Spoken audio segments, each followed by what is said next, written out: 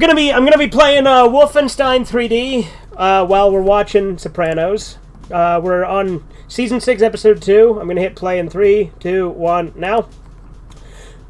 Oh right, yeah, no, hold on, Horizons, I got it. Hold on. There we go.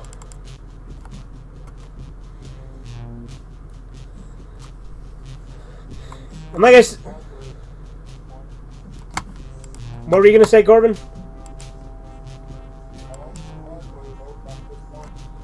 Where he woke up this morning, yeah.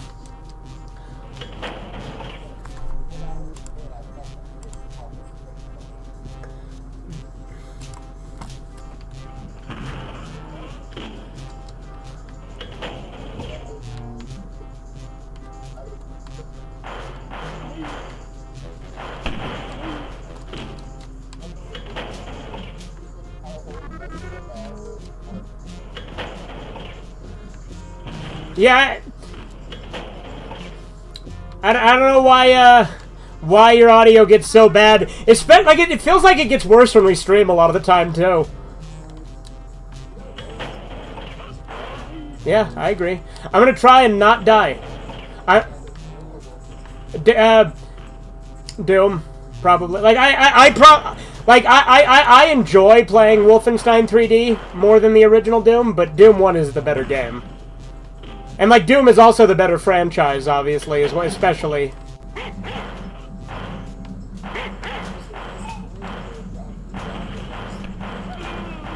Yeah, there's communities that speedrun every game, Horizons.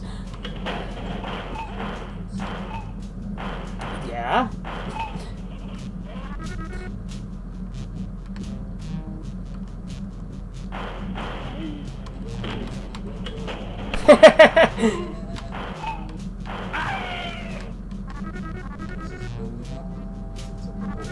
Yep. Guys! He just did the thing. He woke up this morning.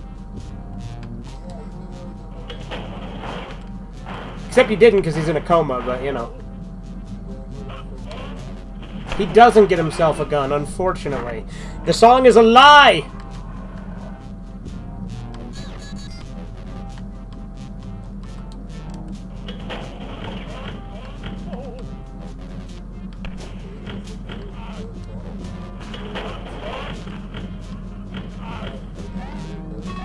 Which cake we talking about, Corbin?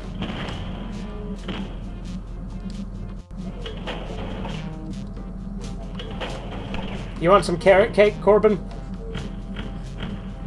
You want carrot cake? Yeah, carrot cake. Think about it.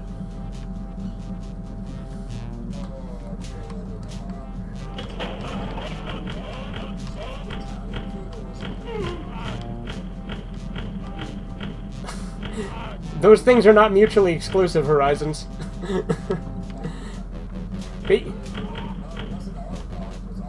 No, it wasn't Olive Garden, it was a local place. And I'm not going to say the name of it because it's a local place. But it was good. It's good, cheap Italian food at a place nearby. It's a restaurant I go to quite a bit, actually, because they're really cheap. Did you not hear what I said multiple times? I almost called you Corbin. What the hell? Did you not hear what I said multiple times, though, Horizons? He's in a coma.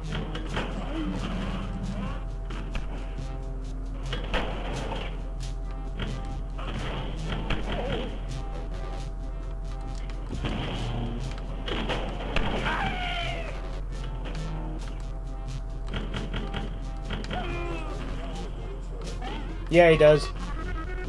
The way Tony Soprano always breathes heavily kind of reminds me of, like, how heavily my dad breathes when he's eating shit. Like, whenever my dad eats, like, fucking pasta or whatever, he breathes really heavily.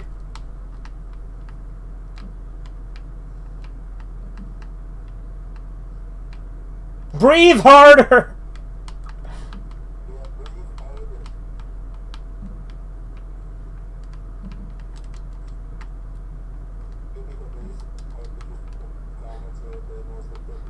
Yeah, but he can't.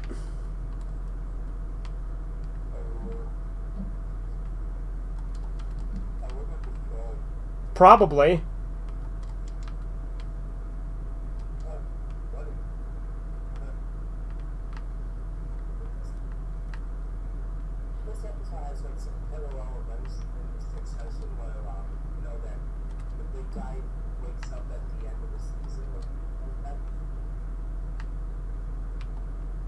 Are you talking about, like, at the end of Succession Season 1 where Logan finally wakes up in the hospital?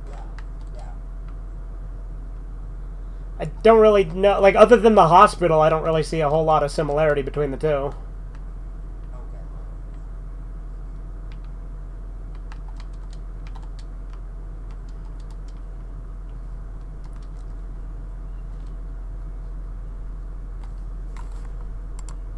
Oh, the capture card went out. I don't know when that happened. I probably should pay attention, right? I don't know, whatever. It's a Red Eye Theater stream anyway. Wolfenstein is just something to keep myself occupied and give visuals, which, again, if there's no visuals because that, you know.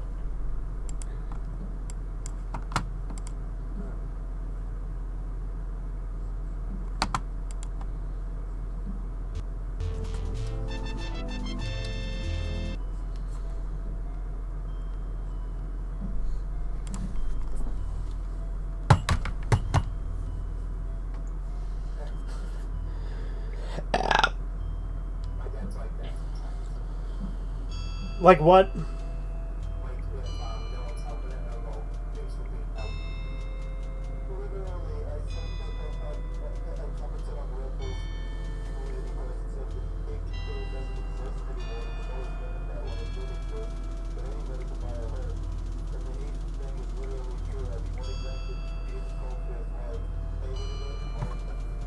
Yeah.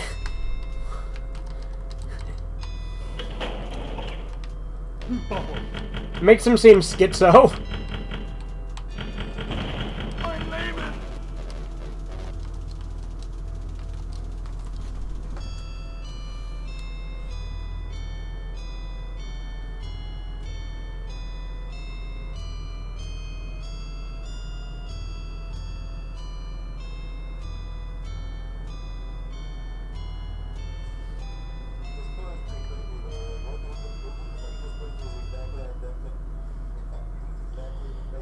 Yeah.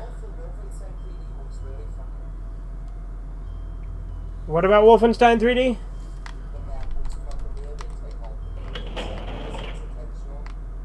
Have you never played Wolfenstein Horizons?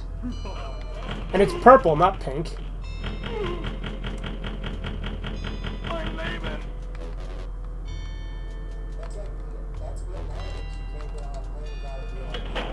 Yeah.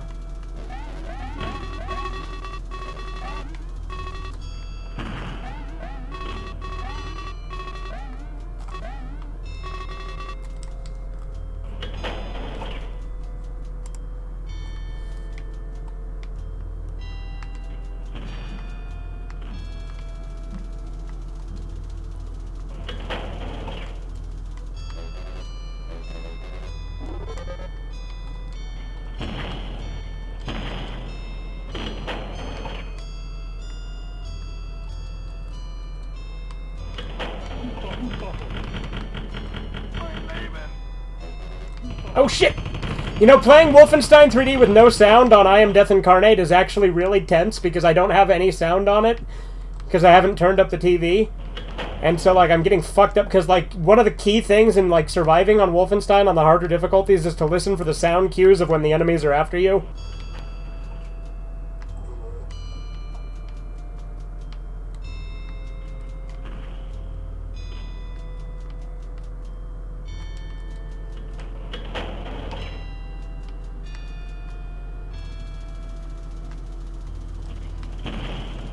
But yeah, like this, like when it's his wife on the phone, it's clearly Adriana's voice.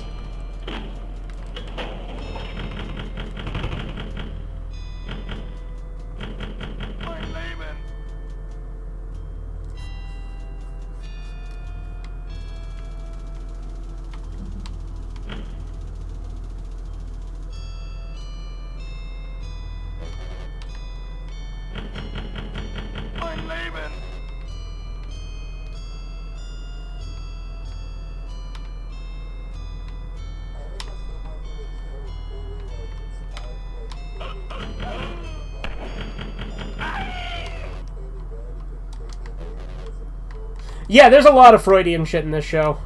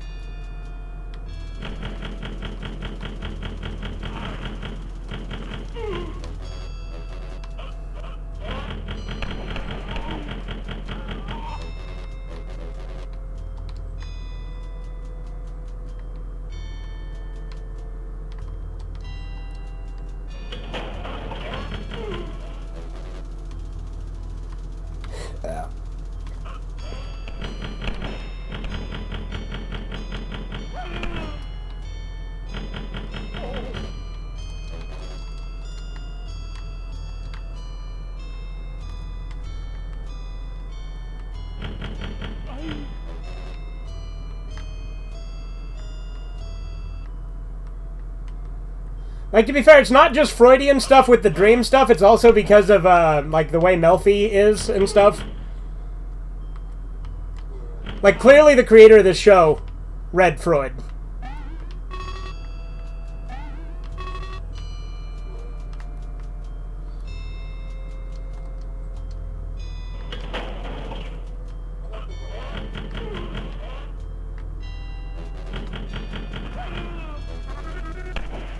Fuck!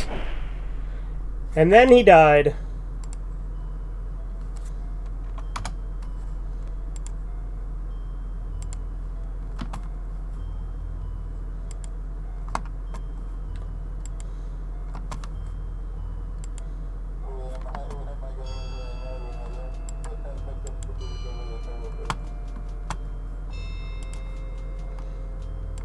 Who are you? What are you? Why are you? Yep.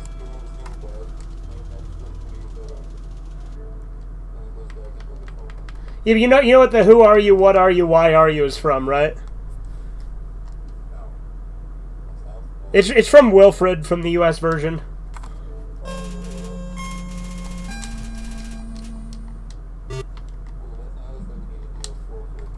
Yeah, we absolutely do. Should we start with the Australian one, though, or...?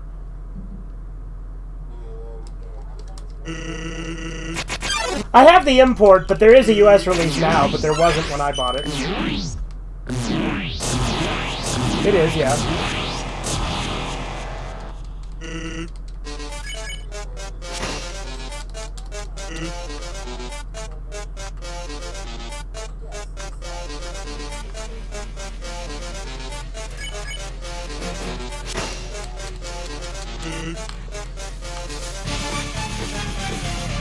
What, Wilfred? Wilfred was first off, it was an Australian show that aired on some Australian network, and then no, the American version was on FX.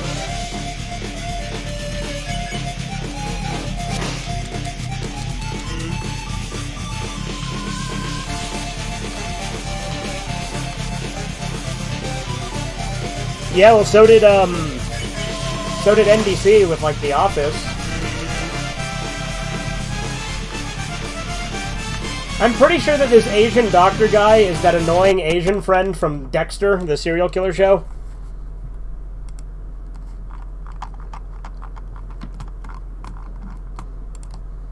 I could be wrong. He just has a very similar face.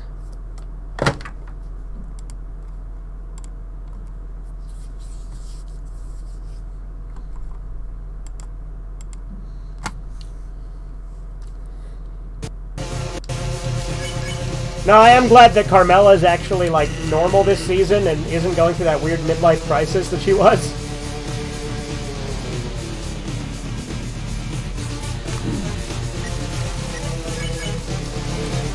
Yeah.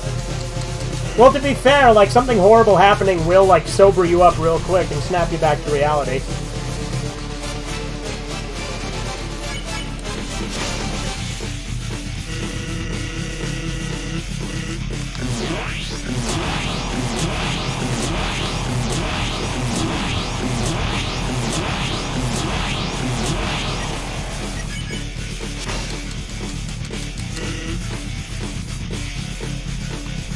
I'm just gonna play each of these games until I die once, because I died once in Wolfenstein. Oh god, I put up the fucking green! I put up the "We'll be right back" screen without meaning to.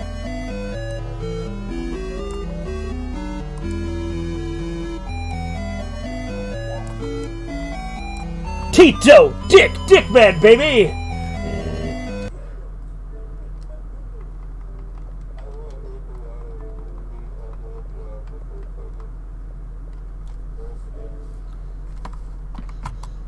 Okay.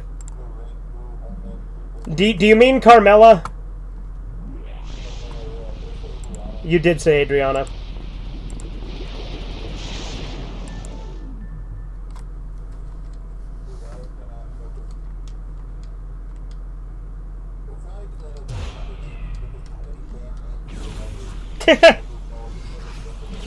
Well, yeah, it's funny because you remember, fucking, like you had hard times with a lot of names in the past. Like, remember you kept calling fucking Vintage Savage Gamer at one point.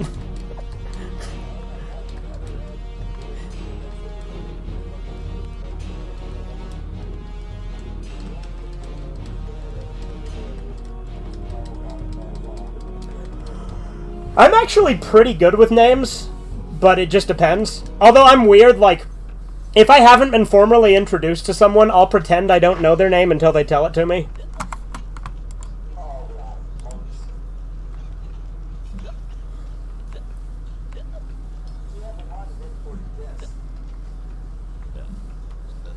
Yeah, I suppose I do.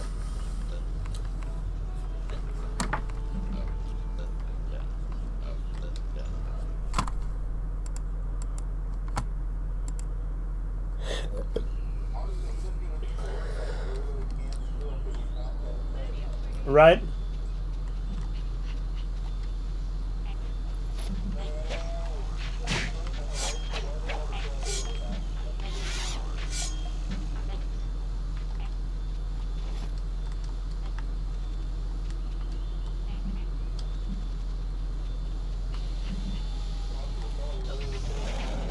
Yeah.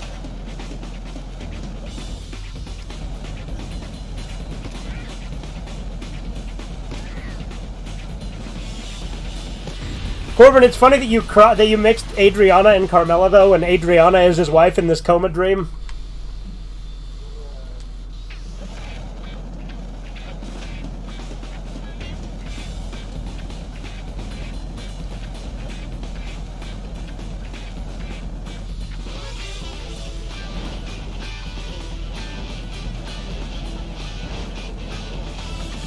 Okay.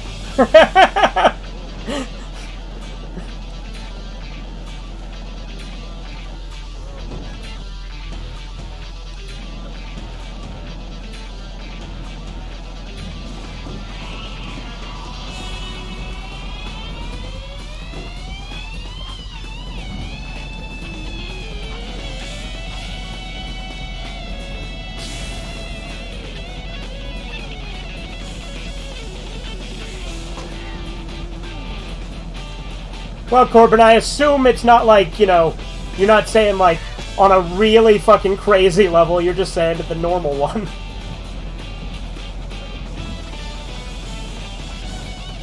I guess it depends.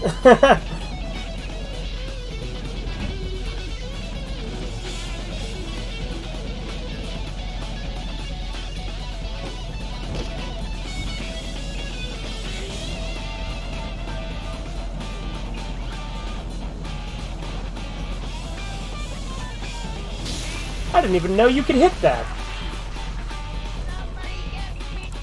And by the way, I'm talking about the game, obviously. No context in this.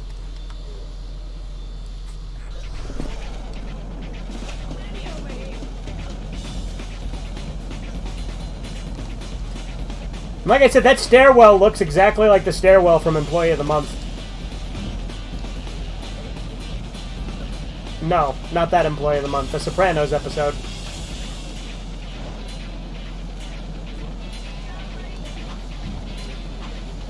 No, I was thinking of the Melfi rape scene.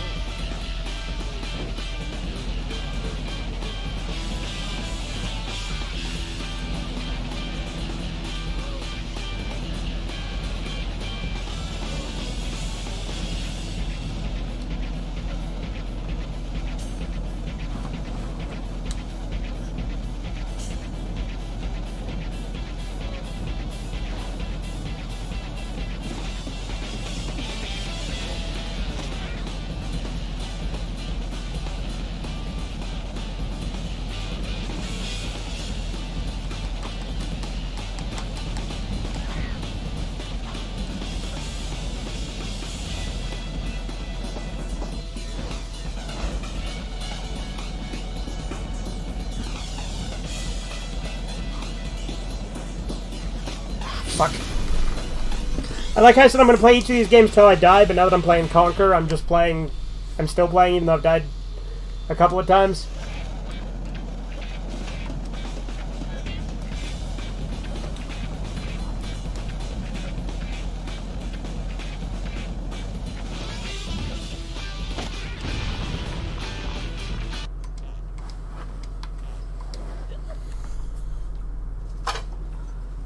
It's Conquer time! Welcome to the underground. How are your balls? Your jokes are weird, Super Gaming.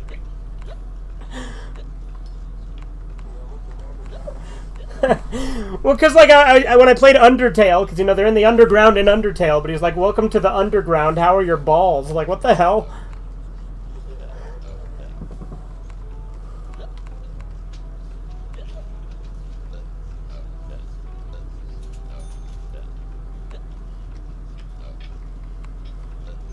Let's do something terrible. Let's play Countdown.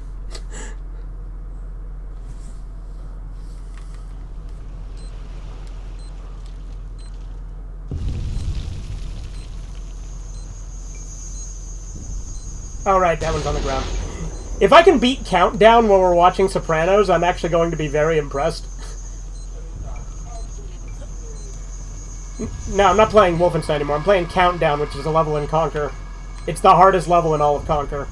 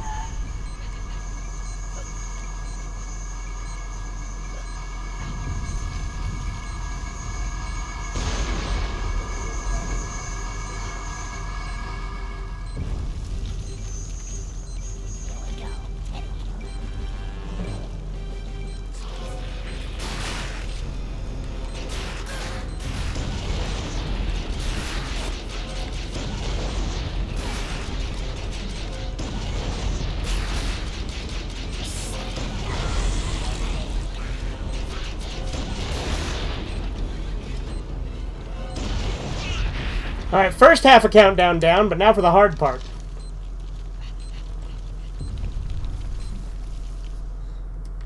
It'll be really cool if I just beat Countdown first try while we're watching something. Because Countdown usually takes me several attempts at least. Like, I usually go through like 30 lives on Countdown.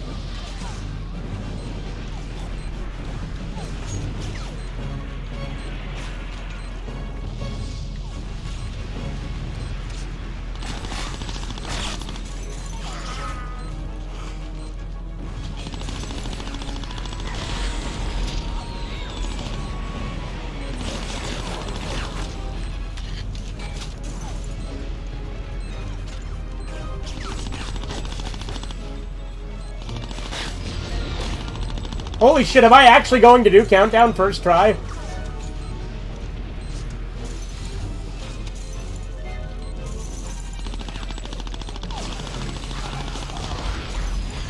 I did! I literally beat Countdown first try! Wait for me! Wait for me! Where you go? Big ass, hold her! Like, granted, live and reloaded Countdown is marginally easier, but... Snipers!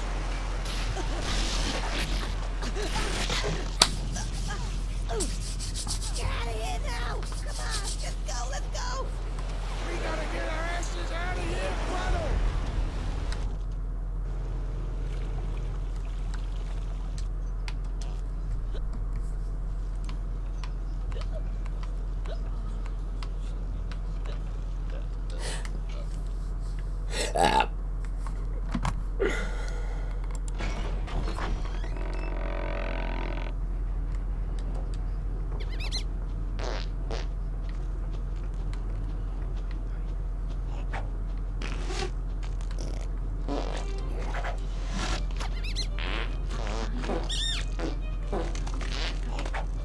Again, no sound cues, because I have my TV fucking turned all the way down, so... Fucking getting the villagers is trickier.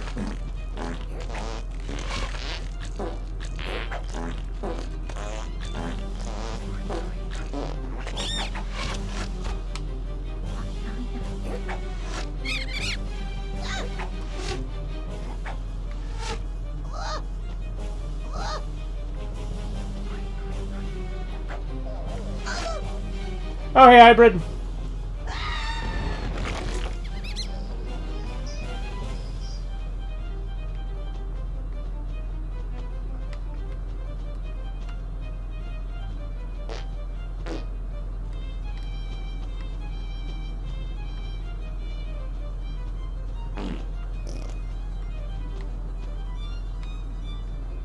Yeah, seriously, what an idiot just talking to the press.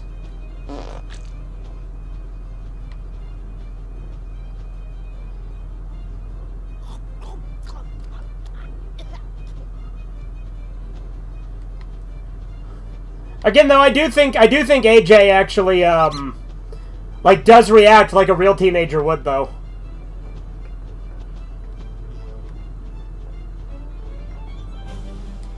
Like, I honestly don't understand the hate for him as a character.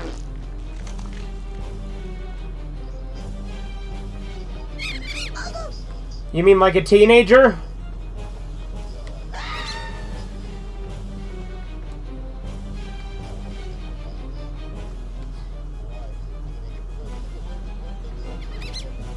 Yeah. Yeah, like, the whole point of the show is dysfunction.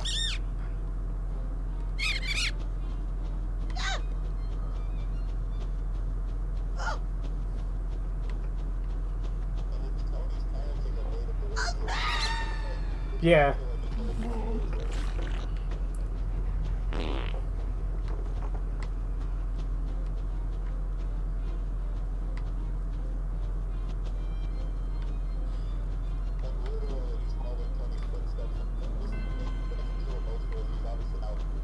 Yeah, yeah, Tony's just as insecure as AJ is.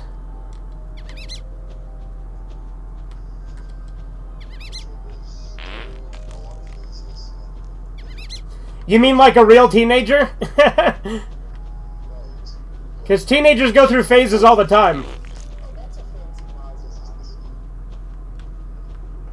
Like I was a fucking idiot when I was a teenager.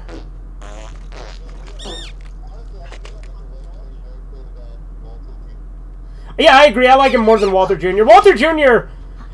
Is just kind of there. Like, well, there are scenes I like with Walter Jr. Like, well, obviously I like all the scenes, because, I do think Breaking Bad is literally perfect. But, like, AJ is absolutely a better character than Walter Jr. Like, he's much more fleshed out. Because, like, the thing about Breaking Bad is Walter Jr. isn't really a focus.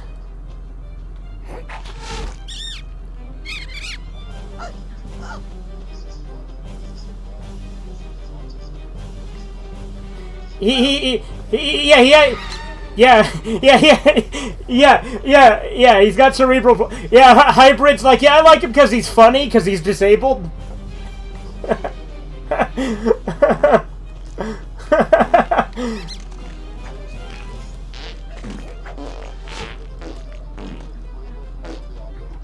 Yeah, it's funny that you called cerebral palsy autism. You don't say. But I just like that your brain immediately just went to autism.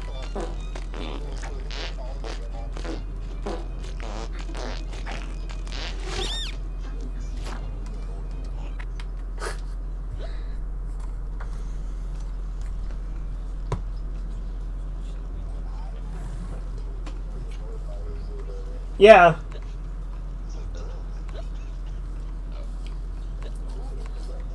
Yeah, seriously, everyone in the show is a dick.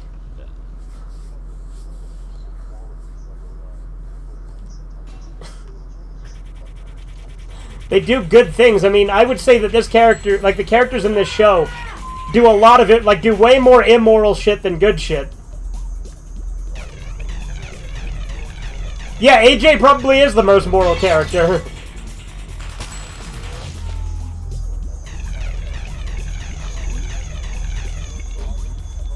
Yeah, he's not a fucking criminal. He's literally just a teenager.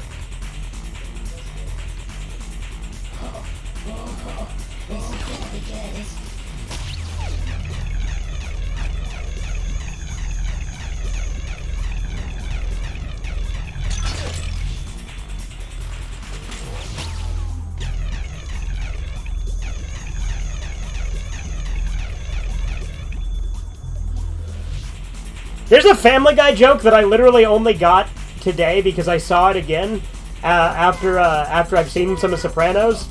Like Stewie literally helps like Christopher plant a tree, and they like imply that he's burying a body. And it's from like an older Family Guy too. I just never got the joke because I didn't recognize Christopher. But he's like, yeah, thanks for helping me dig this hole, Mr. Moltisanti. And he's like, no problem. And then, like, they put a tree in. And then Christopher's like, so whatever happened to that kid you were telling me about? Oh, he gave up and went home. I think it's from the first Bertram episode.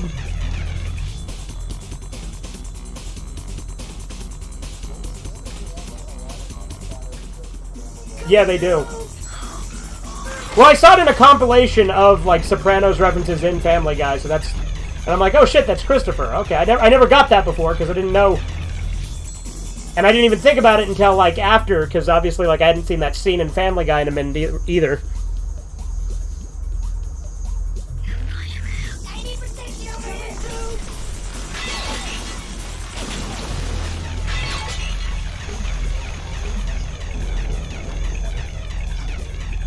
What the hell? What the fuck? Yeah, what the hell, Hybrid?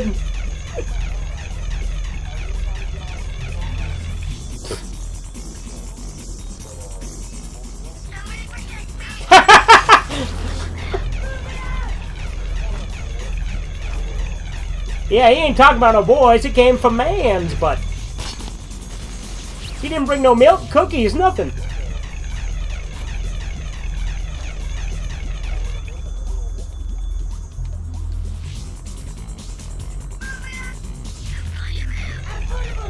It's like in Mulan where they say make a man out of you, but the opposite.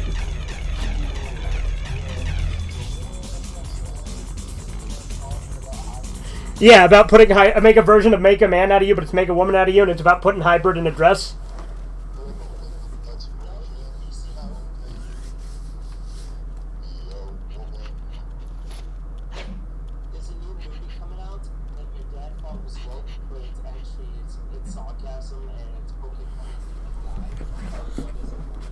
That's not coming out. That's been out for a while. Are you thinking of Am I Racist?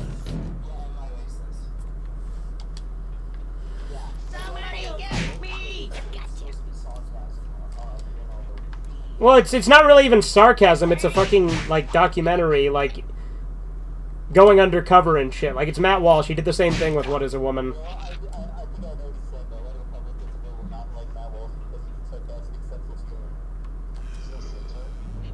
Well, I mean, like, there's satirical elements to it, sure, but I'm saying, like, it's not like it's a parody movie or something. Oh, God, Heinrich fucking tail whipped me.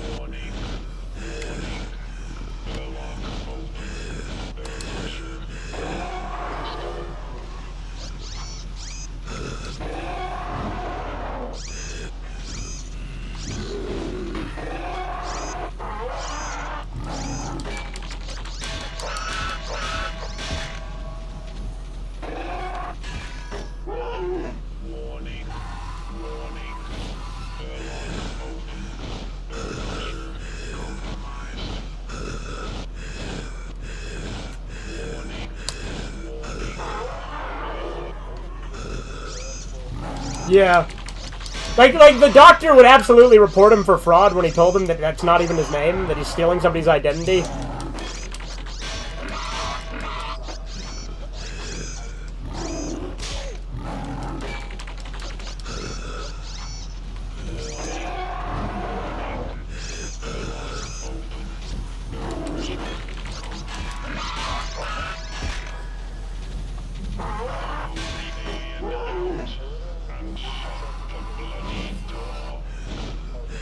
The fucking Grubhub?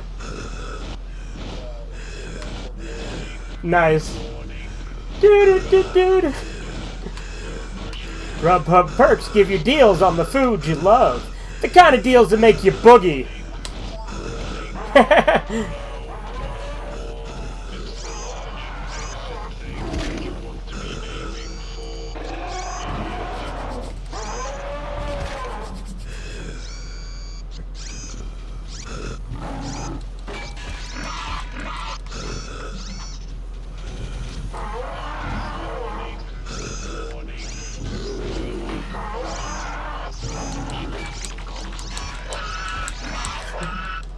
What's that, Horizons? Okay. Were you, like, upset that I underreacted to it? I chuckled. You need Daddy Red Eye's approval?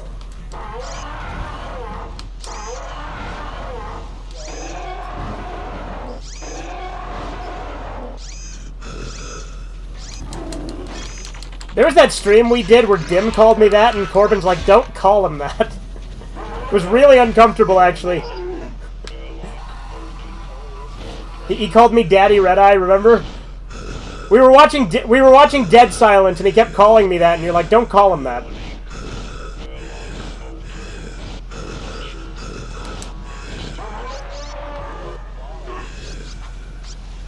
Hey, hybrid cars!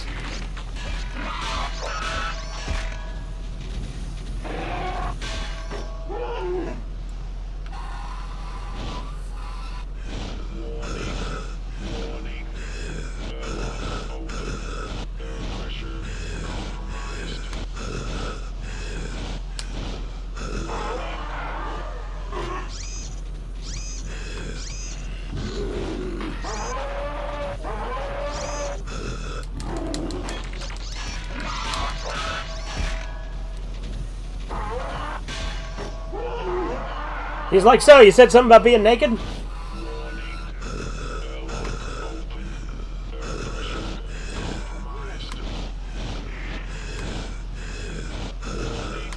Junior is a goofy goober, after all.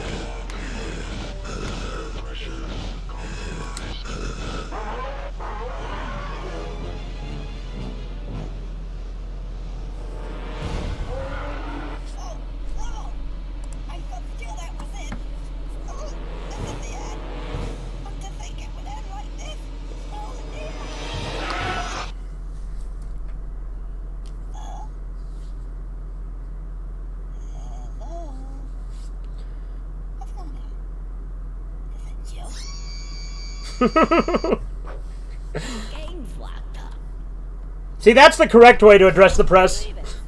What is it? This the testing department's day off or something?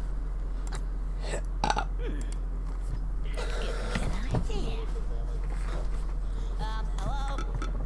If there are any software engineers that can hear me, just type something in. Alright, yeah. Hello. Right. Here's the plan. I won't tell anyone that there's been a lockup, quite a bad one at that, left in the game.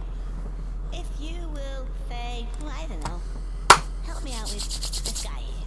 What do you think? Now, get rid of this background. It's really grimy. Weapons, maybe? Let's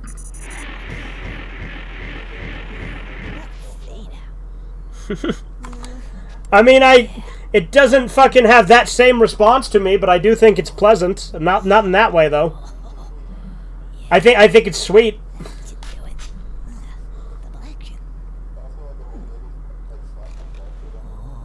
I wonder why.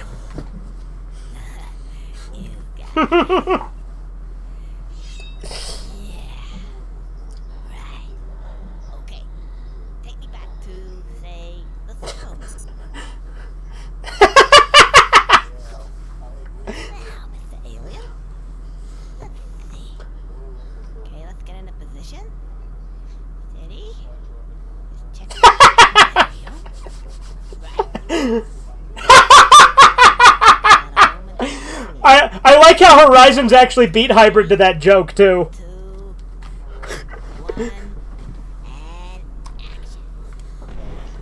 1, and action. Whoa. Oh no. It's volatile. Has he? Well, I suppose that's it. Huh. Anything else? Who are these guys? Oh, hello. It's you again.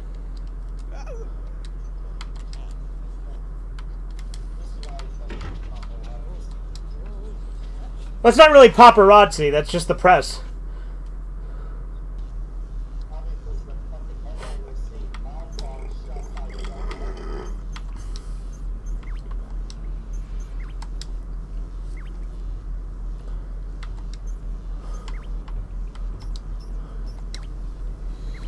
The second assault had begun. The bitches fight for this. Detach the bitches. They're all coming. Hurry up.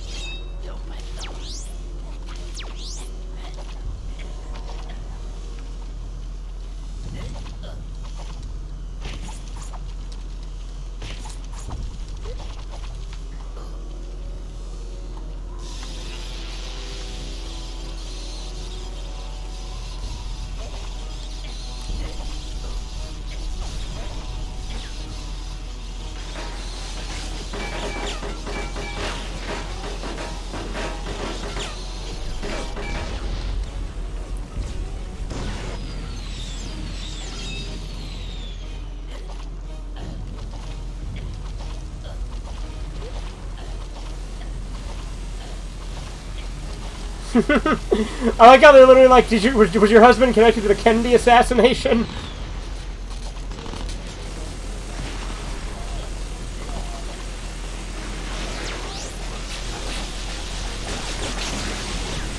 Yeah, I was gonna say Lee Harvey Yeah, I was gonna say John Wilkes Booth and Lee Harvey Oswald are both very different.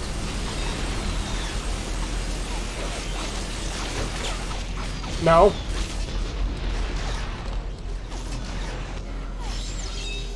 The evil invaders have broken. Hybrid, you mispronounced hero. Don't believe it. Fall back. Fall back to the British now.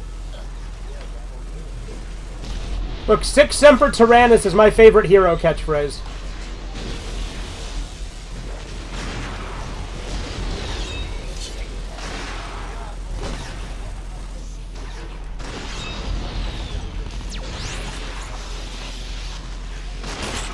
No, he didn't! That's a myth! In the South, which he didn't control. He said, hey, this country that I don't control and is hostile to me, they're not allowed to have slaves anymore. I'm a hero now. No.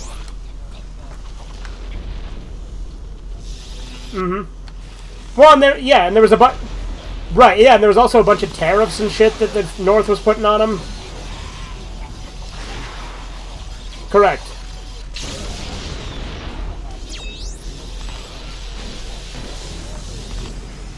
Yeah.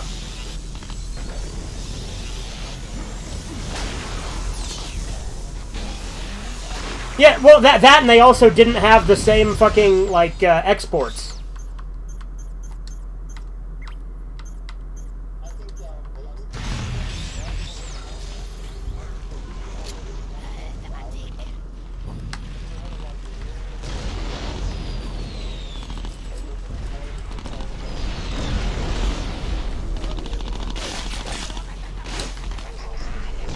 No, it wasn't.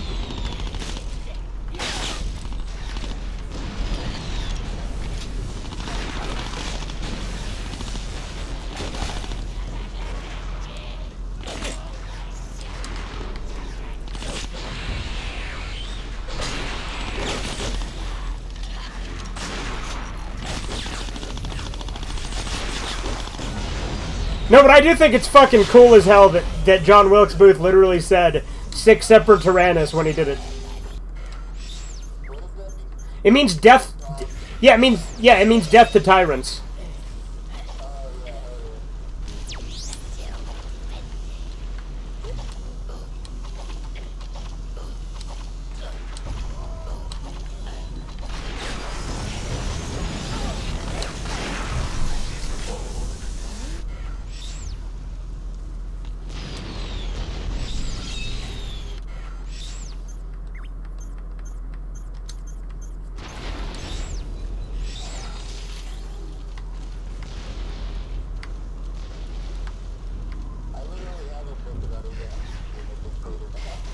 Yeah.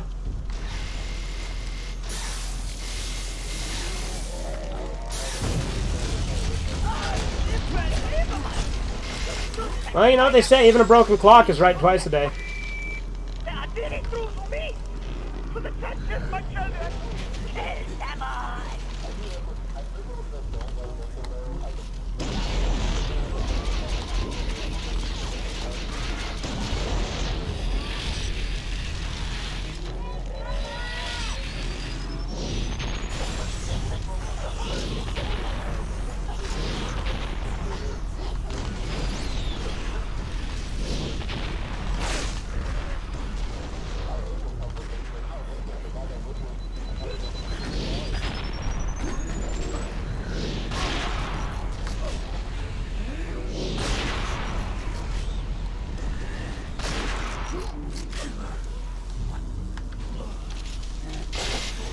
See, like, this scene is a good example of why AJ's a good character.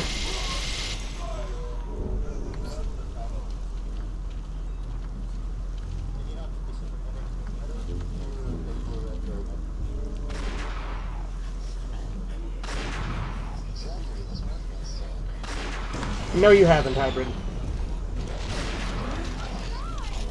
You've just said you don't like him because he annoys you. That's true. You can have static characters be good as well.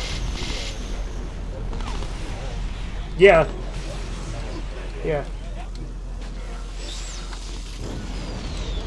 Yeah, they don't actually need to change with the... Like, I get what you're saying, like, they have a purpose I can agree with, but, like...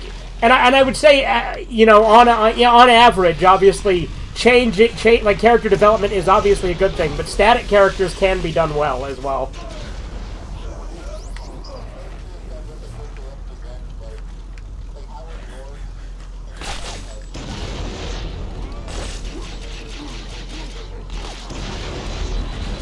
Yeah, but also, like for instance, like, let's take a character like Duke Nukem. He doesn't have, like, a ton of development, but he's great.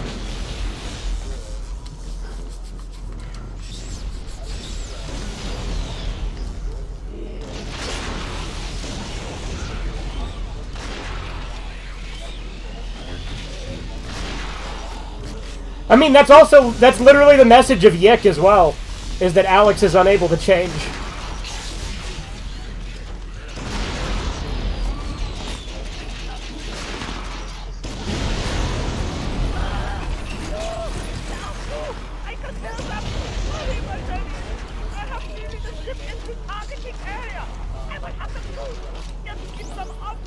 Like, well, yeah, like, there's the band episodes that aren't on any of the official DVD sets. Like, there's, you know, Stewart's House, Way Down Mexico Way, Heroes. None of those are on any of the DVDs.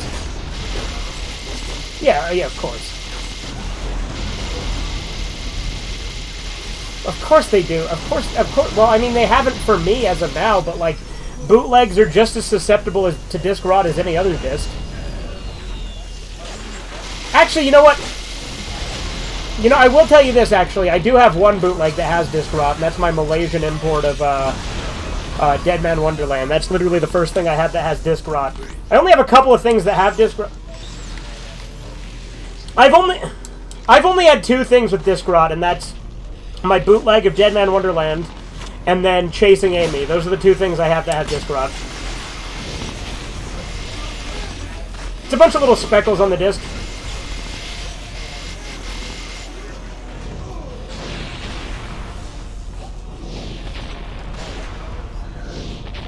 I have laser discs.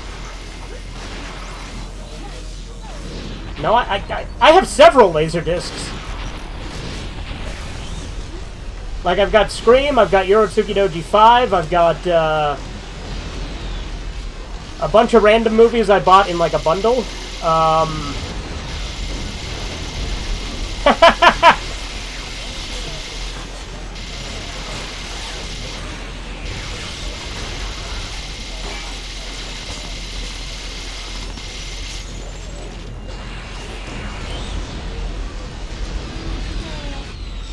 You know that there's 1080p VHS tapes? Yep. Alright, cool. Now we're actually on an episode I haven't seen yet, so I'm going to stop the gameplay. And everyone gets to see your beautiful face. Oh, you think I'm beautiful, Horizons?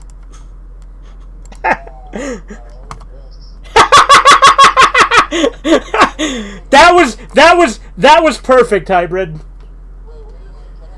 So fucking what's his name? Horizon said everyone gets to see your beautiful face, and I said, "Oh, you think I'm beautiful, Horizons?" And Hybrid's like, "Uh-huh, I'm gonna put you in a dress."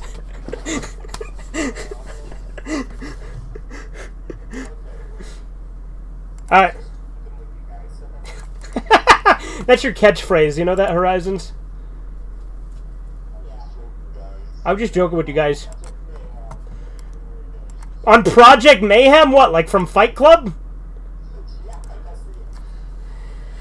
Anyway, so we're on Season 6, Episode 3. I'm hitting play in 3, 2, 1, now.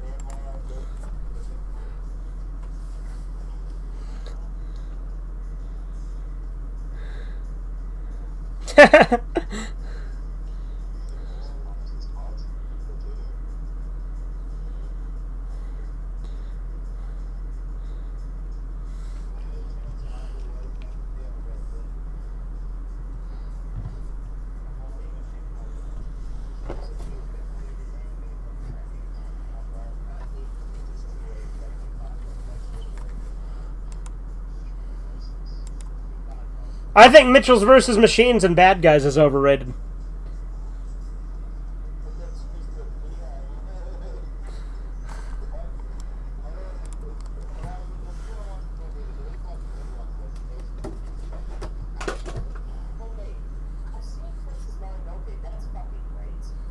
Oh, no, Princess Mononoke is great, I agree.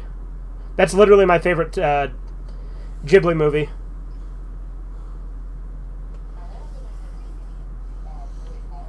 Hmm.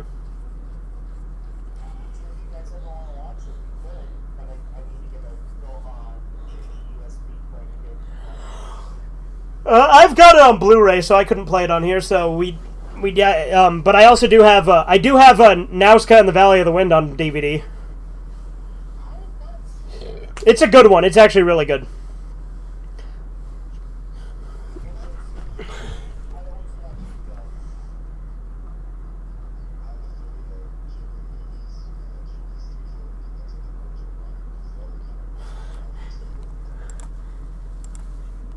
Didn't like all of those movies come out after Naruto started, Hybrid?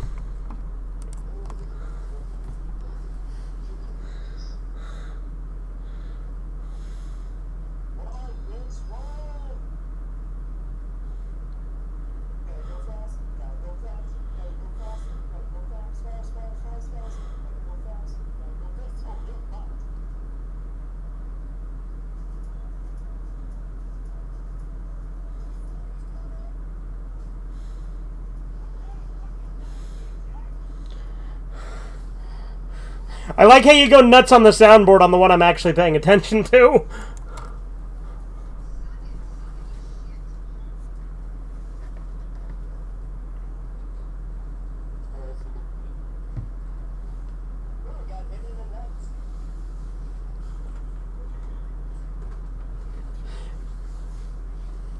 But by the way, Horizons, if you're wondering why I deleted all the other stuff on the soundboard, it's because since the server wasn't boosted, I had to delete them if we wanted to be able to use it at all. Yeah, like if we get boosted again, you can add more, but right now we're not boosted.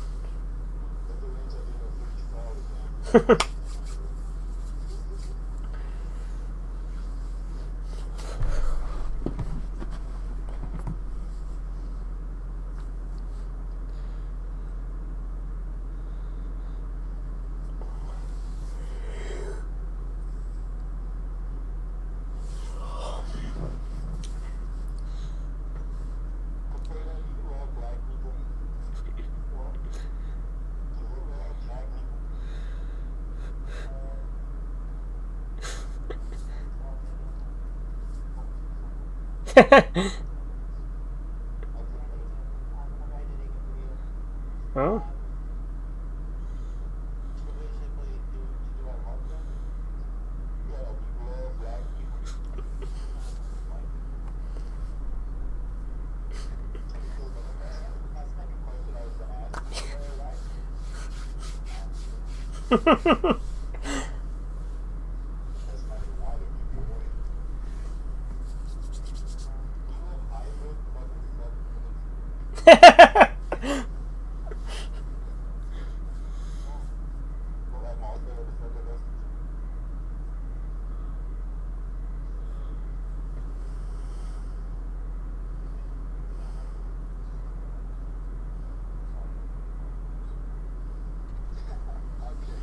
There you go, Hybrid. You are white enough.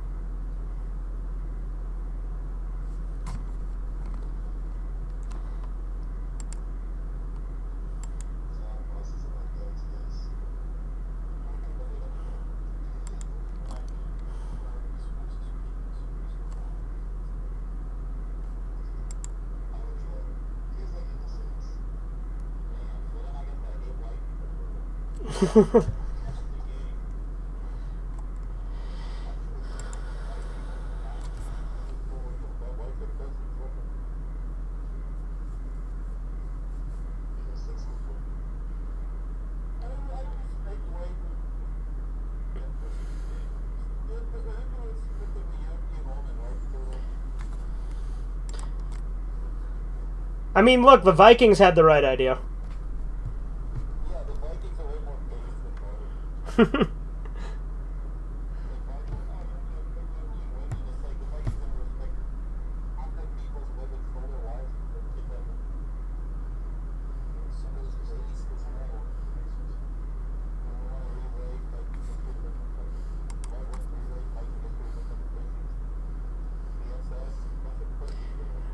He got a summons in Kevin Finnerty's name, but that's not going to do shit because he's not Kevin Finnerty.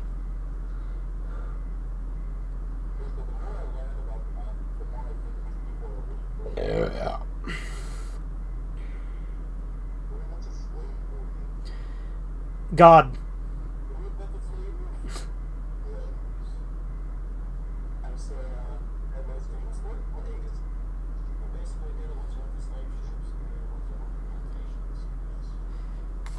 It's existed long before that. The concept of slavery has existed since the dawn of time. Yeah, but he said who invented it, so that's why I just said God.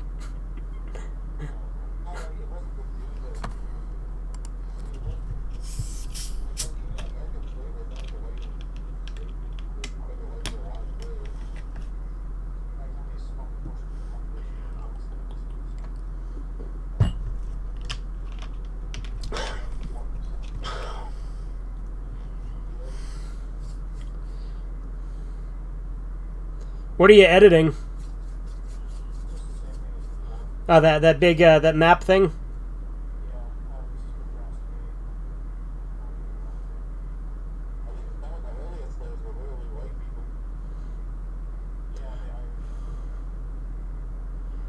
Oh yeah, the Irish were treated like shit in the North.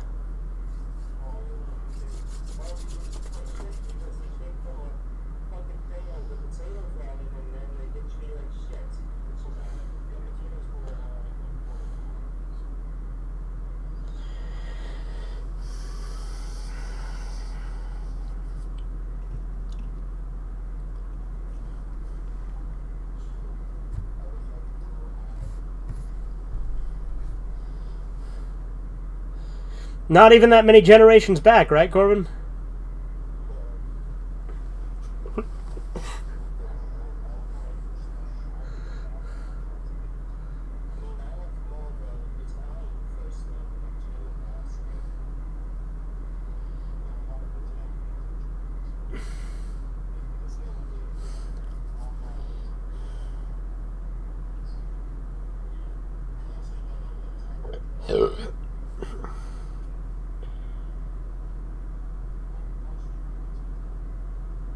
Yeah, I've got some in me too. For me, like I'm Italian, British, French, and German.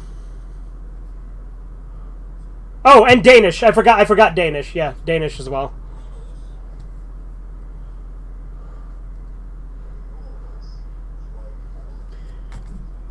Because my family's big on like genealogy and shit. That just comes hand in hand with being Mormon. No, no, no, no. No. Mormons have been like into like family history for like ever. They have like records and shit at the church.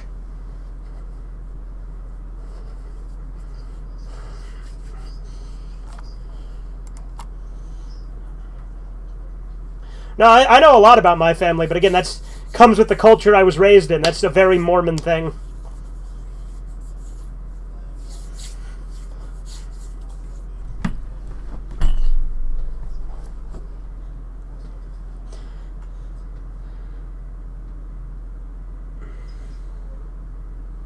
That's and like abstinence before marriage is hardly a Mormon exclusive thing. A lot of different Christian religions believed in that, and a lot of other religions did too.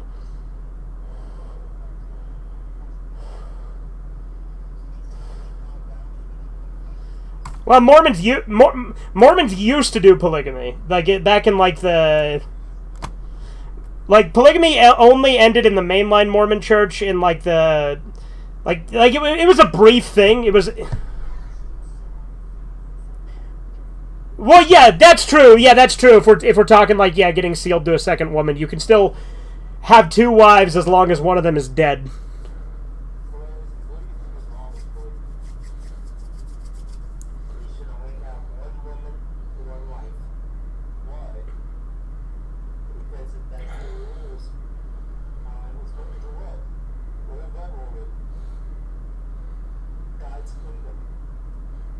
But where specifically is it written?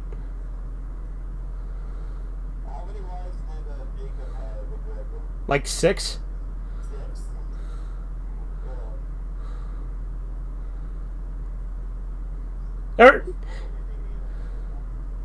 No. Well, yeah, of course. Islam, they still have multiple wives. Yeah, but they did that. They did that in the U.S. too for a long time. Like.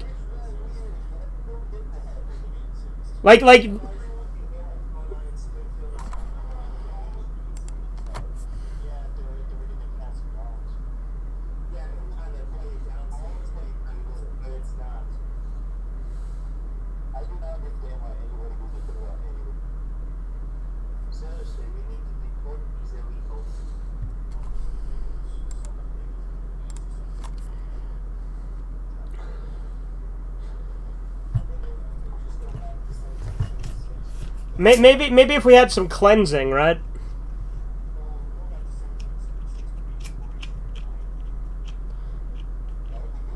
Yeah, I'd be for that.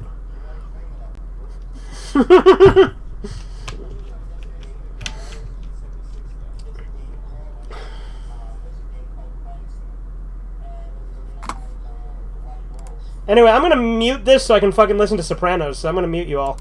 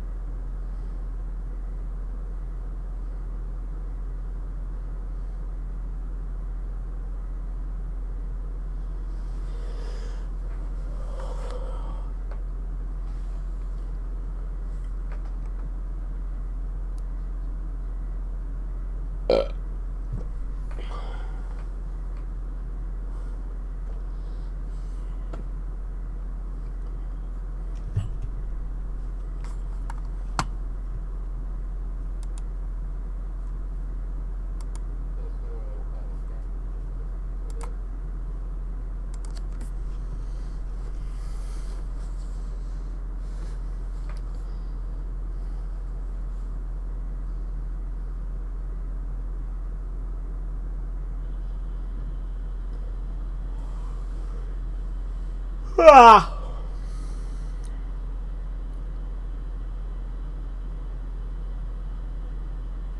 It would really suck to get Alzheimer's young.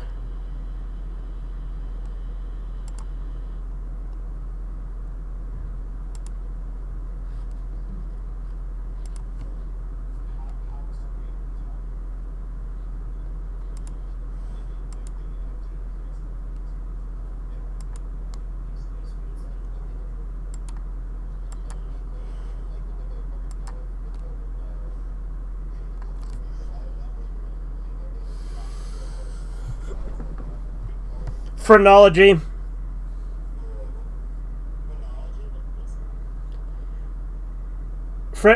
Phrenology was like measuring like skull sizes to try and determine like intelligence and all sorts of other things.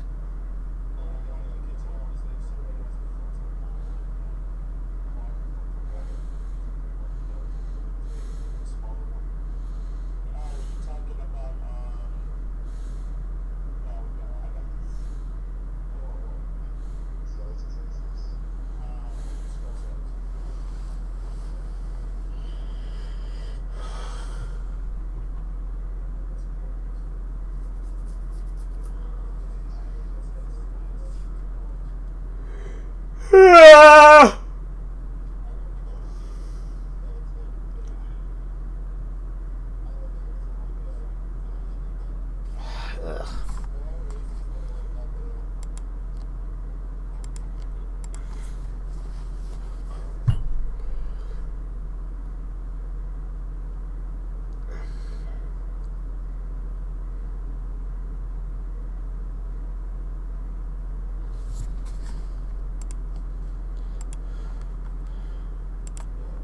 Is Silvio just gonna start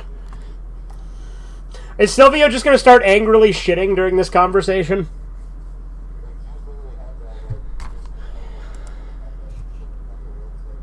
Okay, I don't care about any of that. Still going on about the same shit, I don't care.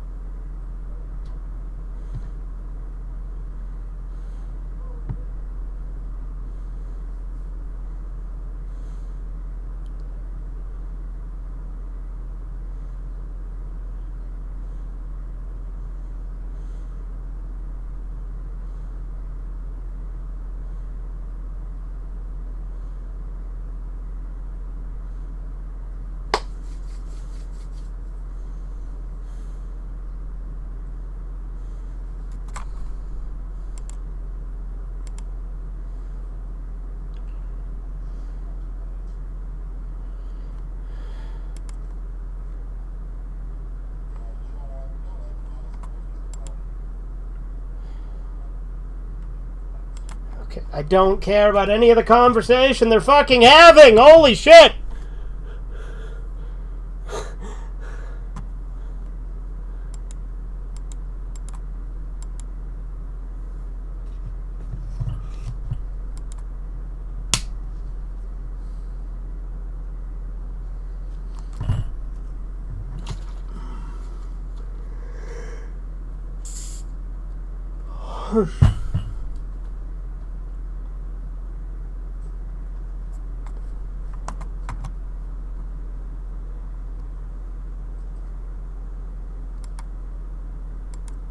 What the hell is that all about?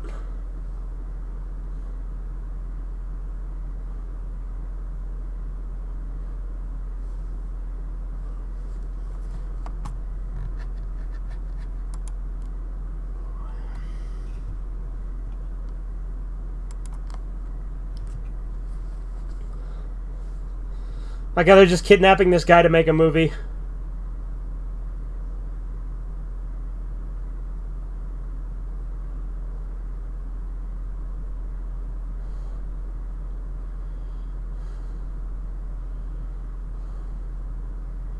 Saw meets Godfather 2.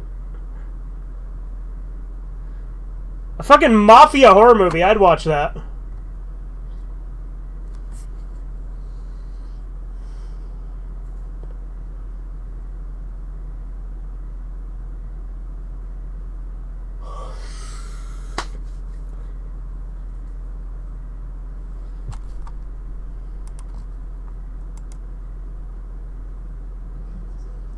Okay, yeah, I still, you know, I go back to try and have a conversation with these guys, but they're just rambling about shit I do not care about. Because it's the same fucking shit, and I already know what everybody's opinion is on this shit. I don't fucking care. You know, I want to discuss the show with Corbin and point out little funny things, but no! It's gotta be talking about irrelevant shit that I don't care about.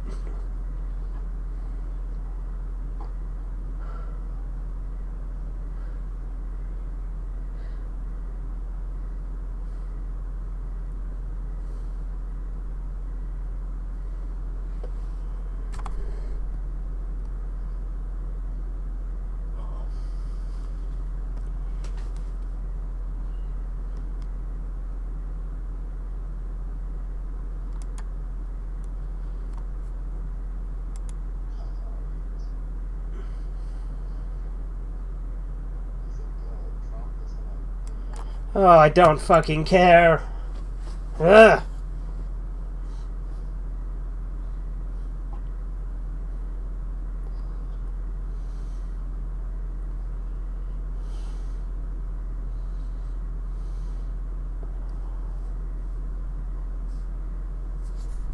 Ugh.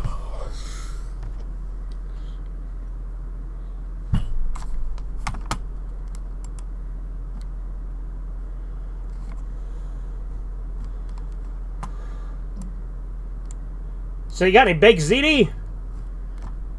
Imagine they go in there and the fucking priest is eating baked ziti out of Tony's wound.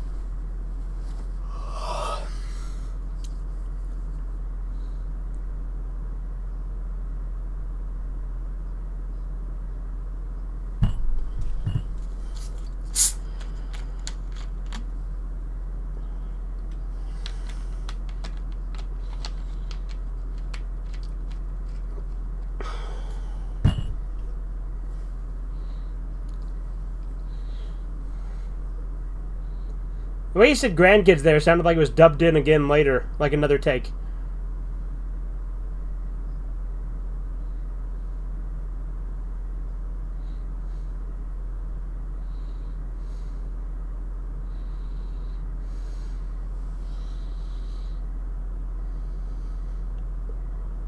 They gonna fuck?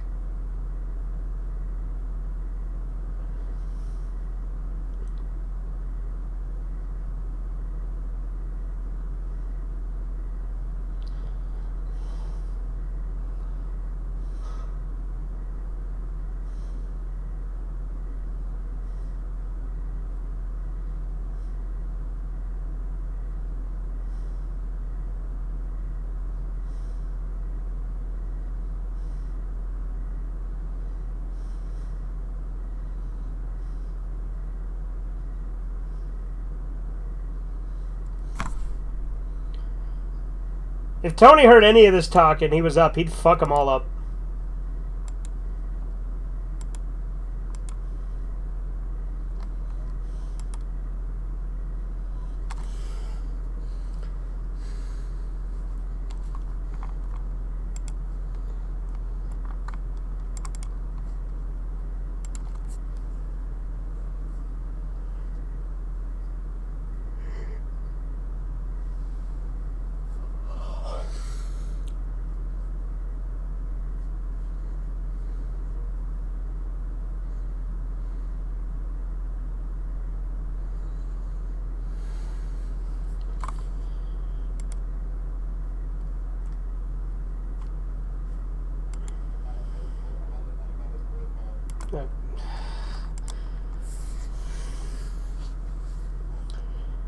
Yeah, they still won't shut up. Very cool.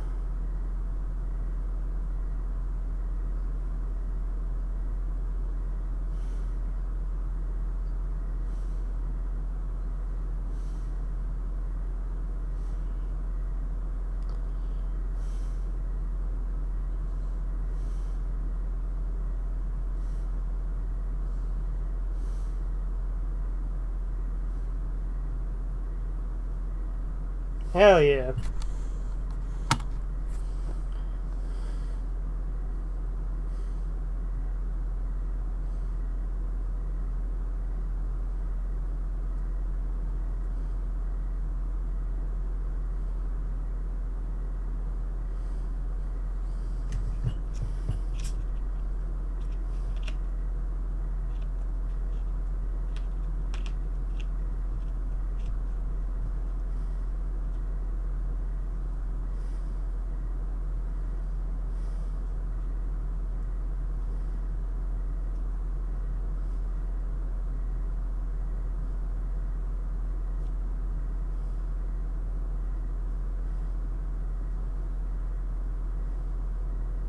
Is it still Adriana's voice, or is it different now?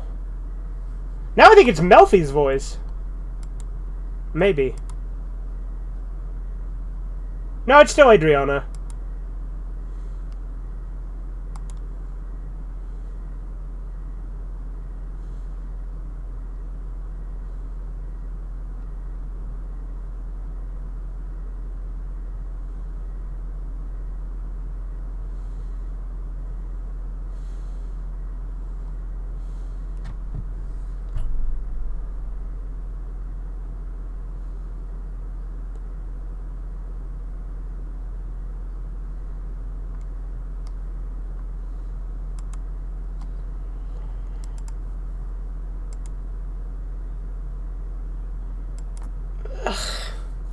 Even worse. Now fucking Jason's there.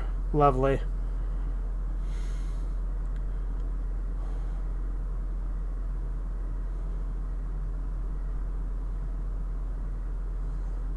Fucking bullshit.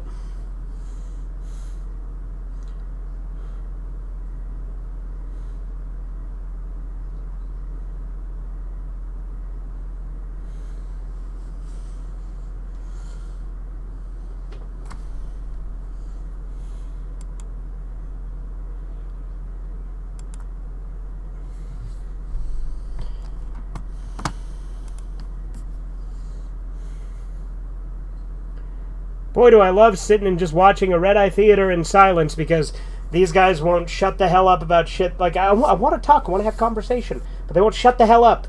And now Jason joins, so now nobody's going to shut the hell up.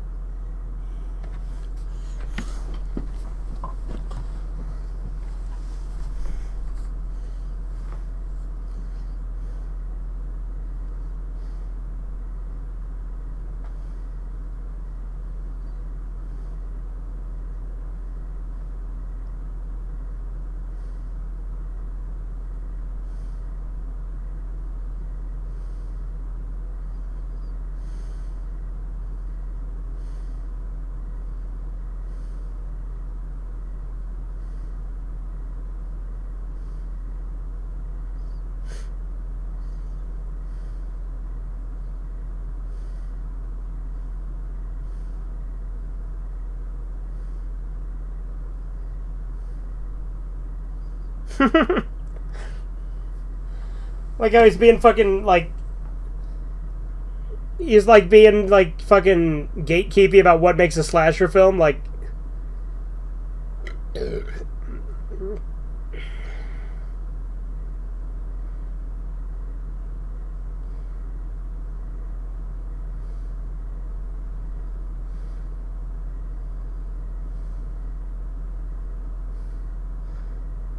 Like, I guess Sylvia's like, that's not a slasher film.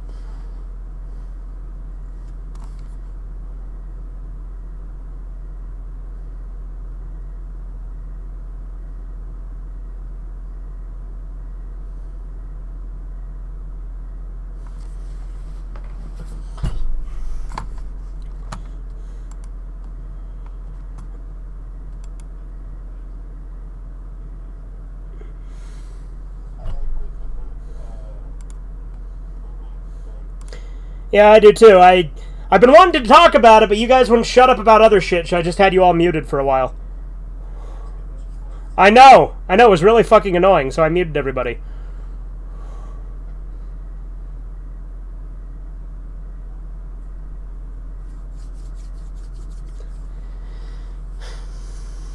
Now, granted, I don't mind us having all sorts of conversations. It just was getting way too repetitive for me.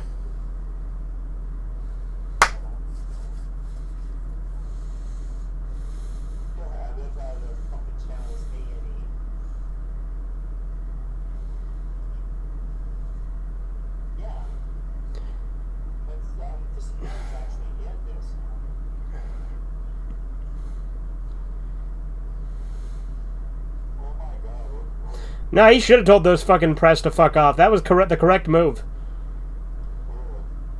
But I was saying I like how Sylvia was like, "That's not a slasher," like describing shit that literally every major slasher franchise has.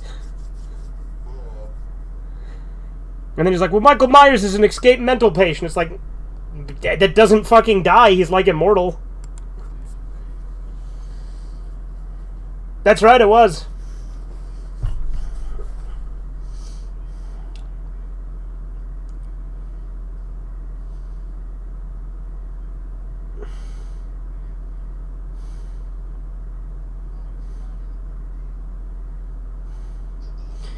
And then you pulled out a machete and you stabbed her?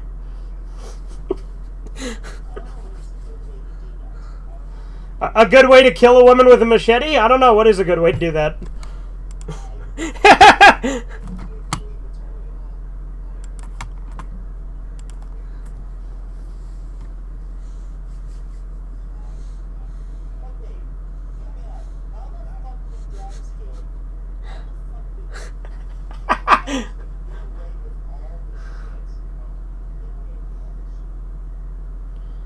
I think it's really funny that you ask something, Jason started answering it, and then you just interrupt him like that.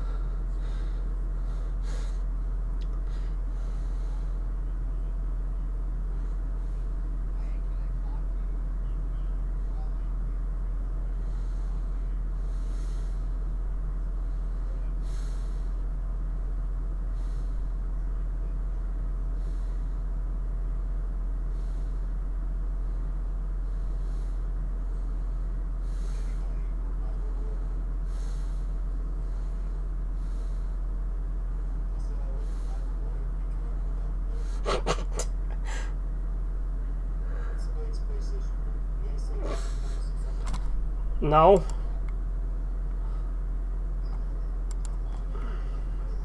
What do you mean, Edgar? It's Steven. Steven, he just called you Edgar.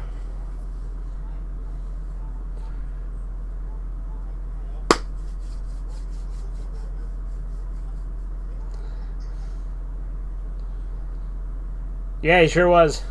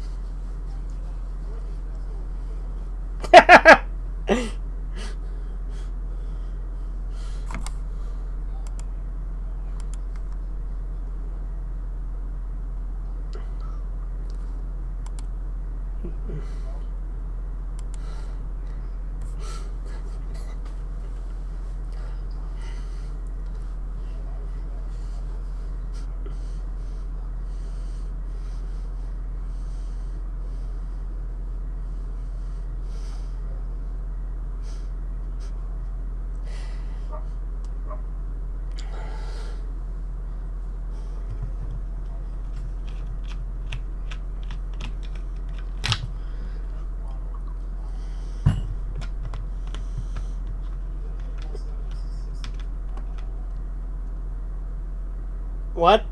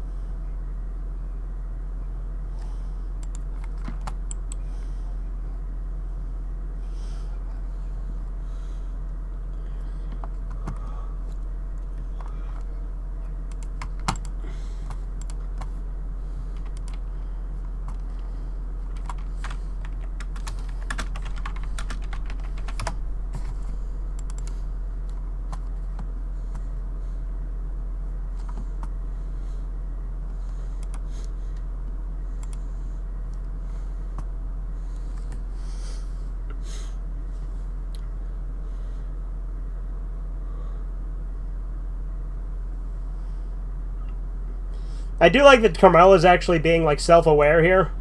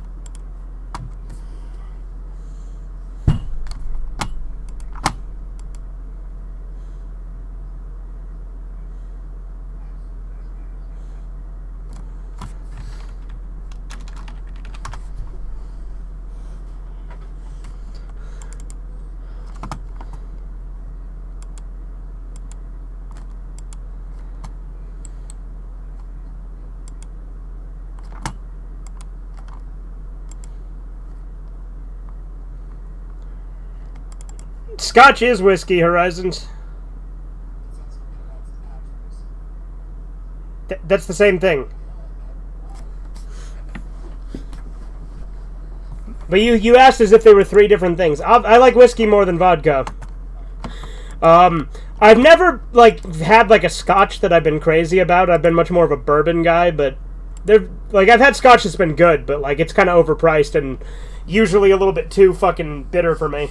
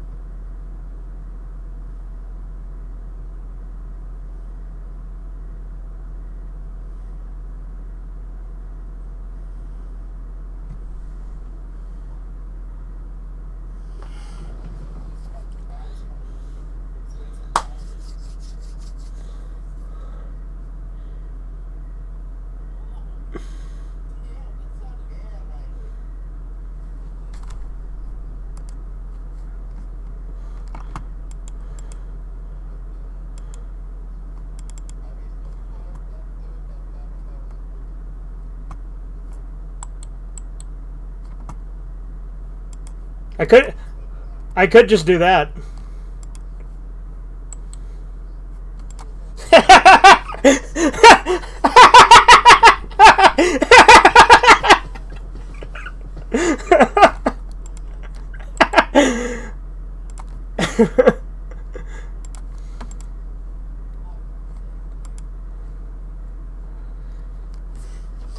He's been up to arguing with Corbin for like 30 minutes.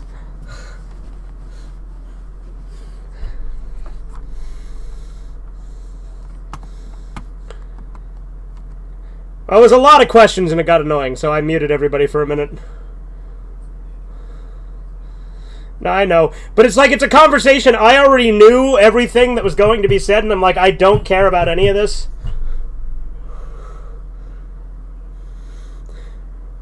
Well, I wasn't just talking about you, Jason. I was talking about the conversation before you joined, but...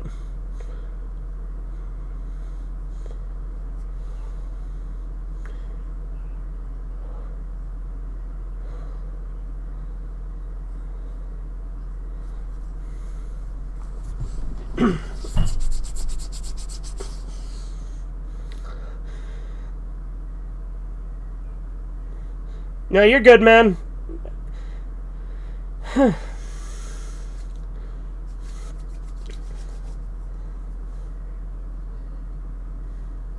Meadow.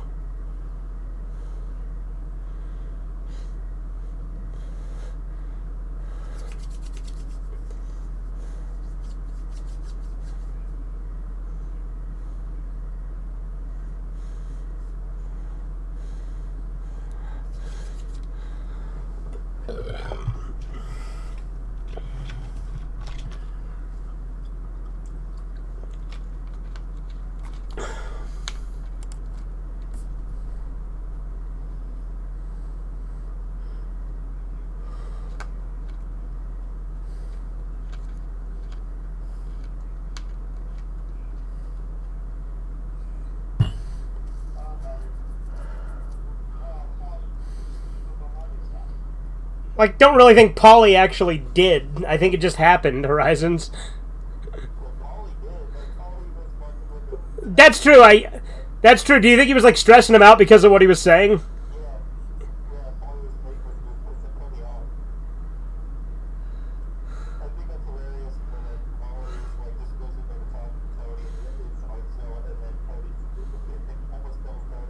Yeah.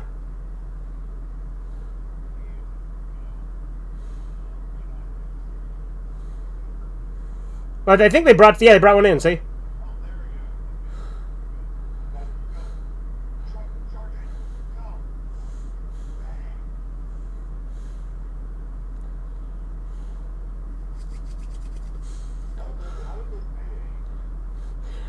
I would imagine that they feel quite shocking.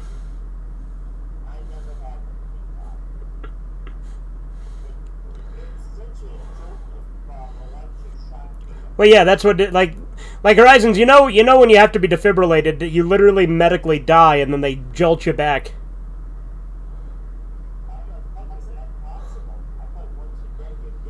No, there's a difference between medically dead and dead.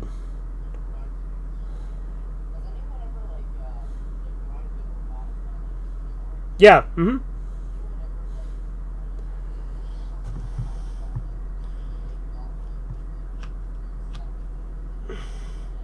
Yeah, I mean, there's all sorts of stories here. Out-of-body experiences, all sorts of shit.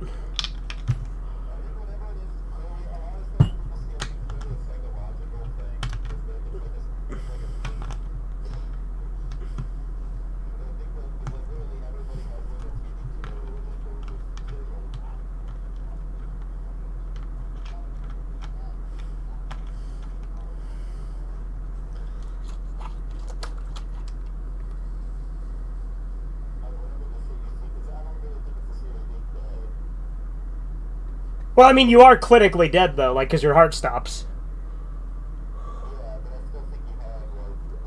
Well, you're not brain dead yet. There's a difference between death and brain death.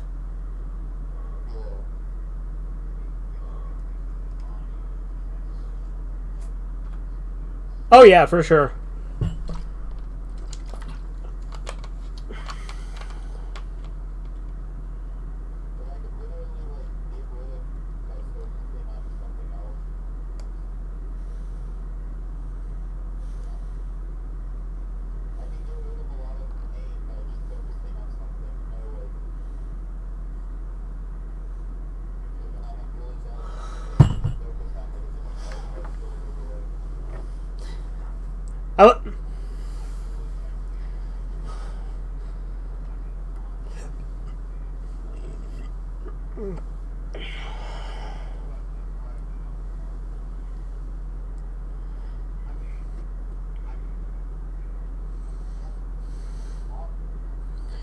I told you, he has a fucking Maureen Ponderosa dead tooth.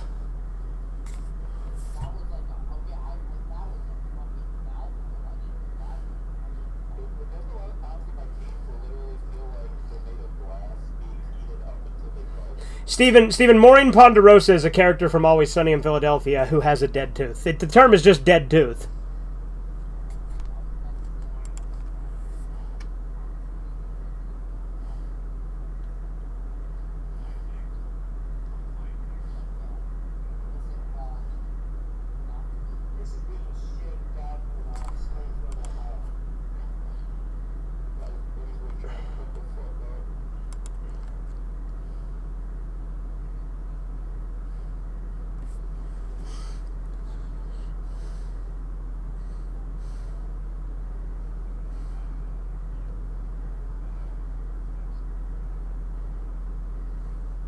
See, now we're talking, Jason.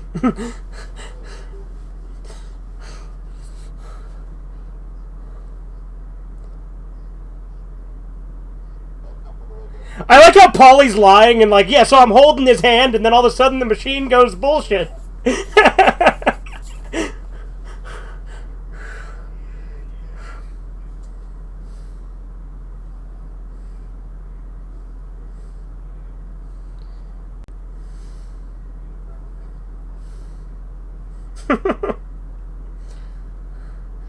Probably has one of those carrots inside of him.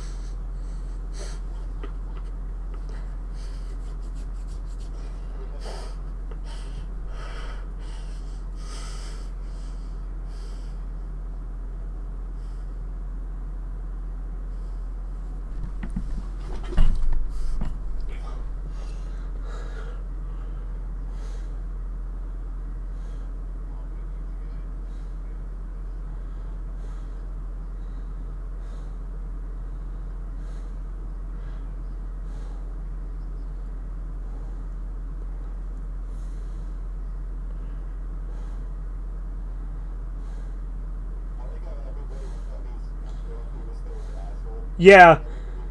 Well, yeah. Like, I was pointing out, like, when fucking Paulie and Vito were, like, talking shit about having to kick up to Carmella, and they were talking shit to that one guy, I forget his name, but the guy who looks like a game show host. And they were talking to him. I'm like, if Tony heard any of this, he'd fucking kill them all.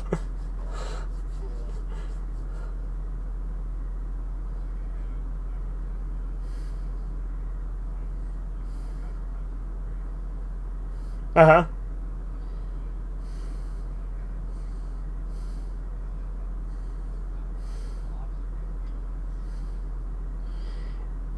Isn't that like a bigger deal there than it is here? Like, obviously here that probably wouldn't matter, like, depending on the state. But in Canada...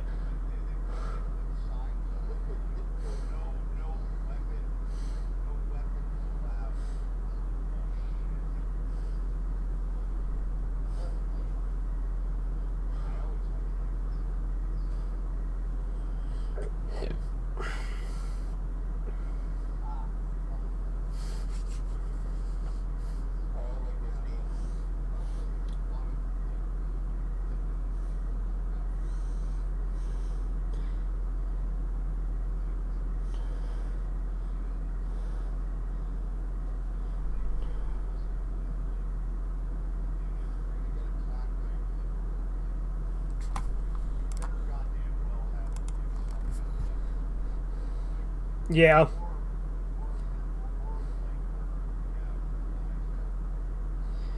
Dude, all of Tony's captains are fucking snakes except for Silvio.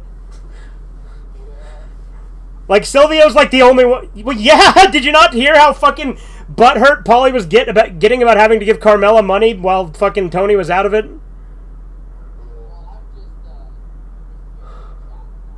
Yeah.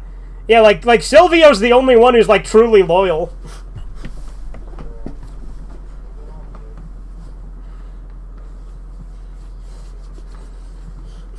Yeah, there you go, that's it.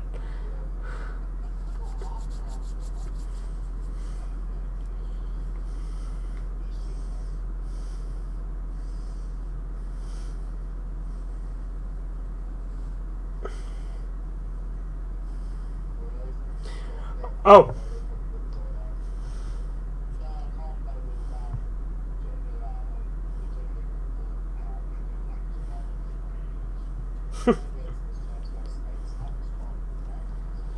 No, but I like that Christopher was like literally writing in his bitterness towards Adriana into his movie.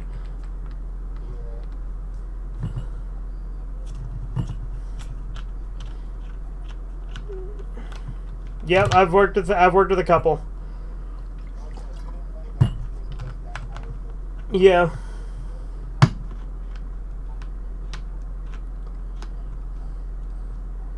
No. Not for me, because I have a very good way of just not addressing people.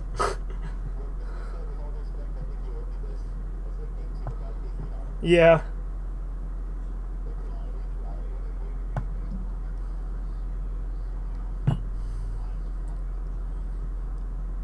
I think he's clean right now.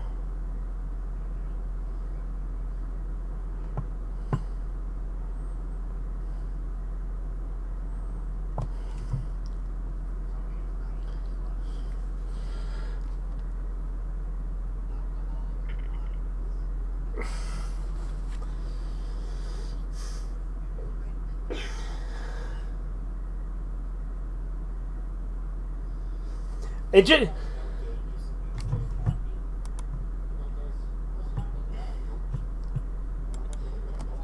I love how Horizons will ask the most obvious fucking things.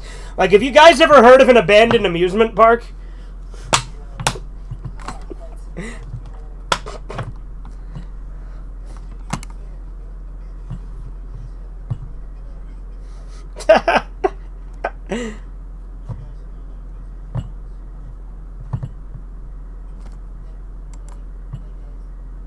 Alright, see you, Horizons.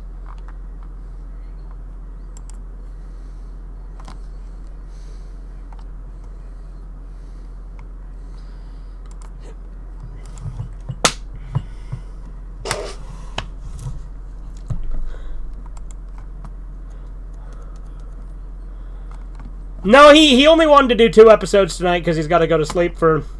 Because he has to study for, like, his finals or some shit. I don't know.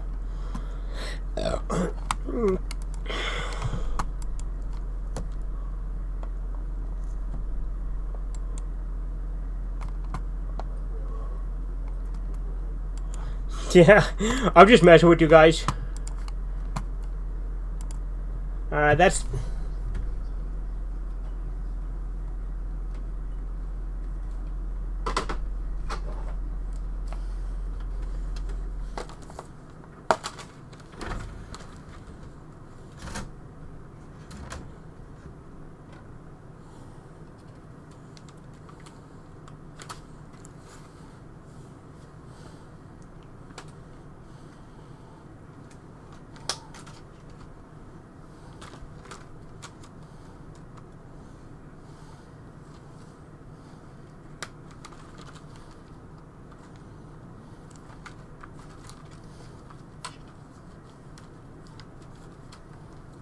Ass.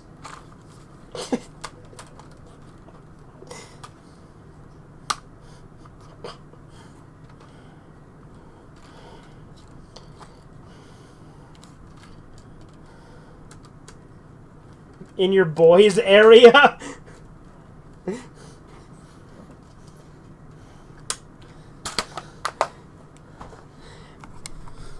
Alright,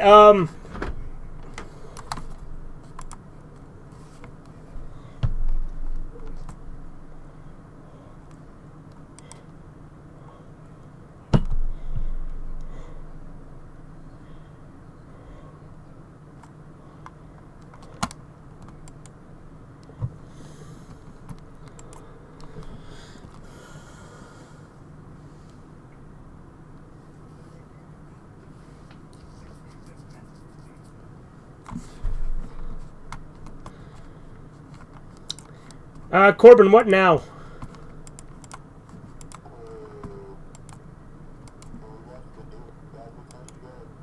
What, like the fucking uncut version? Okay.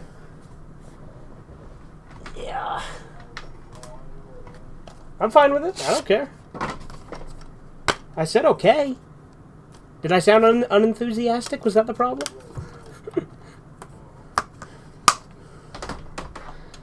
Oh, don't worry. Don't worry. I'll spice it up later when I fucking put Corbin in a dress.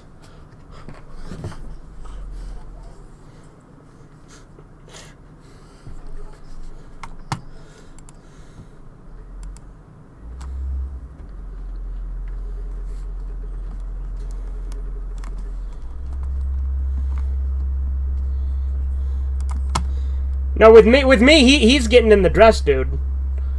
I'm sure.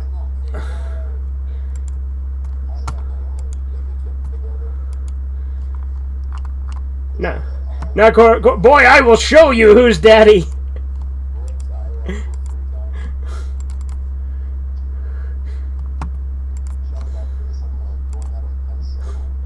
It's time for the hybrid shill hour.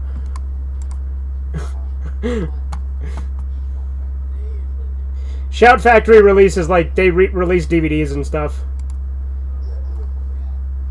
Anyway, I put the DVD in. You ready? Alright, 3, 2, 1, now. Now, we did watch this movie the other day, but now we're watching the uncut version. Because Tubi had the censored version. Corbin, you've watched this movie like 4 times now, haven't you?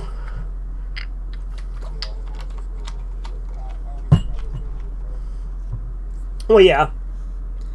This version's about 6 minutes longer.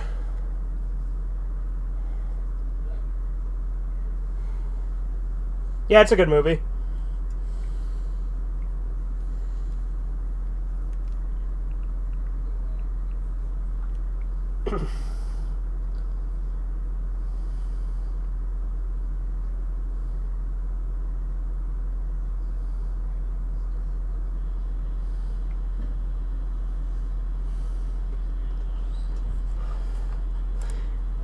Anyway, I'm going to run to the restroom, but I'm going to let it run. I'll be back.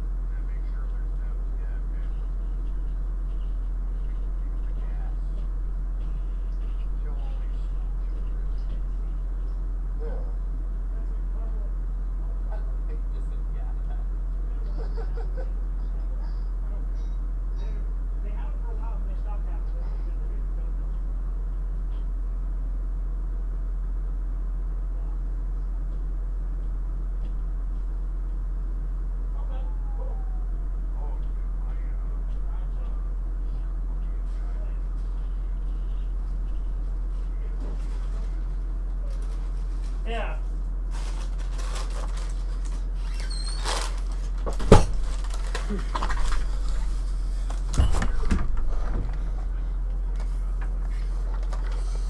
Anyway, I'm back. Did I miss any of the different scenes that weren't in the other version?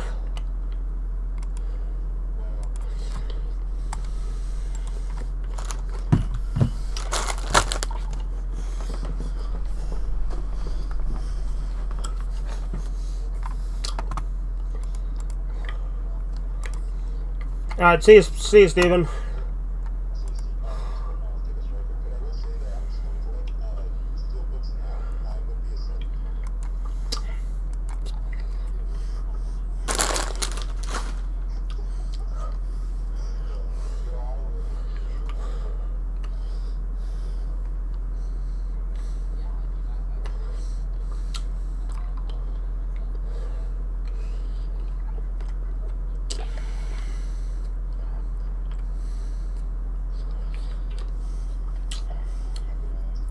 I mean, I prefer the term Jason uses for him when he said he's a bi-fag.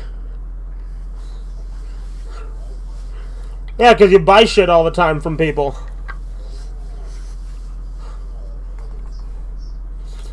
Yeah. I mean, like... Yeah. Well, you just buy... Like, there's nothing wrong with buying shit, but you buy, like, shit overpriced from people just to, like, be supportive and shit.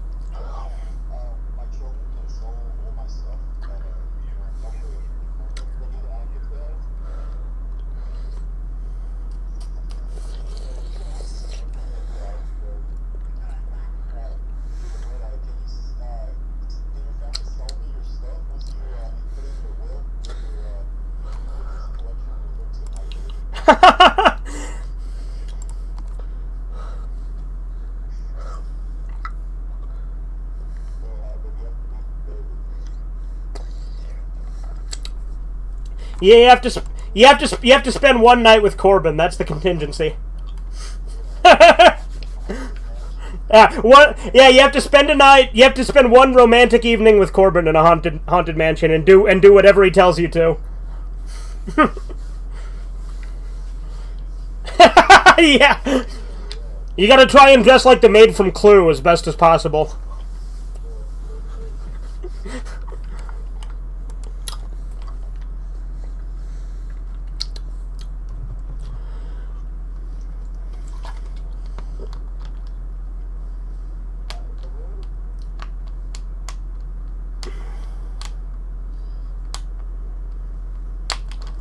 Damn.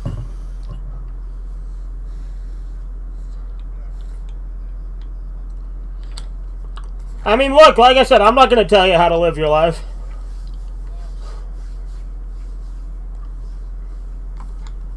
Yeah.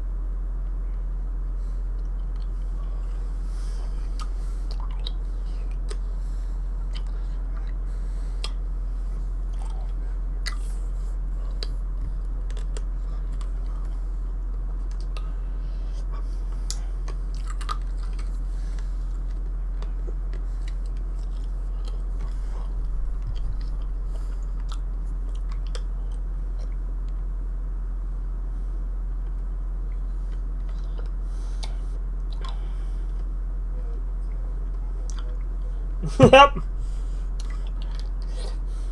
What's up, Andy? The Wolfman in San Diego, along with some random guy. What does that even mean, Andy?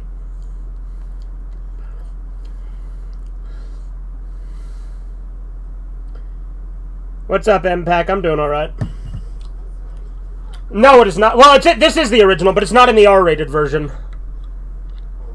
Like I said, there's a lot of, like, sexual content that was actually cut from the R-rated version.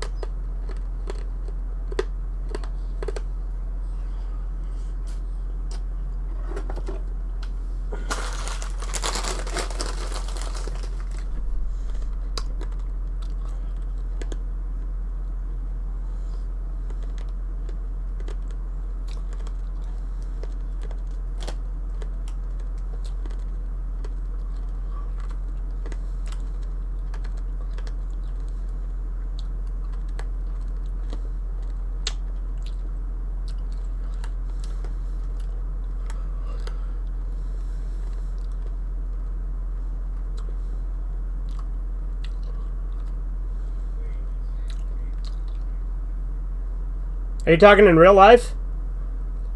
It's night. It's 10:31 here.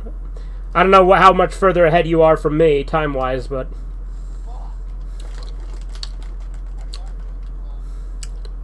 No.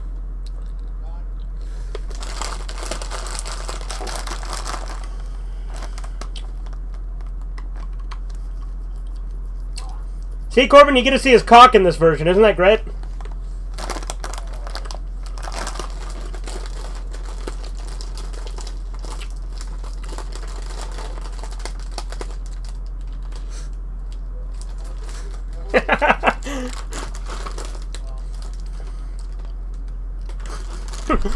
Yeah, see, Corbin, none of this was in the other version.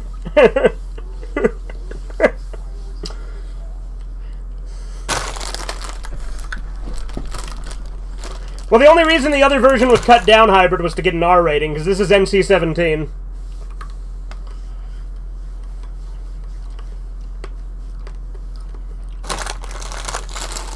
Okay.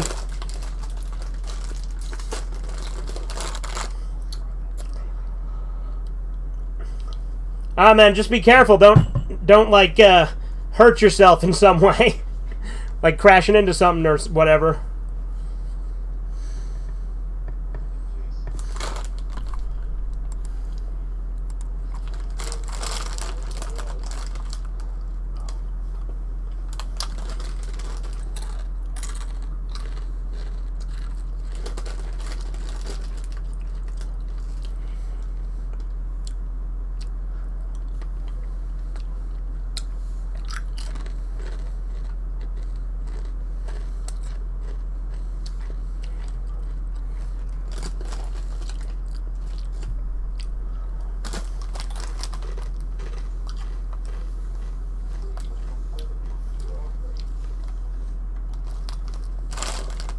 Yeah, I'll get the Nicolas Cage one soon, too.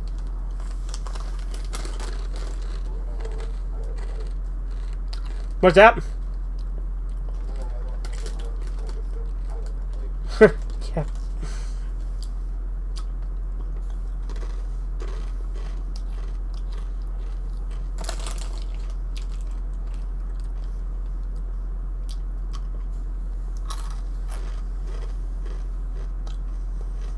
Again, I like that he takes the money and he just starts fucking taking shit from the store. And like after he has his partner take the store owner down to the precinct to make a report.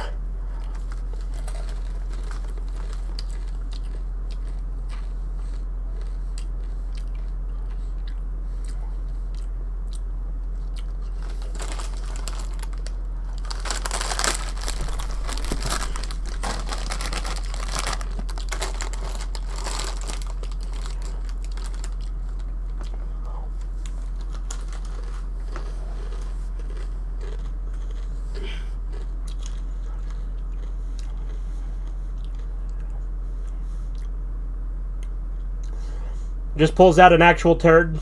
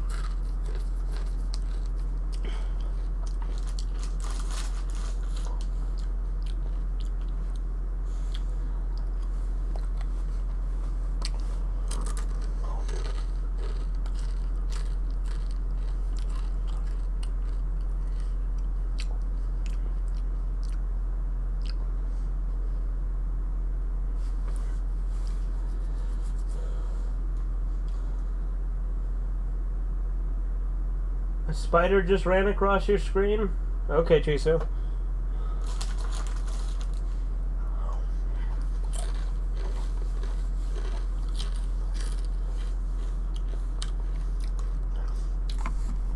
You want to know a really obnoxious thing that Spencer would do? Is anytime Spencer would sneeze, and I didn't say, like, bless you, he would just say thank you, as if I did. By the way, this scene's longer in this version.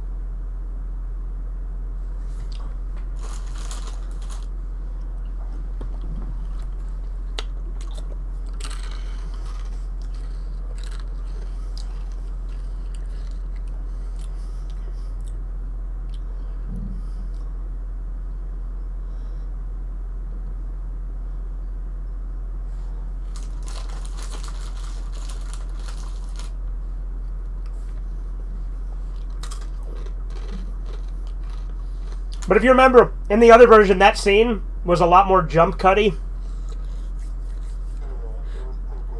Yeah, whereas in this one, it was one continuous shot.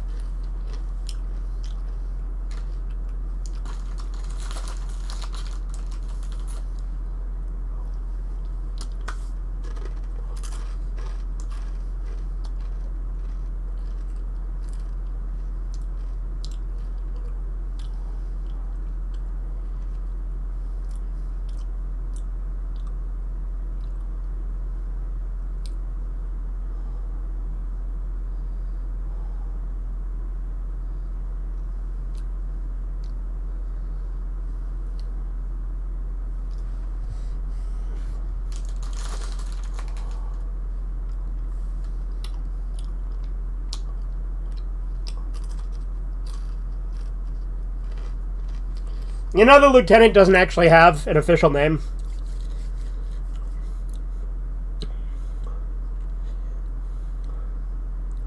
Like, he's literally just credited as Bad Lieutenant.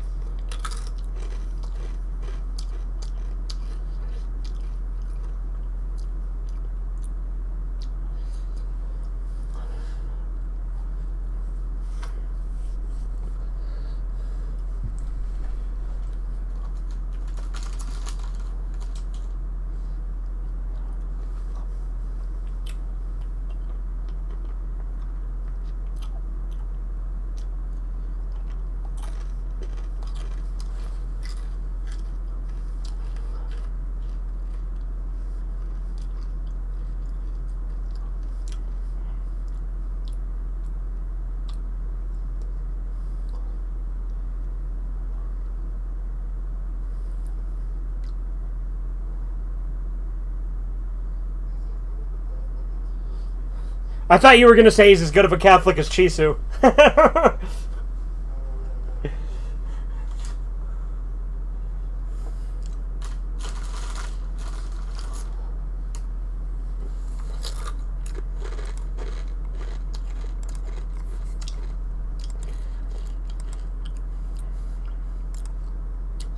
By the way, when I had everybody muted, I made a joke, like when the priest was in Tony Soprano's room with him. I'm like, he's just eating baked ziti out of Tony's wound.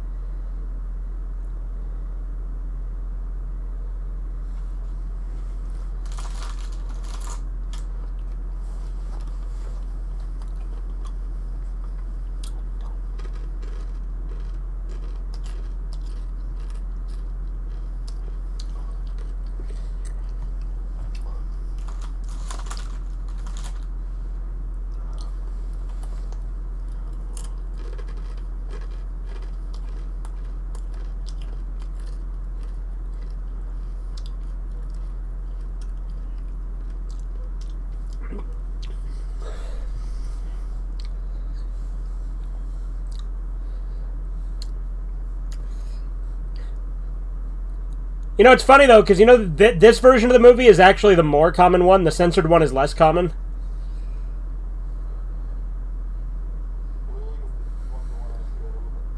Well, the censored one's, like, I don't think had a DVD release. I think it's only on VHS.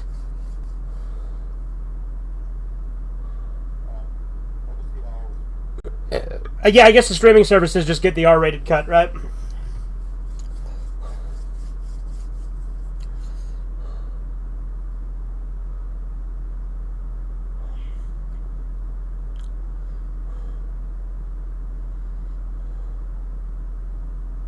I like how he just shamelessly checked out her ass.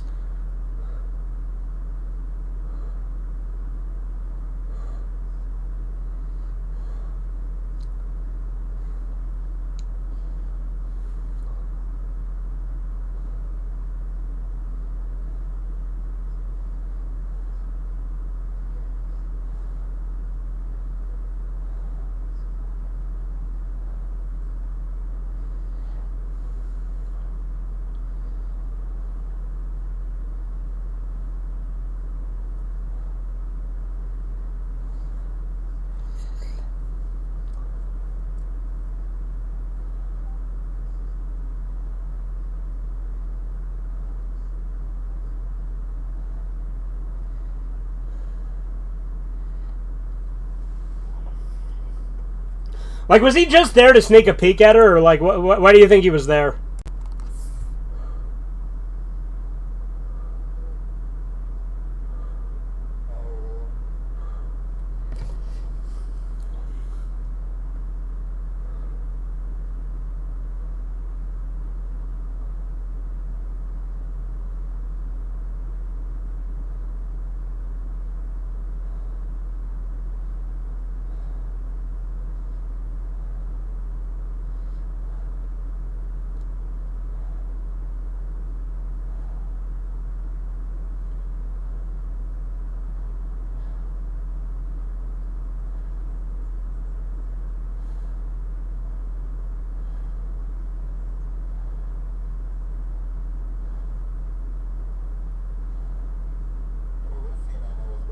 Well, yeah, obviously.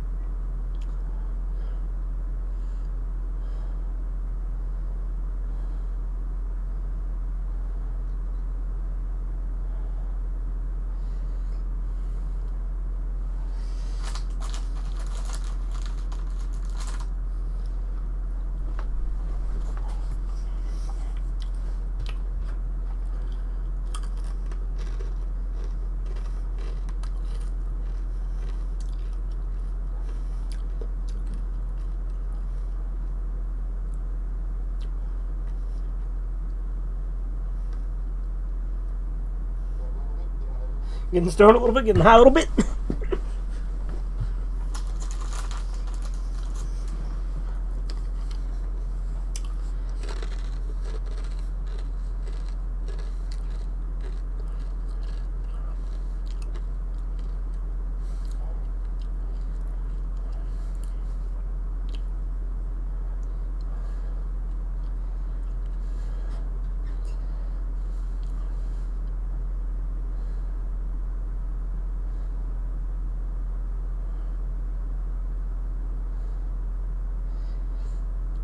Of course, in the censored version, it implies more than actually happens in this version because of the way it cuts away.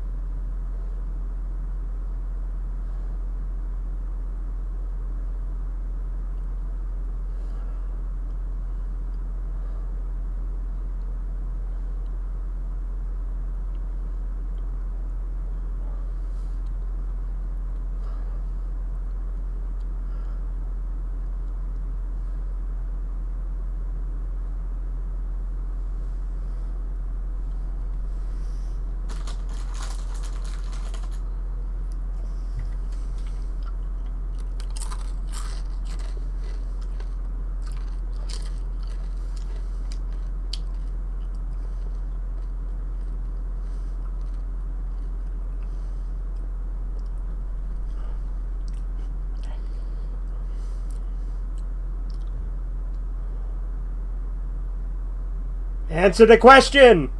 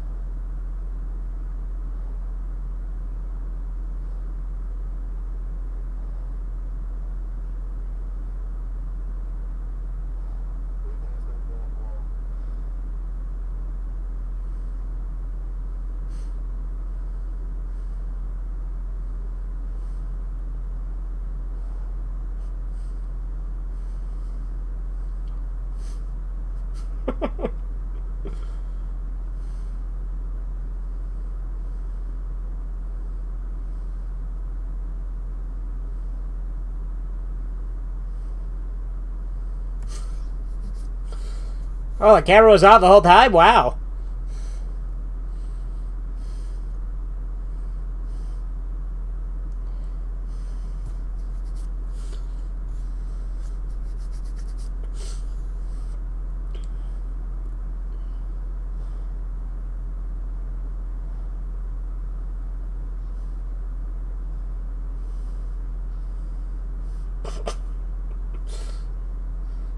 Don't you just love seeing Harvey Keitel's face when he's doing that?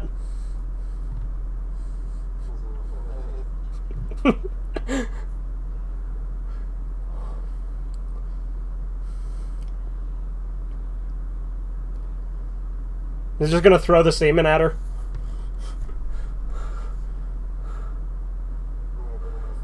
Yeah.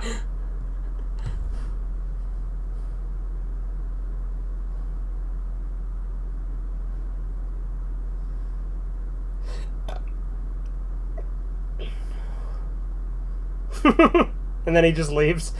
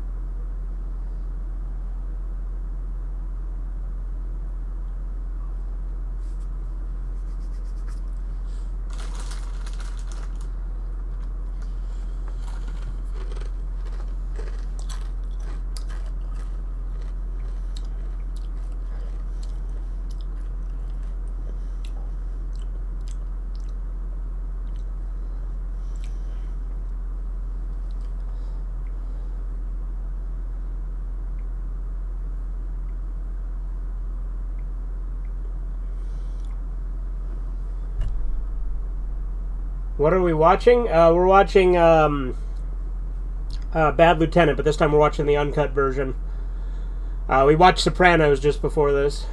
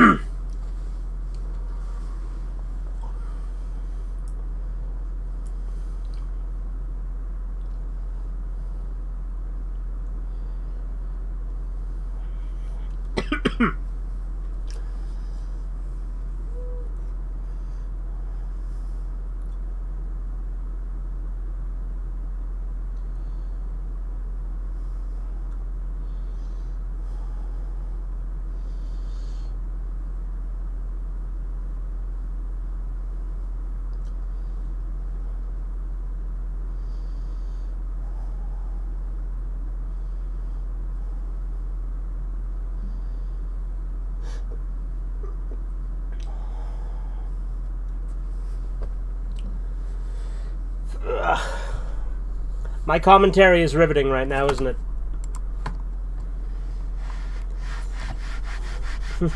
Yup.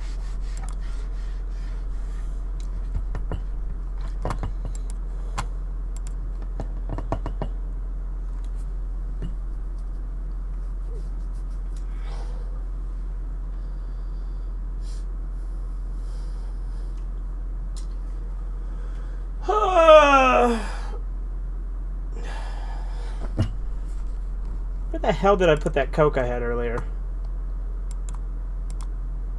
And obviously I'm talking Coca-Cola, not drugs.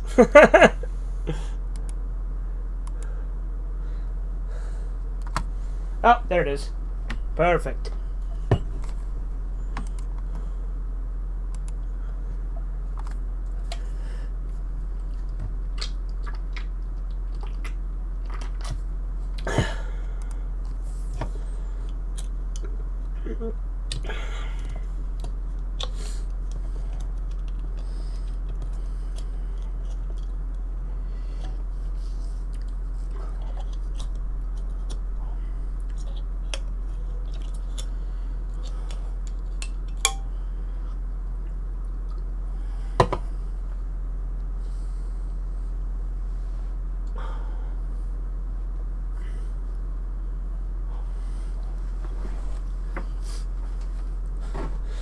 I wonder if they'll ever, like, bottle new Coke again. You know, since they brought back, like, Crystal Pepsi and Pepsi Blue. I wonder if Coke will ever bring back any of their old discontinued shit.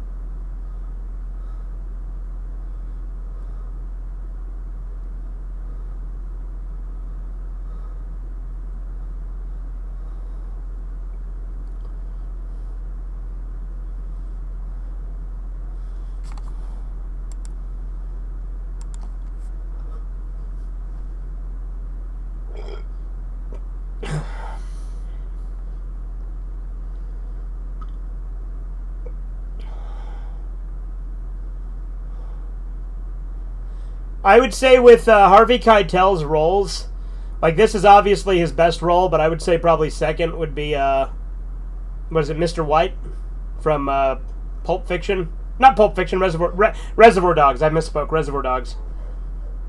And then the wolf in Pulp Fiction is cool too. Because I do like in Pulp Fiction how you don't actually know a lot about his character. He's just a guy who comes and cleans shit up.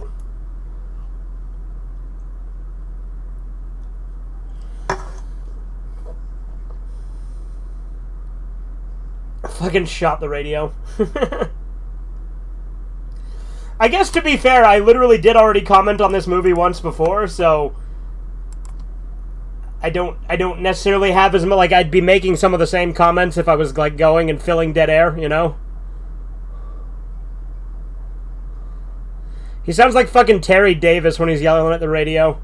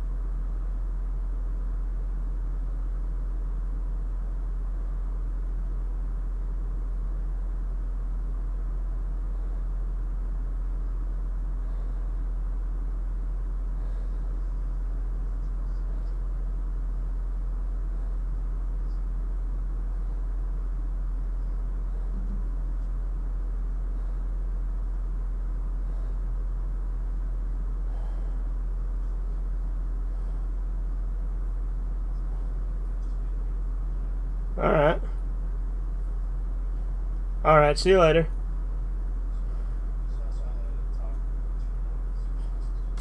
No worries. Yep, see ya. I like how he's like, sorry I didn't talk too much when I literally muted you all because you and him wouldn't shut up earlier.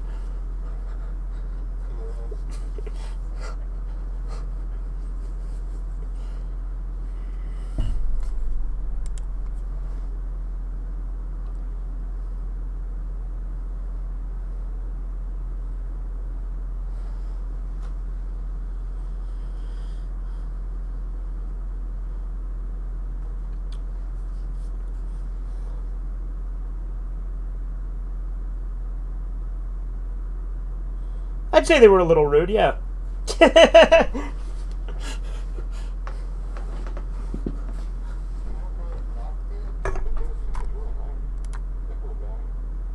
Well, yeah, most of them are. They're usually actually kind of boring.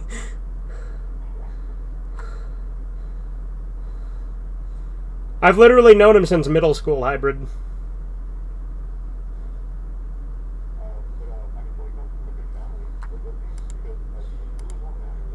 I mean, he's from Utah as well, dude. He grew up in similar culture that I did.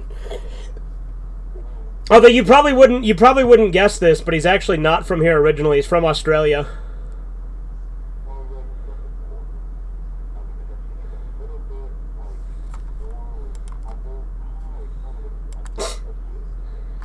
Okay, Hybrid.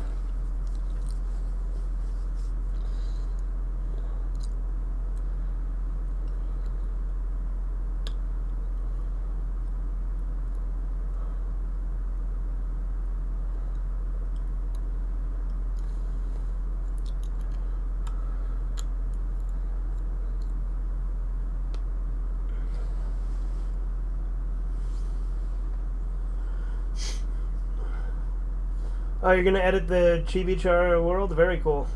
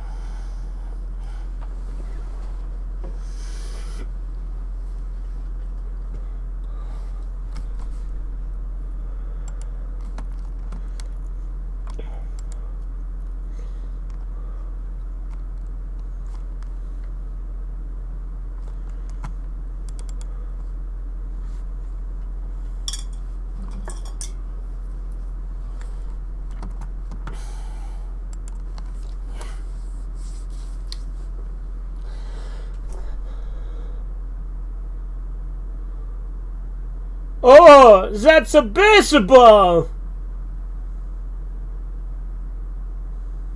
Strawberry, strawberry, strawberry, strawberry, strawberry.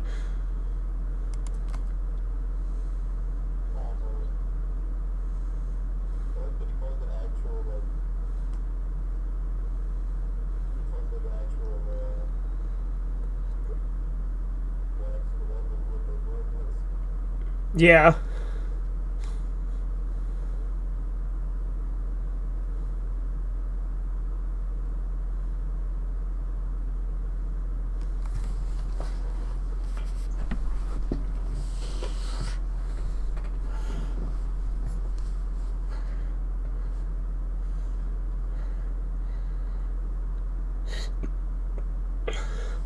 Look at these fucking stickers on the TV.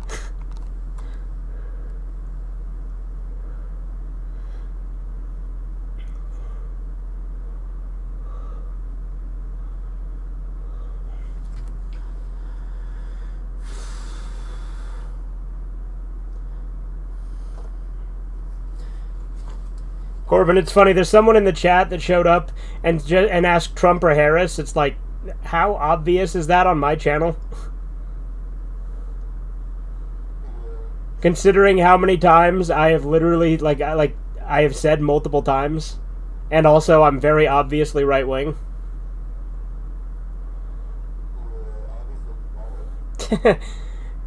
I mean, I think it's fucking cringe as hell how Nick Fuentes is, does all that fucking Kamala shit. Like, Nazis who want to vote for that dumb bit... Yeah, Nazis who want to vote for that dumb bitch are fucking retarded and going against their own interest.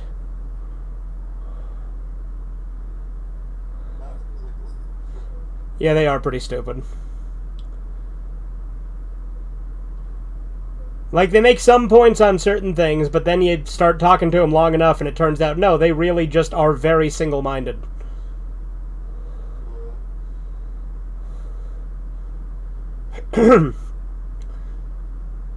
So, like, I can agree with some of the racial dynamics and shit, but, like, when it just becomes, like, that's all that they think about, or all that they think about is Jews, it's like, come on.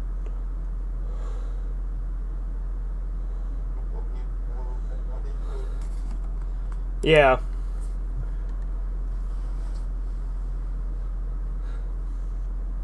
Like, if they at least hated women, too, they'd be cooler.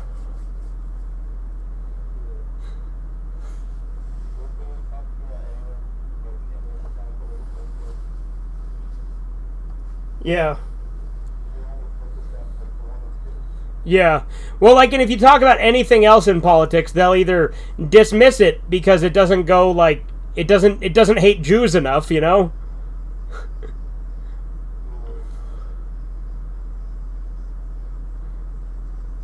Like, it's something that's fucking annoying as hell to me when they shit talk, like, Alex Jones, because they're like, he doesn't name them. It's like, he literally does name them. They're like, yeah, but he doesn't bring up, Yeah, like, you hate that he names the individual, not that he doesn't say, He doesn't have to bring up every time Jew. Yeah.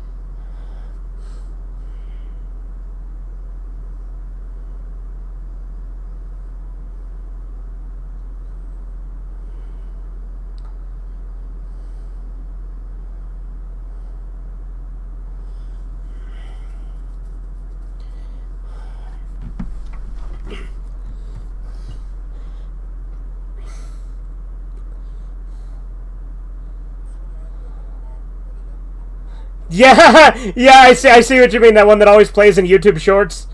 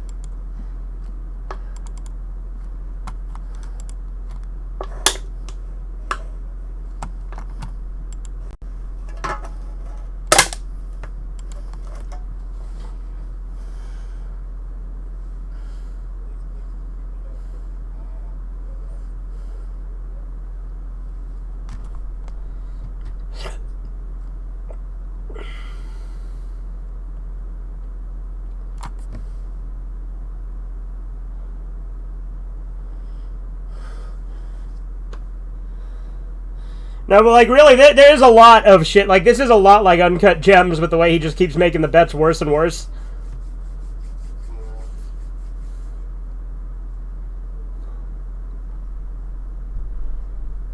You think in Uncut Gems, if he didn't get shot, do you think he would have just kept making the same mistakes? Yeah.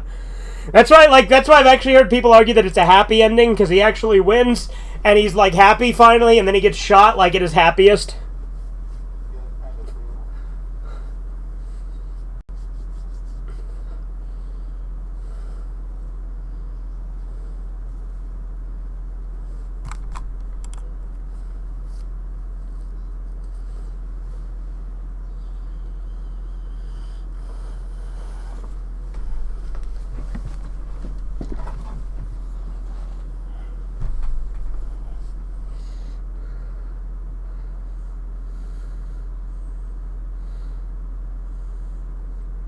Like, do you think that this was at all inspirational, too, in Uncut Gems?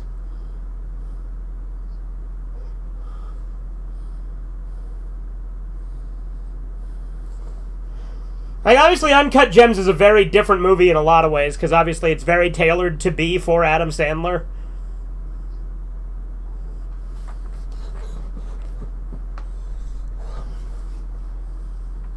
Okay.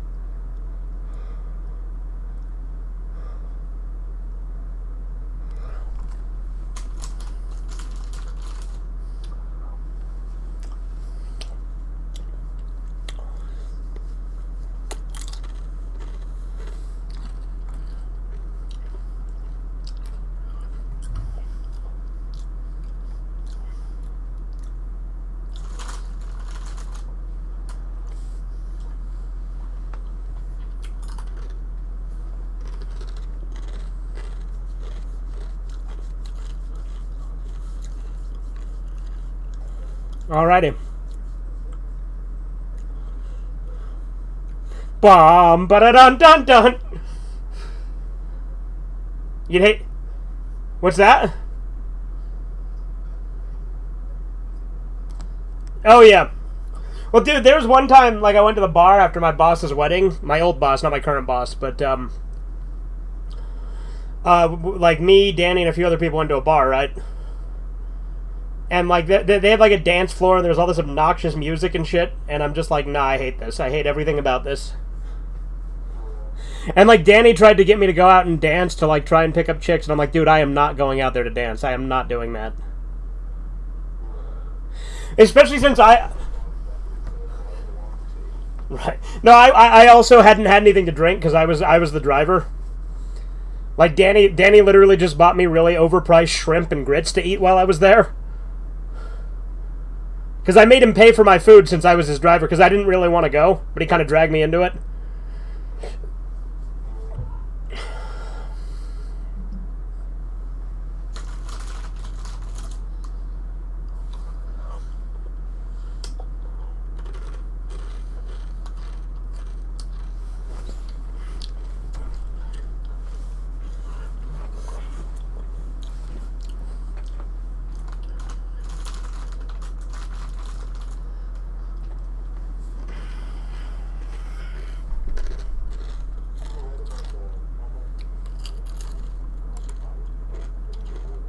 Mm-hmm.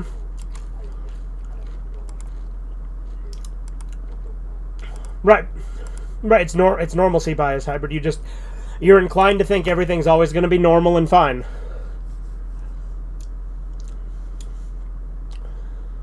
Like, you think things will always return to the way they are.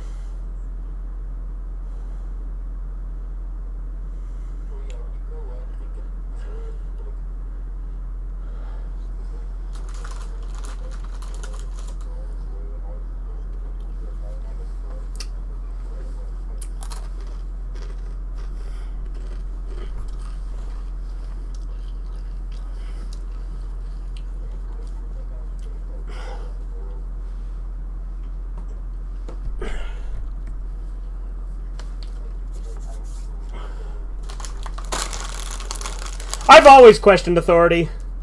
Ever since, like, 4th grade, is when I started. And like I said, they tried to say I had a disability because of that.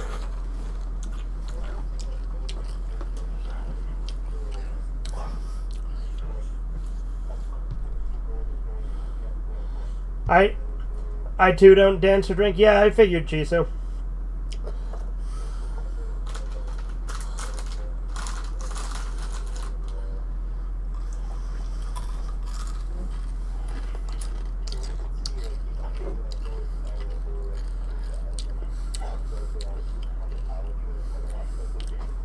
Oh yeah, no. Female teachers get off on the power they have. That's why it's so. That's why it's so common that they fuck their students and then it just gets overlooked. Because they're chicks.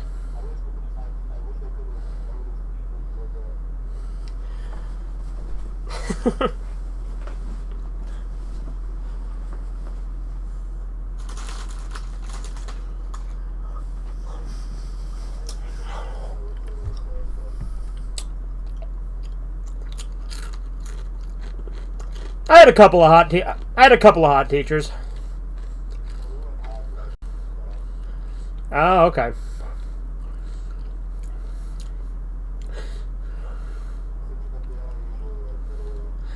I like how that guy opened his apartment door and he just points a gun at him.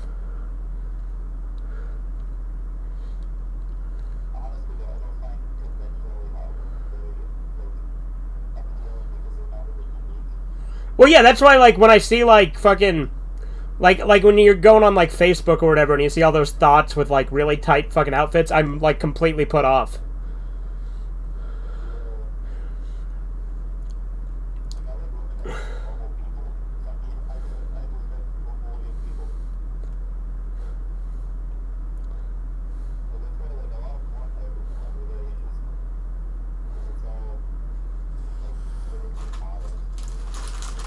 Okay, Corbin, you turning feminist on me, bud?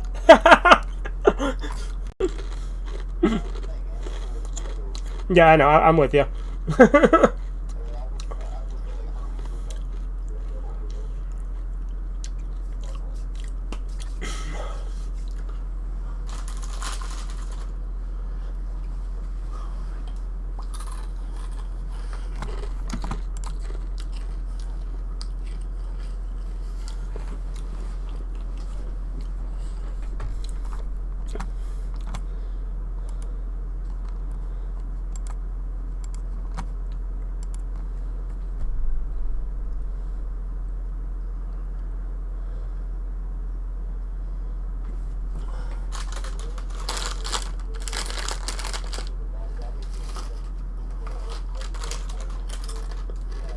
Yeah.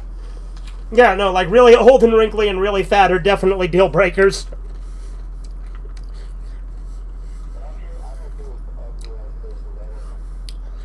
What about Skylar White? What about that kind of ugly face?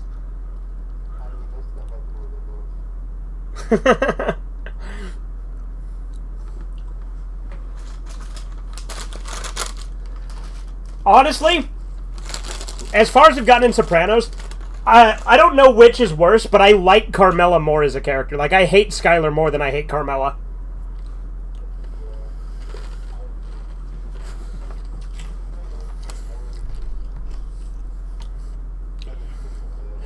Yeah. Like, it is comparable, but like...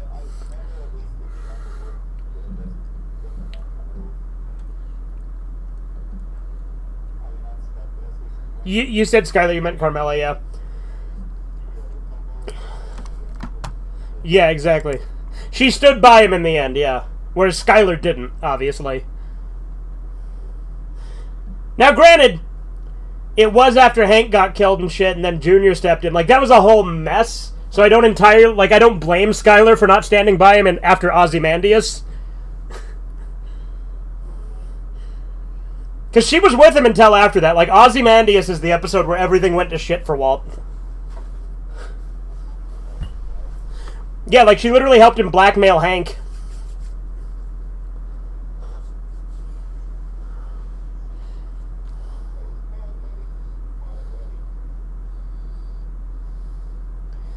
This is why guys get gender issues, girls get away with everything. I agree.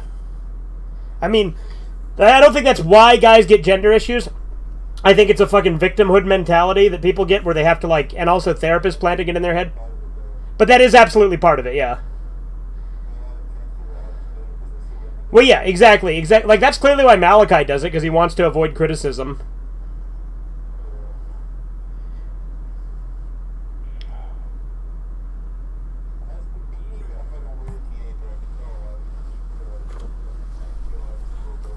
Yeah.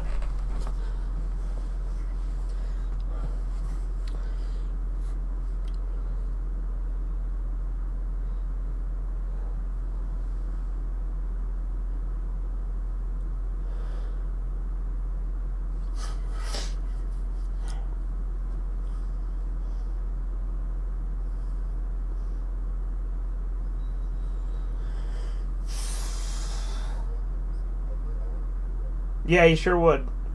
Like, the fact that he kept saying that when we were watching fucking Requiem for a Dream. Yeah. He's like, thanks, now I want to do heroin. It's like, after seeing all this horrible shit, that's where your brain goes? By the way, this scene isn't in the R-rated version. Like, her doing the heroin while he watches is not in the R-rated version. I don't know why, because they show him doing it and stuff, but, like, seeing her shoot up while he watches is not in the fucking R-rated version. Like, it just cuts straight to this, where she's about to give it to him. Like, I don't know why, like, that...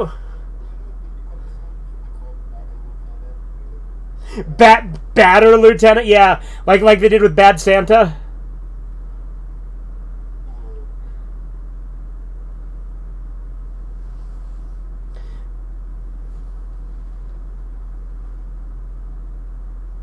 Hey, Tone, how about a nice gabagool?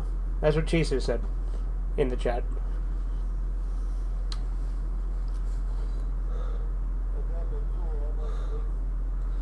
Yeah, how about some baked ziti instead? It's like, are you really Tony? Aha! Takes off the mask. It's the fucking priest.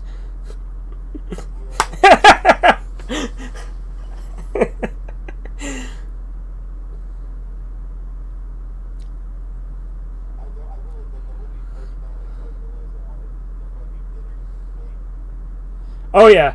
I mean, look, that baked ziti, right?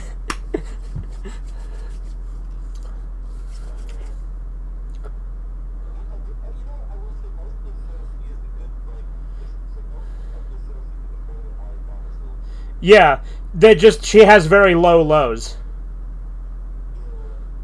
Whereas Skylar, I think, is more consistently a shitwife. Yeah.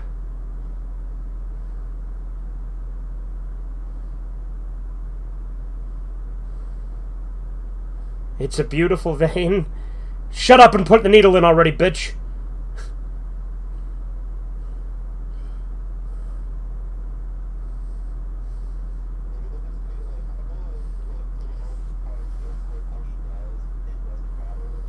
Yeah.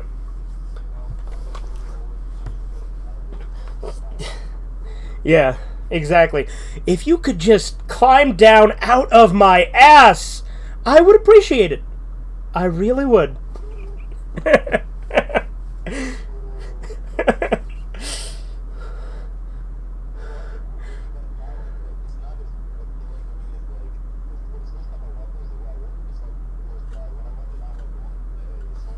Yeah. Like, he is still fucking cool. Like, obviously, there's, like, there's shit like... Yeah. Yeah, he is goofy. But, like, but he's a goofball who's dangerous. Because remember, there is shit, like, this is not meth, and the fucking thing with the machine gun in the final episode, and,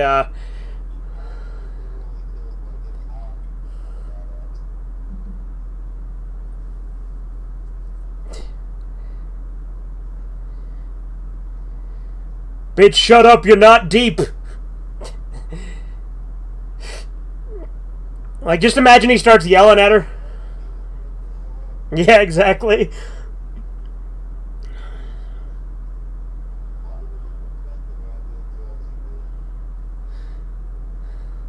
Yeah, like she's trying to wax philosophical while he's just trying to fucking trip out on heroin.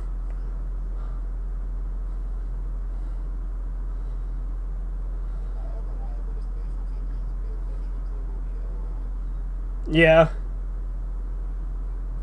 Not now, though. He's far too old to play Boogie now. And if he did play Boogie... If he had played Boogie, like, he would have had to, he would have had to be, like, early comic Boogie, I think. Before they made him really fat. Yeah.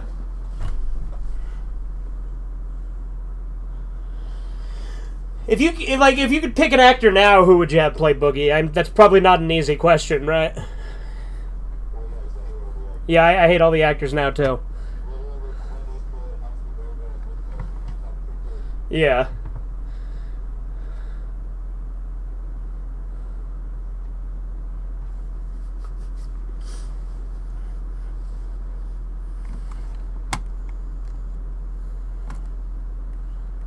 Oh, we're coming to the best scene. Donald Trump playing Boogie would actually be fucking great. Like, even if he did it now, I'd watch that. Yeah, like it's an old man Boogie. Like, it's like Boogie many years later.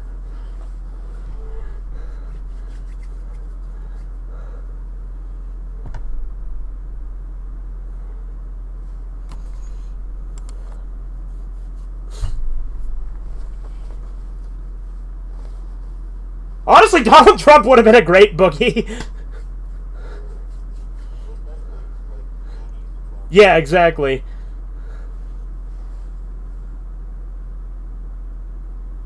Ryan Gosling? Jesus said Ryan Gosling is a joke, and then he said Dolph Lundgren, which Dolph Lundgren, I think that does actually make sense.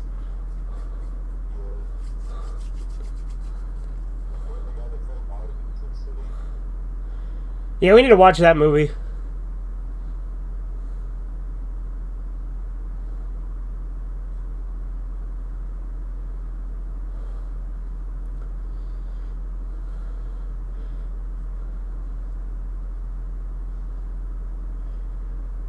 This scene literally is like the best scene in the movie.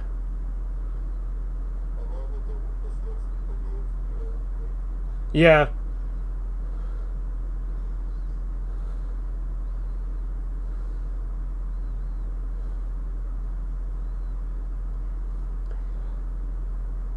It is strange because this is almost like a religious movie.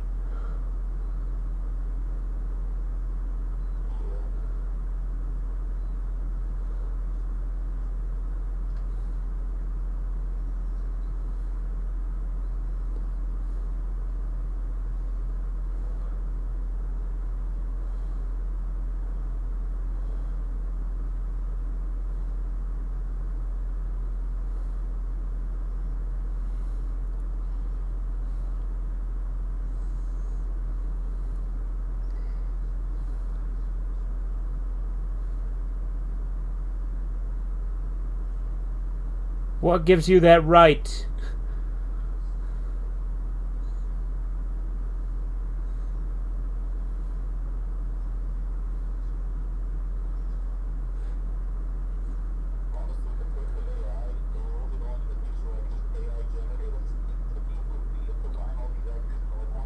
Yeah, that would actually be cool.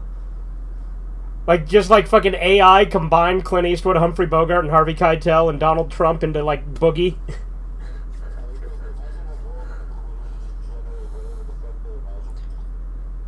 I mean, like, there are things that are terrifying about that notion, but there is also obviously an appeal.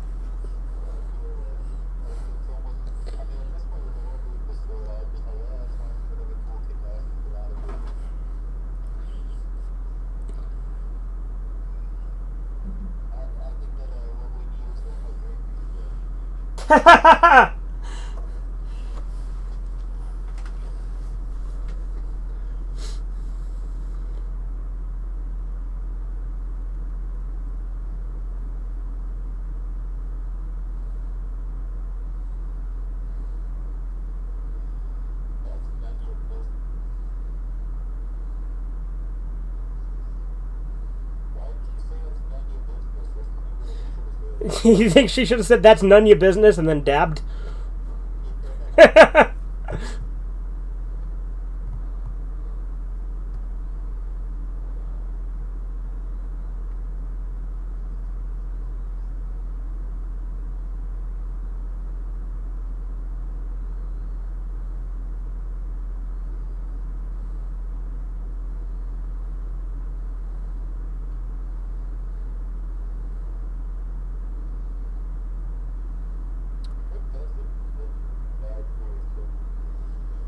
Well, when they say died for your sins, that's not all of it, because there's the shit in Gethsemane before it that was, like, literally, like...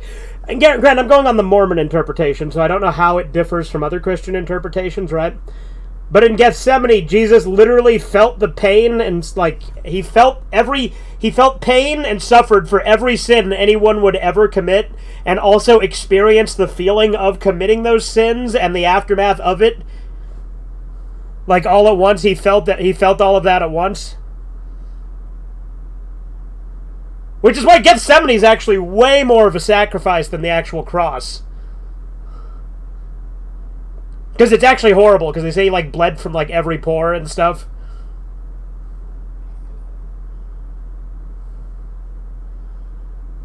Like, he literally felt what it was like to commit every sin anyone would ever commit. The guilt and other emotions associated with it, and punishment for all those sins, all just at once. But yeah, that's the Mormon interpretation. That's what I was raised on.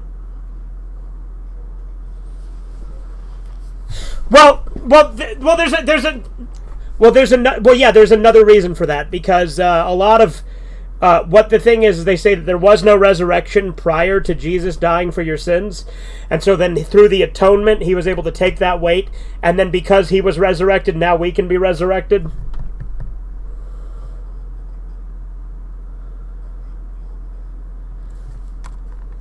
Well, yeah, the Old Testament is radically different. But the Old Testament doesn't have resurrection in it.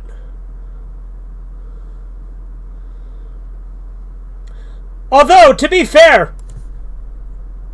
Is Lazarus pre or post resurrection of Christ?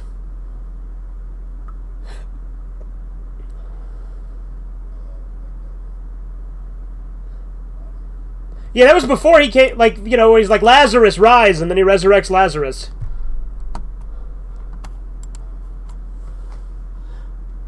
I don't know, I haven't gone to church in years. Fucking love this scene. You rat fuck!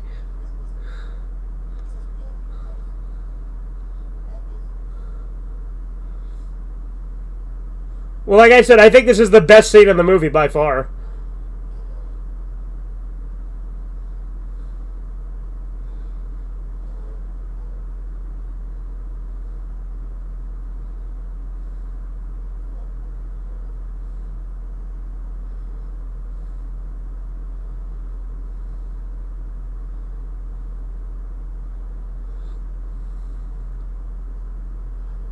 I like how he's actually breaking down in front of, like, this black lady who's just standing there looking at him.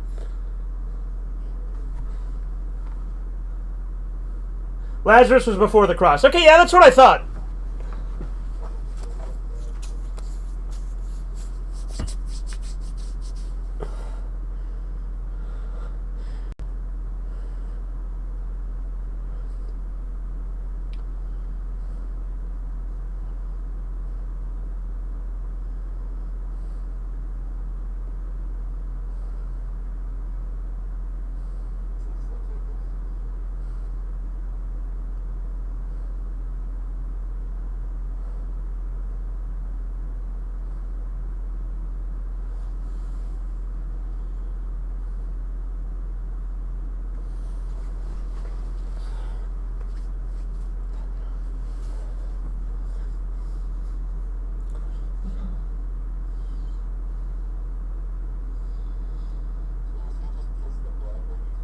I think so. Because remember, he does, and then he looks up and it's a black lady.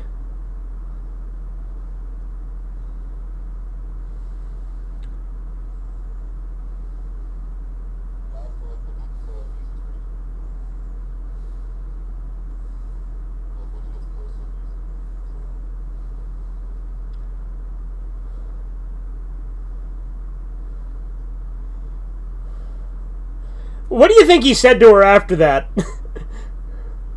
Because, like, they're walking out of here talking normally now, but...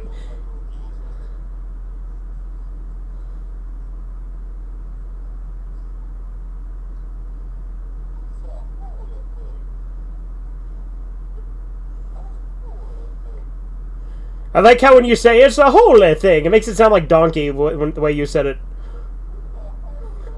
Mario, please!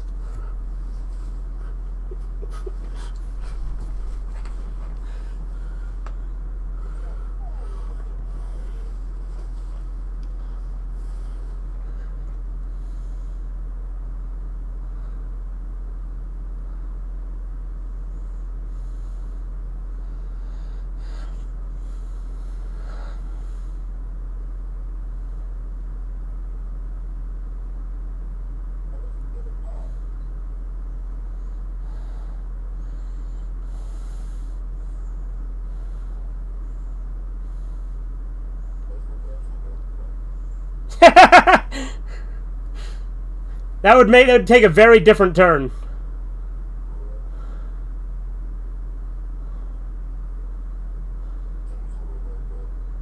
That would be Chisu's idea.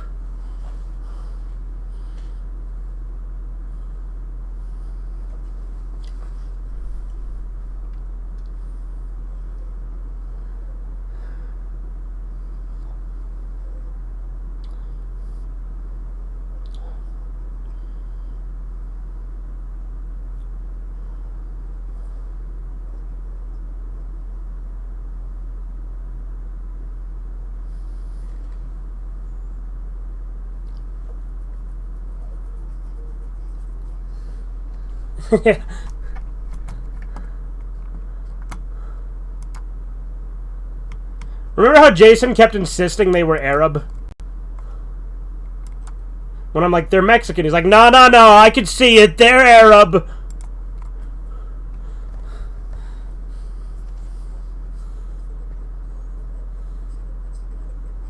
Yeah.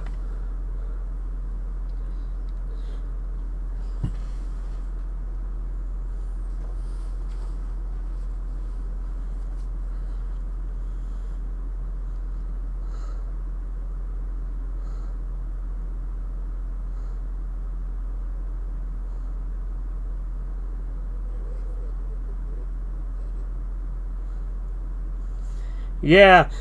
This ain't good lieutenant, bad lieutenant. This is only bad lieutenant. Good lieutenant's not here. He ain't even in the room.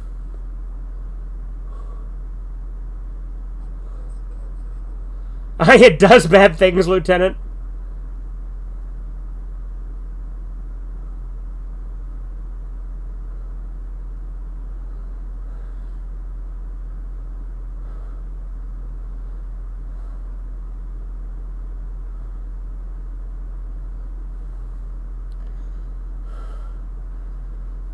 Like, seriously, what do you think is going through these boys' heads, though? Like, cause think about it, this situation would be terrifying because you have no fucking idea what he's gonna do. Like, he comes in, says freeze, there's like, oh shit, it's a cop. Then he fucking, like, he's like, you want some good shit? Starts giving him drugs while holding the gun on him. And then just sitting there watching the game to see the results.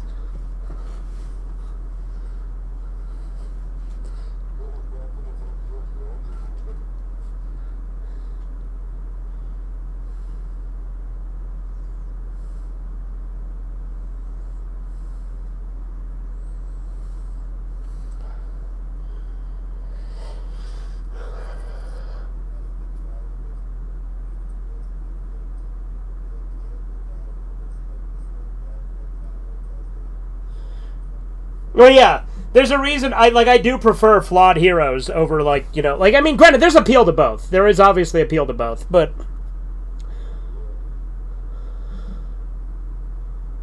like, this is gonna sound really fucking weird, but this movie gives me, like, the same feeling I get when I would watch, like, a movie that was, like one that would have, like, a religious moral. This movie gives me that same, like, feeling. It's really hard to describe. I don't really know how to describe it, but like, I do legitimately, like, I do view this as a Christian movie. You know what I mean? Yeah.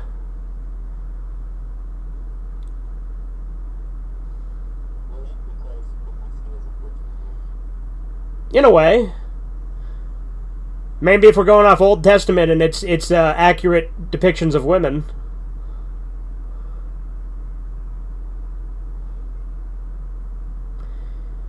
I should get Antichrist on DVD as well.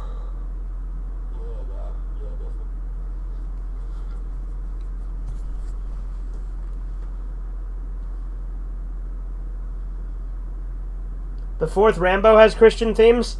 I haven't seen that movie in years. I've only seen Rambo 1 and 4. We should watch Rambo 1, though. Rambo 1 is really good.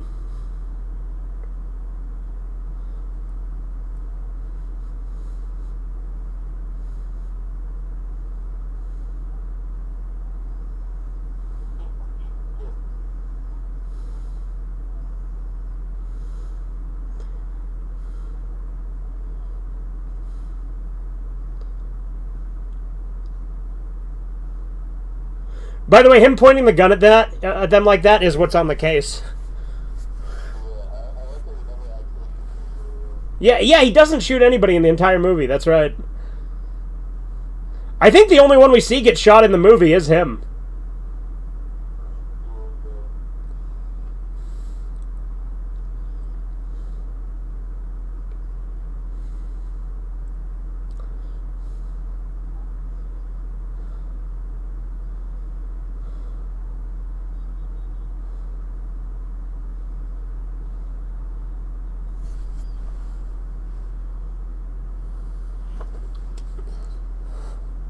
Again, I like that he just leaves his car in traffic there like that.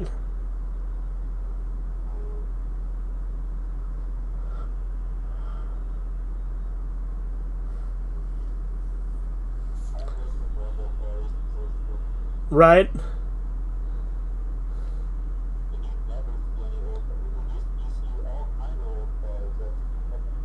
Now it's like a luxury. It's a rarity. Like, you see it now at like a car show, you know? Yeah. I mean, my car is pretty old. Like, it's a 2002. But granted, that's still nowhere near as old as these kind of cars, obviously.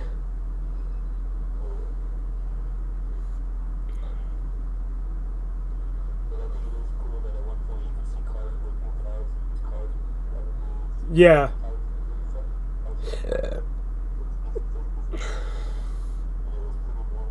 Yeah.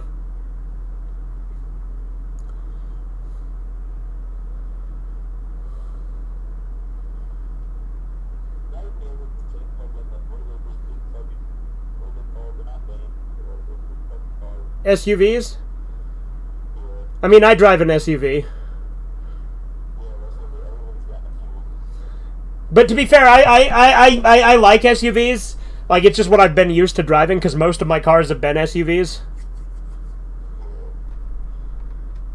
Like, yeah.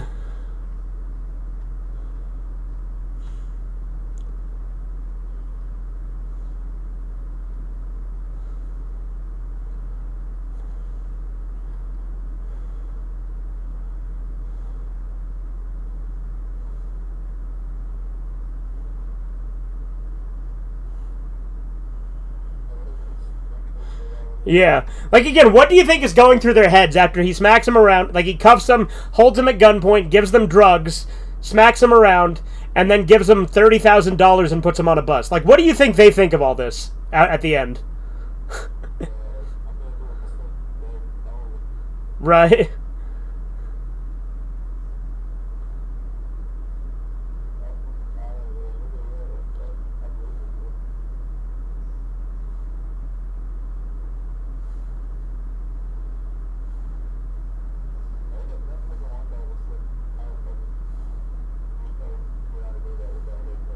Yeah. That old yee ass haircut.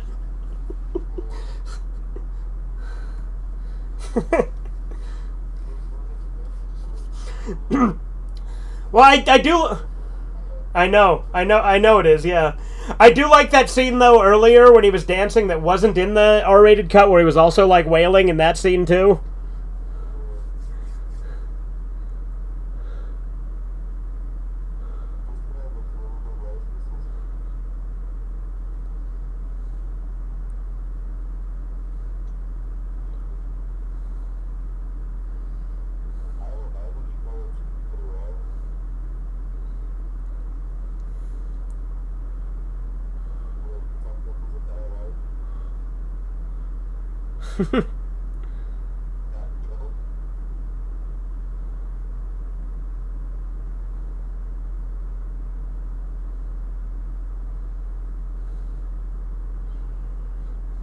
You know, Mormons are like one of the few Christian religions that does not use a cross at all. And you know the reasoning, right? Yeah, exactly. They say it's because, you know, it's like if he was killed with a knife, would you just wear a knife around your neck?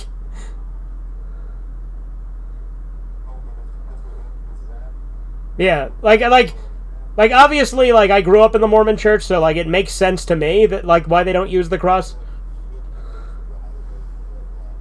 Like imagine Jesus comes back and he sees all these Christians wearing crosses and he's like, dude, not cool. Yeah.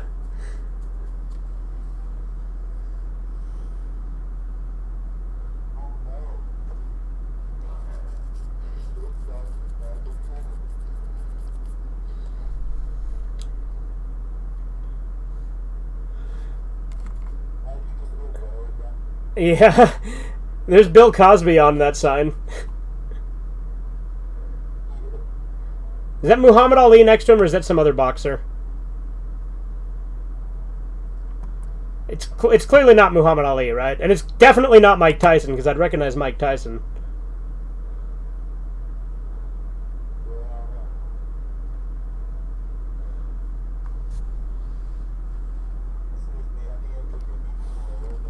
Yeah, like you just hear him wailing again after he gets shot. He's like, "Aah!" Yeah. That would honestly ruin the final moment, though. I mean, it would be funny, yes, but would funny be what we want at the end of this movie?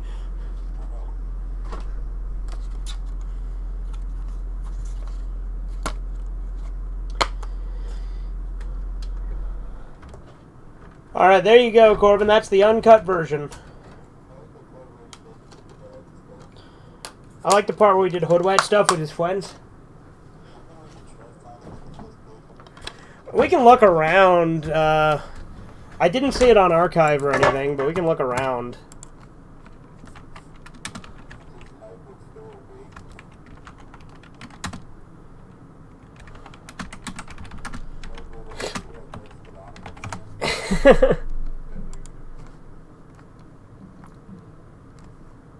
Wait, hold on. This can't be correct. Is this one of those ones where it's like, click in the comments below? Hold on, Corbin.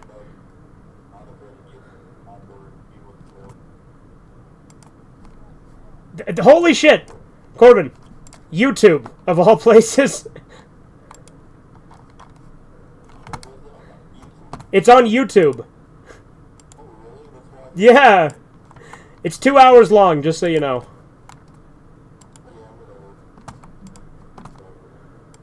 Alright, now we're watching the other Bad Lieutenant movie. The one that's completely unrelated other than the title. But it has Nicolas Cage in it. So we're paused at 0 seconds, hitting play in 3, 2, 1, now.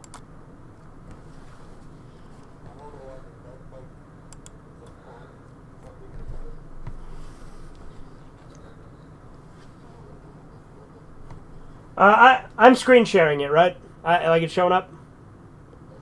Okay, good. I don't hear anything yet either. You hear it now? Perfect.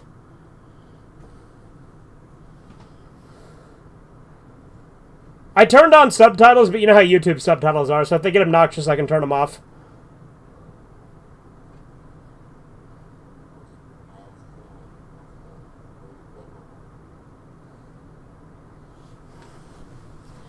Did you know originally they were just going to call this one Bad Lieutenant, but the original director made like a huge deal about it? He's like, no, you got to change the title. So then they added Port of Call, New Orleans.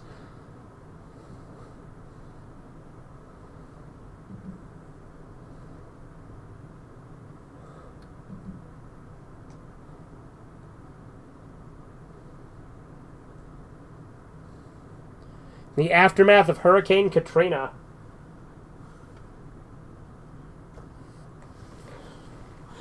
I bet you this one's going to be tonally very different than the original movie.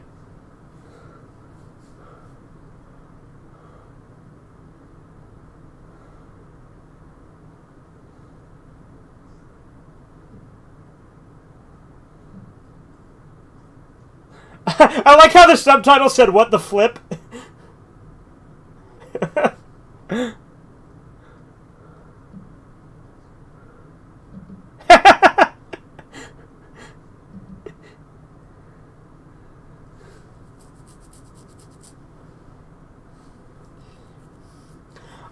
It's funny, I did not expect YouTube to be the place that I found this.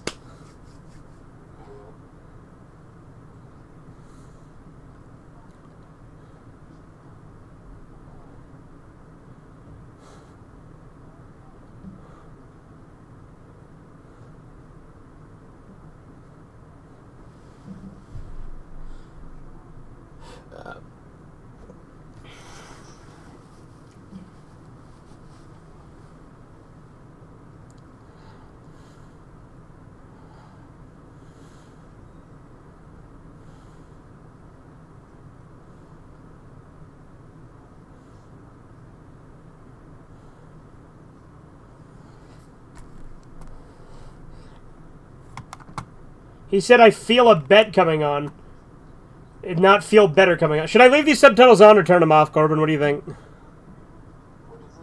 Do you want the subtitles to stay on or should I turn them off?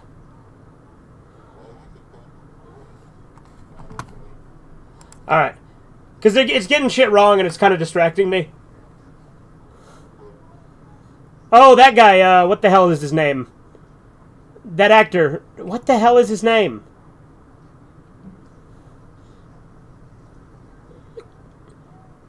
Val Kilmer.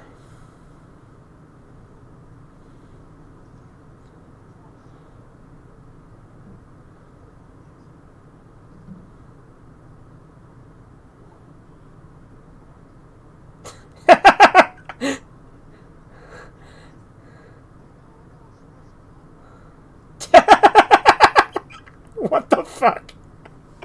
I got on Swiss cotton underpants.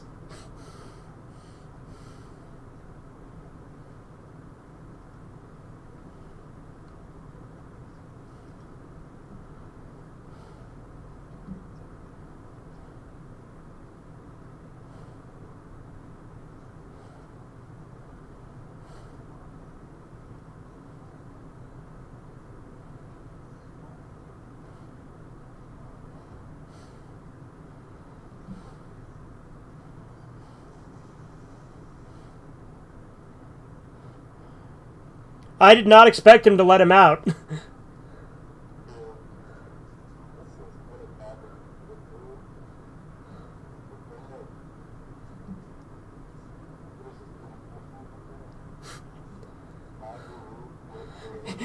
Mildly rude yet heroic lieutenant.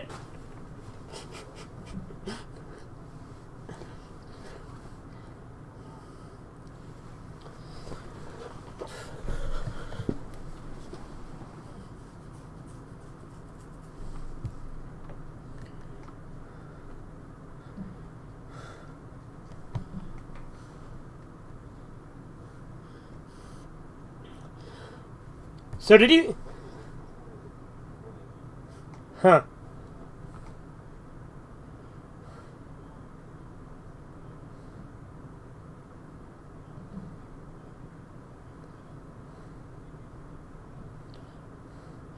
See, he wasn't even lieutenant yet. Now he's becoming lieutenant.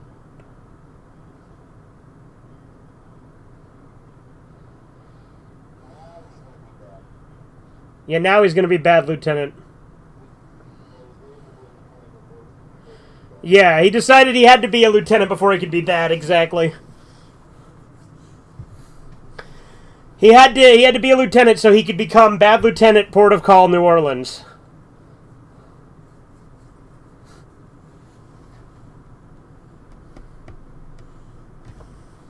Six months later...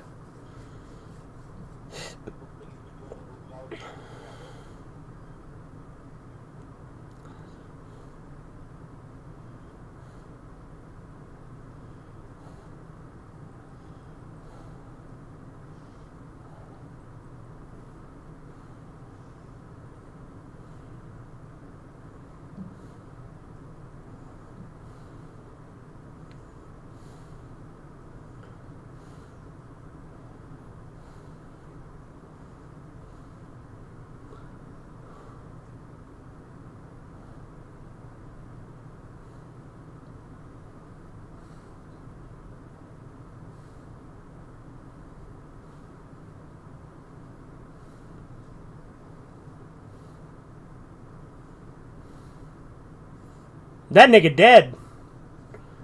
Just imagine Nicolas Cage just said that.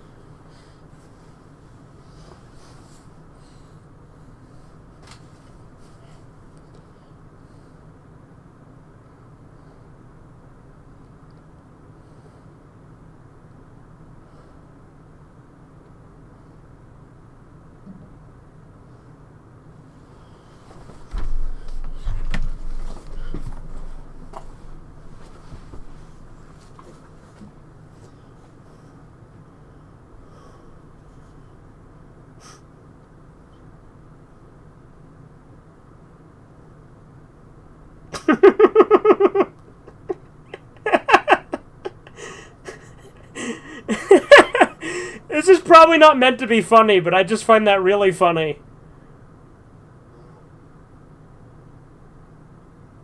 My friend is a fish. He live in my room. His wing is a cloud.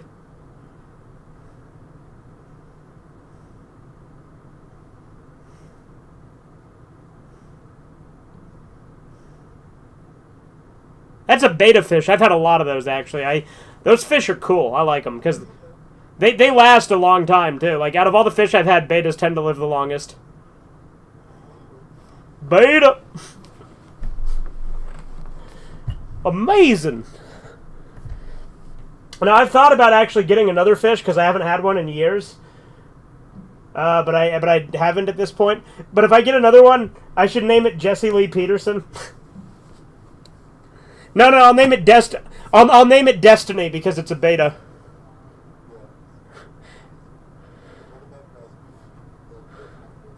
The Sigma fish? Ooh, yeah, there we go. That would be Patrick Beta, man.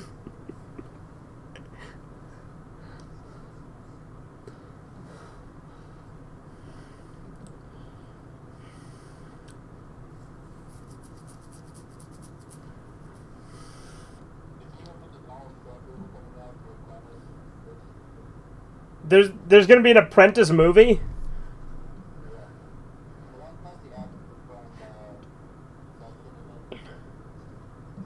Which actor? Oh, Jeremy Strong? Well, I assume it's not going to be a flattering depiction, right?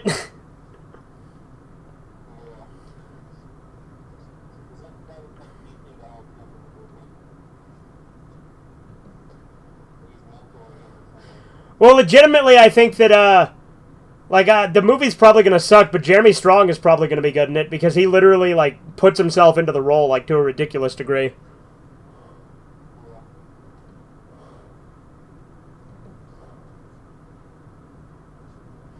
Something I think is interesting, this movie's a Bad Lieutenant movie, but he literally injured himself saving a guy.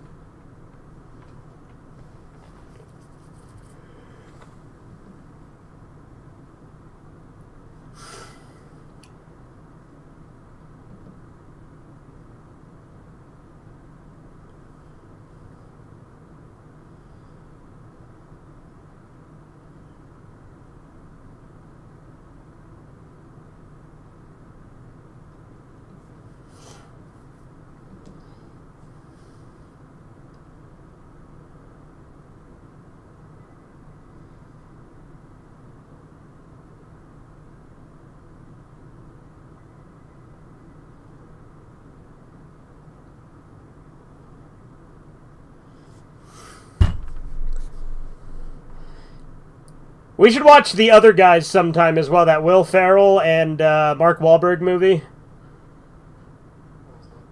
It's funny. It's that comedy. I showed you the clip of it where they're examining the car and they're like, yeah, we found a whole deer vagina. And then later on in the movie, when they capture Steve Coogan, he's like, why does it smell like deer vagina in here? But also, The Rock and Samuel L. Jackson, I think that's who it is. I think it's The Rock and Samuel L. Jackson both jump off a building at the beginning of the movie because they think they're invincible and they both just die instantly. Because, there's this... Yeah.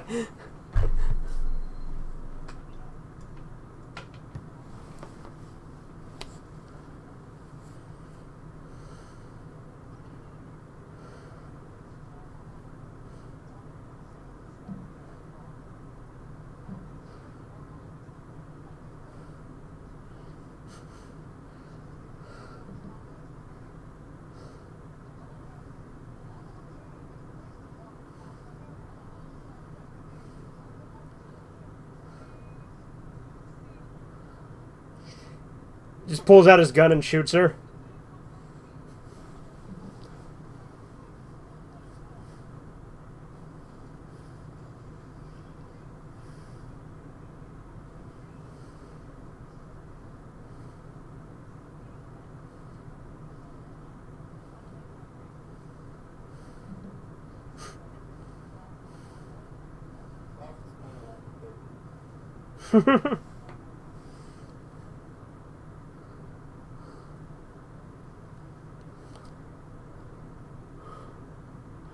I always wonder why pharmacies take fucking forever to fill a prescription when they literally have all the stuff there.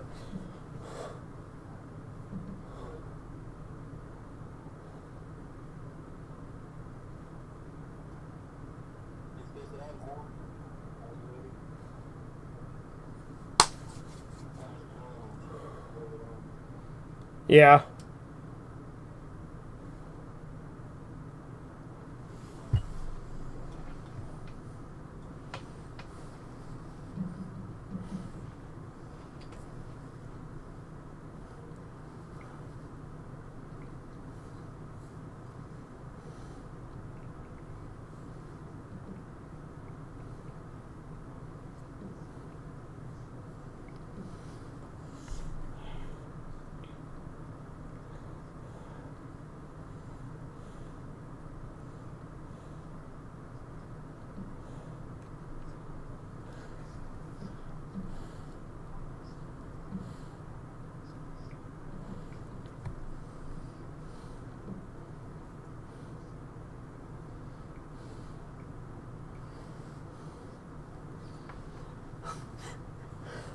Again, this lieutenant doesn't seem too bad yet. Like, he's done some cocaine, but that's like it. Well, and like he like yelled at a pharmacy lady and jumped over and took his fucking things, but he still paid for him and shit. So.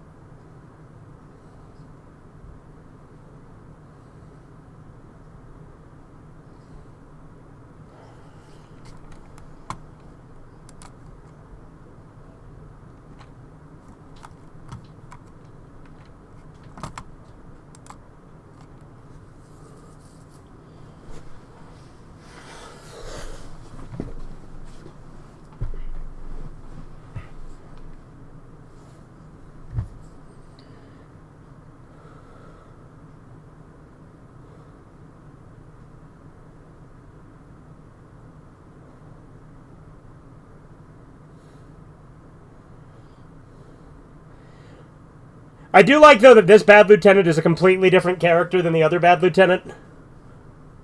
Like, they're not like, similar, really, at all, except for the cocaine, really.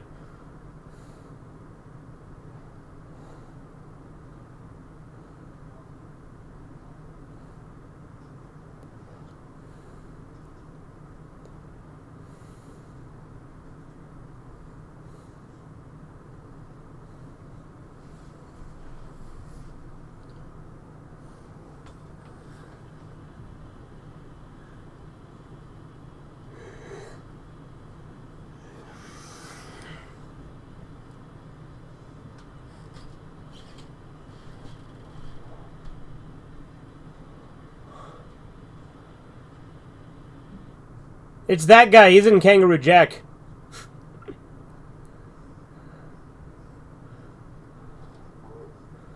Like, legitimately, like, that's what I think. I think his name is Michael Shannon, that actor.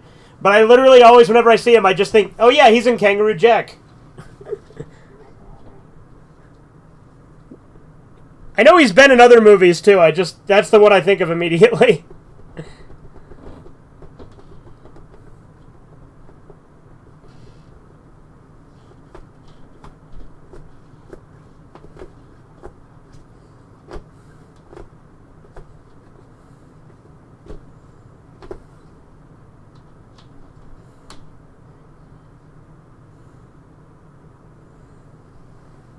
Munt, more like cunt.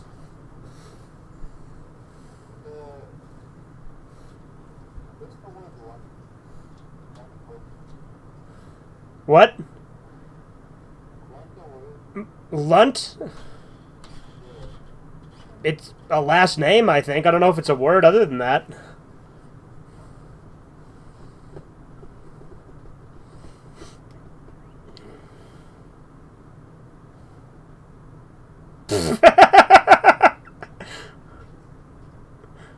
I don't know why, but just the fact that he could hear the chick say "spank me" from the car was really funny to me.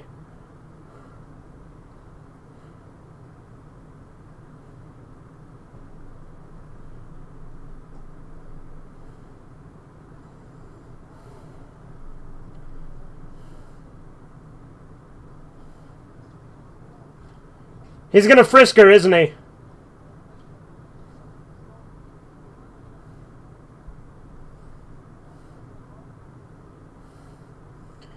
Yeah, he's just looking for an excuse to frisk her, isn't he?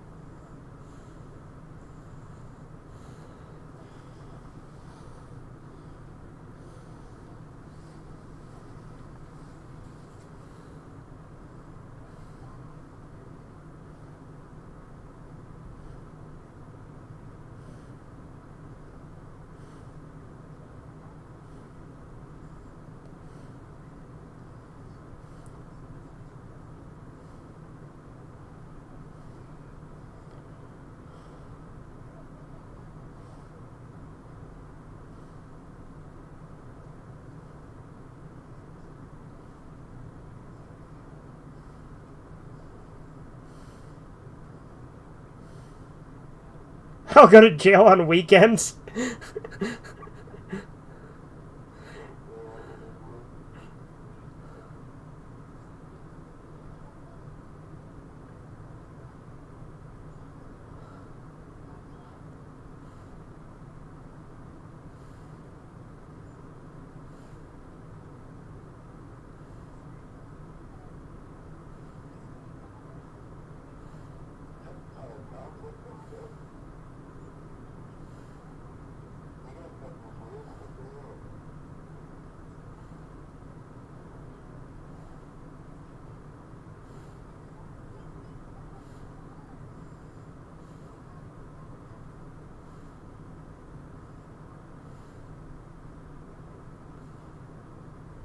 Who's got the kibble?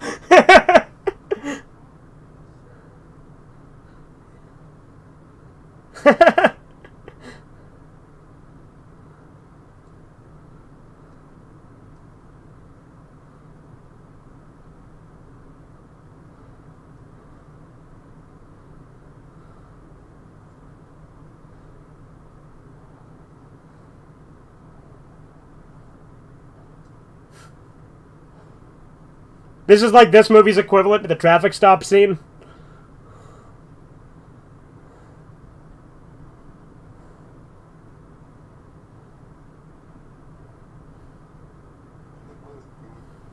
Yeah. You think Nicolas Cage would make really weird noises when he's having sex?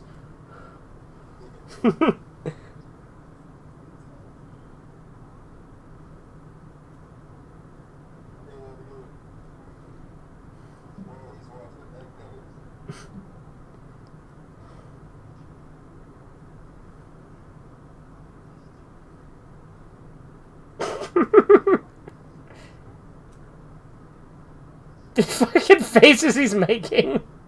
And her licking his fucking ear.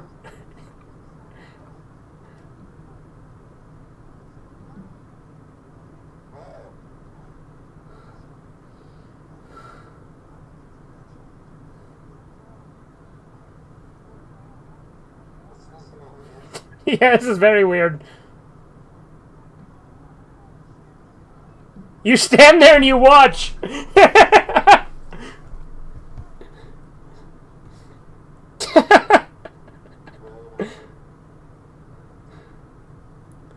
Okay, I think he's a bad lieutenant now. He's living up to it now.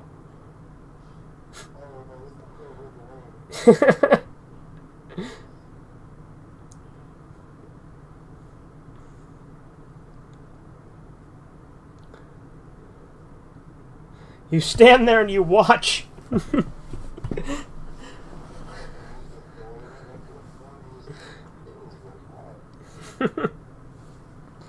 He said such weird shit when he was fucking her.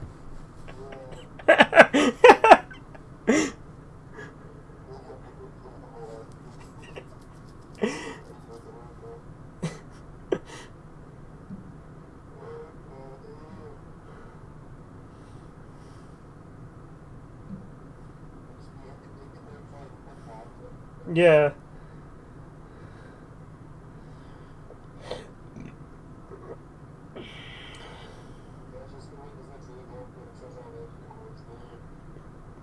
That'd be pretty fucking horrifying, especially if they were a cop and they had a gun.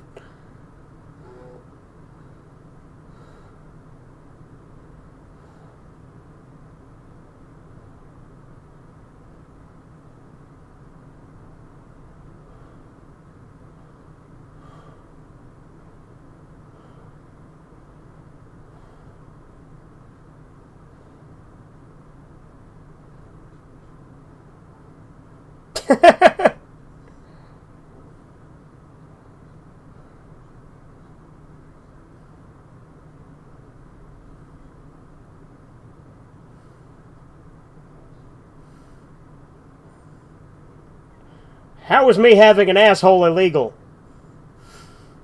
I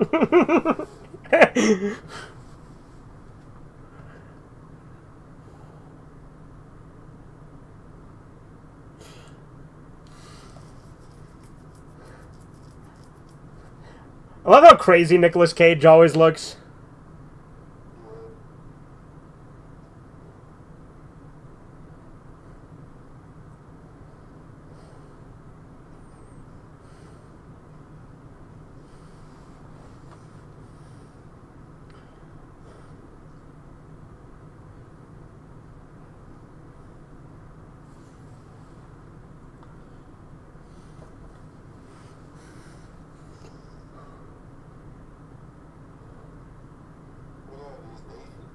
Yes?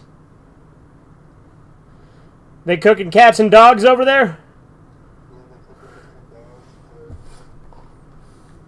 I mean, look, they got a grill.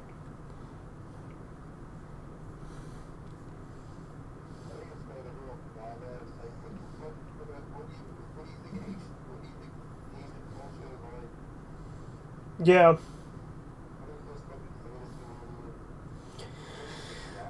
Well, the thing is, leftists have to try and think that all cultures are the same and all cultures are like equally good. When obviously there's bad cultures and there's cultures that are worse than others, and there's ones that are very, very different than others.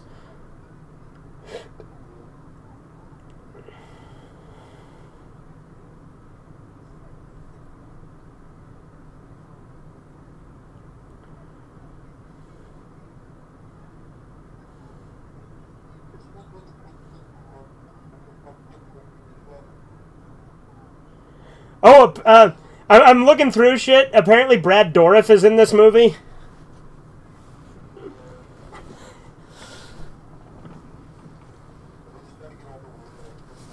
Right? We've got Nicolas Cage, Val Kilmer. You know, Val Kilmer's Iceman in... Yeah.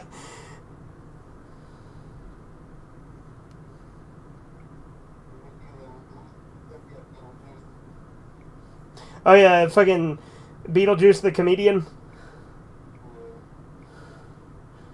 Not.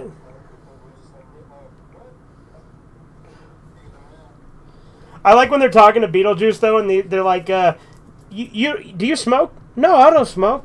You smoke sometimes, though, right? No, I don't smoke. Do you smoke? Sometimes. but do you smoke, right? Yeah, sometimes I do. Oh yeah, how often you smoke? All the time. You smoke all the time, right? Oh yeah, I smoke it. Like he just changes it. Like the whole reason Beetlejuice got famous is because he's like not all there, and because he's also got a very interesting build for his body. Yeah. Well, you know, he started out. Yeah.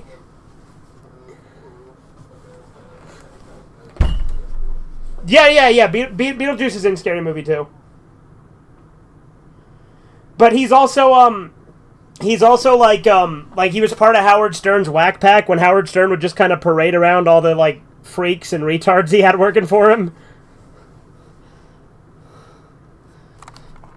I think it's stupid that people act like Howard Stern was wrong. Like, Howard Stern's a faggot now. But back then he used to be cool.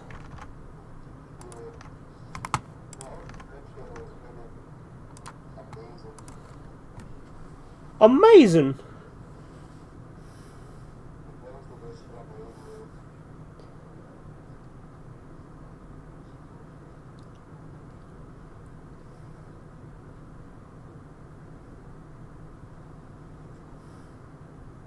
There he is! Okay, so he was hiding out there. I thought he just conveniently showed up right when she said that.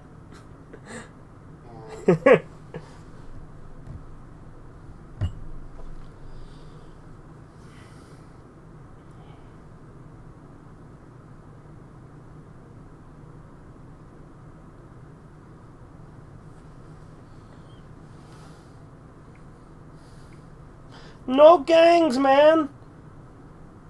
Dude, Exhibit's the main villain in this.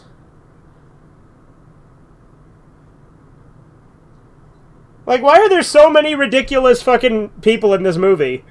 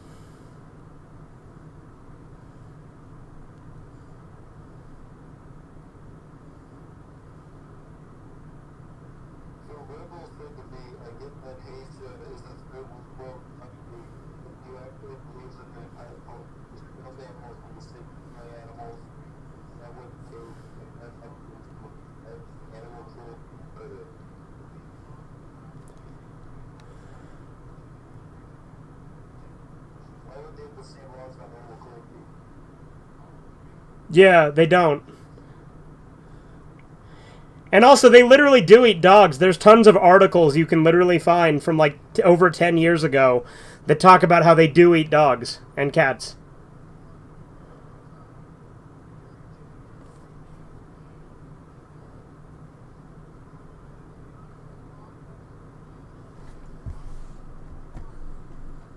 Like, first off, why would he assume a third world... Like, you know, in Africa, people kill each... Like, they, like in fucking... Like Nigeria, they literally have ritual killings that they do there, where they, like, kill each other in rituals to try and get rich. Like, the third world's fucking crazy and savage as hell.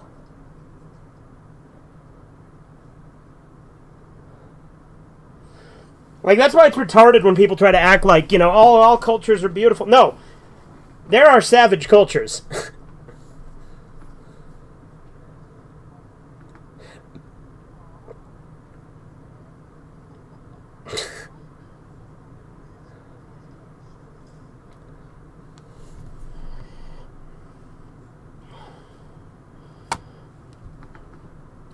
Do you think Nicolas Cage is crazy in real life?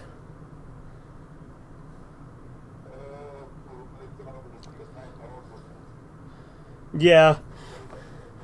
Like, I know that, like, I don't remember what, but he's bought, like, a bunch of, like, ridiculous shit. Like, I think, like, he bought, like, a bunch of fossils and shit. Which, granted, that's cool. Yeah, exactly. Like, he constantly buys, like, over-the-top shit, and so he does movies to get more money. To be honest, though, I think that's kind of great. Like, that's really funny to me.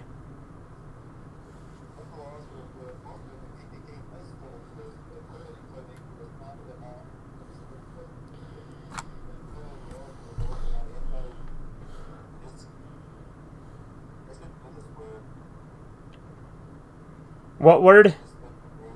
Oh, yeah, miscegenation, yeah.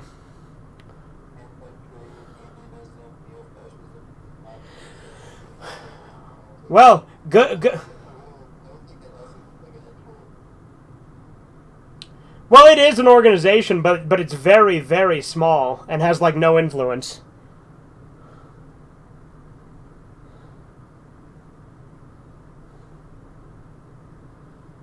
But it's funny, like, he literally just pulled up the Google definition and, like, pulled up Google facts and sent them to you. That's what he did. Like, that's the thing that drives me nuts about leftists, is they just Google shit and then just send you Google shit.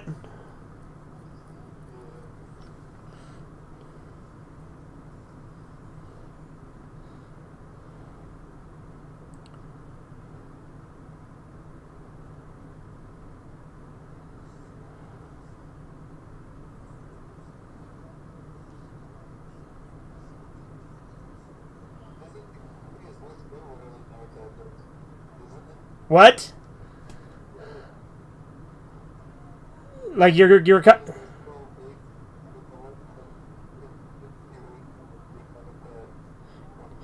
I mean, yeah, like all of its foundations are from Democrats.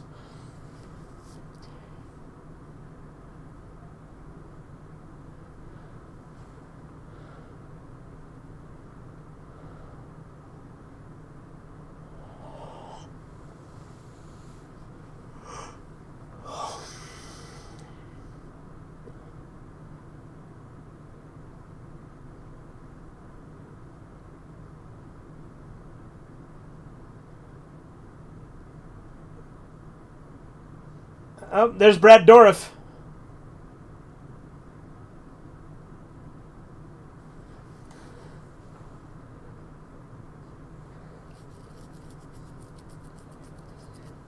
Corbin, look, he's making bets on sports, though, in this, so there's another similarity.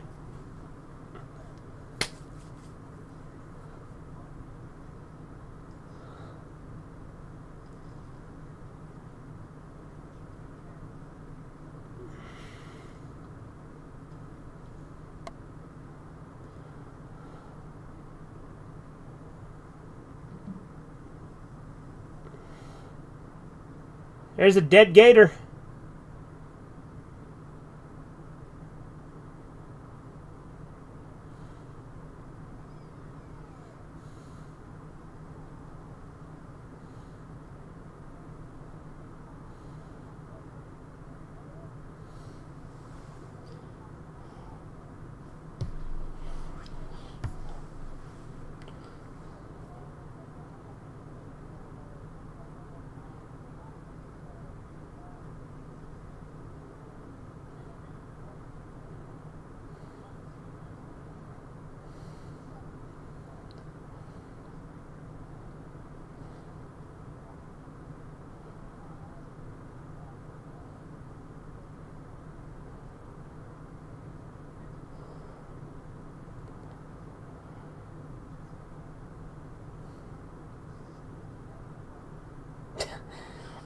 You know, cops do actually do favors and shit like that for each other all the time.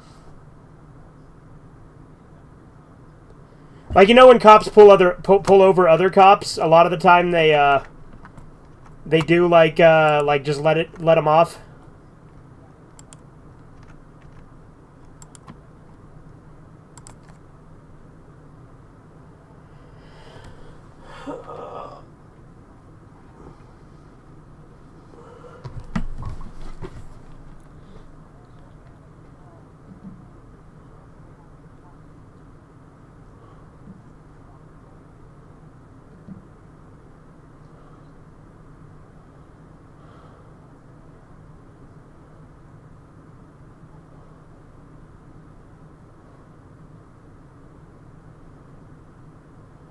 It's an interesting camera angle there.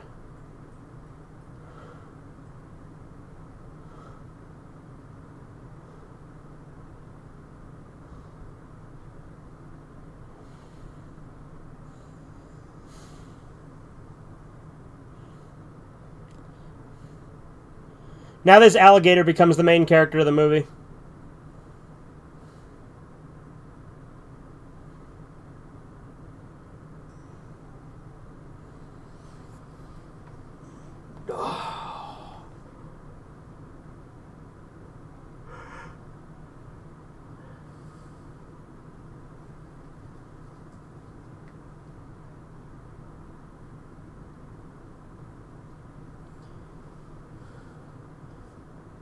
You know why the rich are crazy? They can afford to be Alex Knox? Who's Alex Knox? Batman?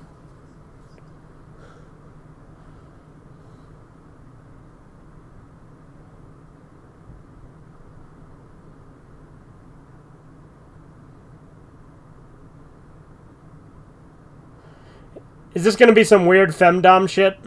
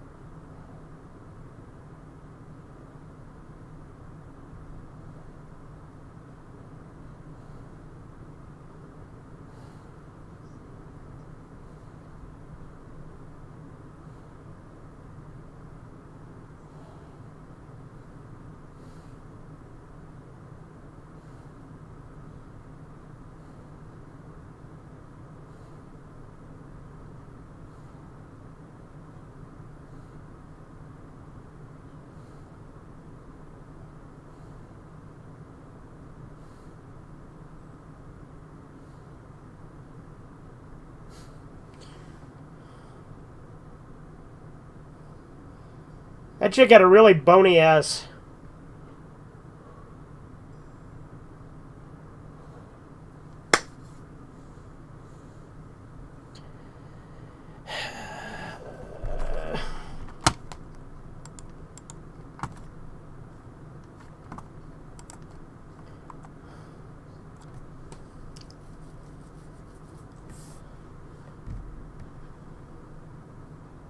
It's from the Tim Burton movie? Okay. Ah!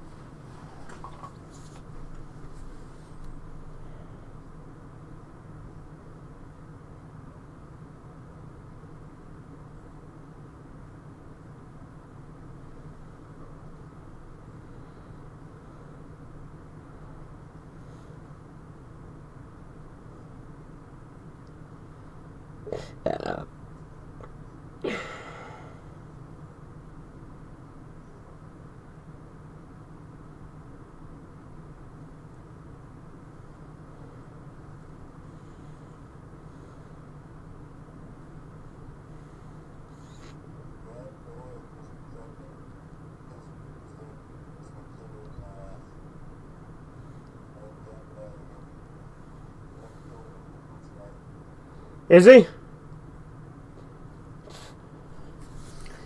Well, because, you know, he's obviously also Chucky. Like, that's what he's known for. Yeah. Remember, you didn't know who he was. Remember? Yeah, exactly. He's also in Lord of the Rings. He plays Grima Wormtongue. He's also in Exorcist 3.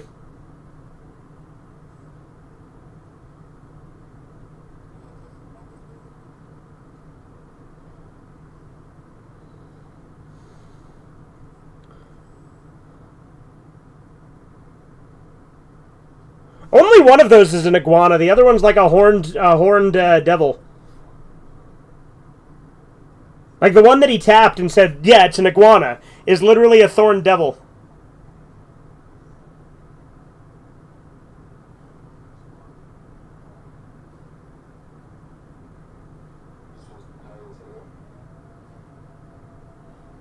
Like, that one's an iguana. But the other one's not. That's what's funny about it.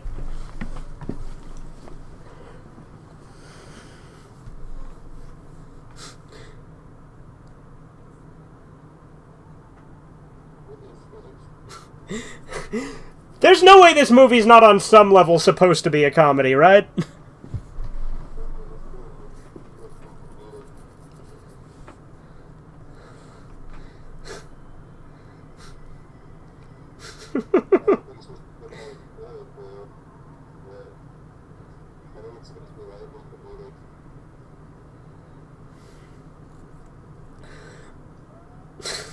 What is with these fucking lizards? Well, they did some weird shit with the alligator zoom in as well.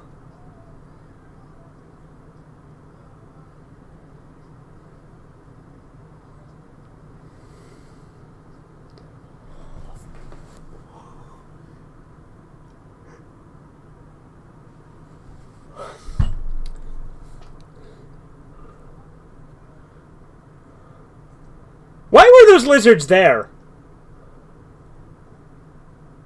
Were they actually there, or is it just supposed to be that he's high and is hallucinating them?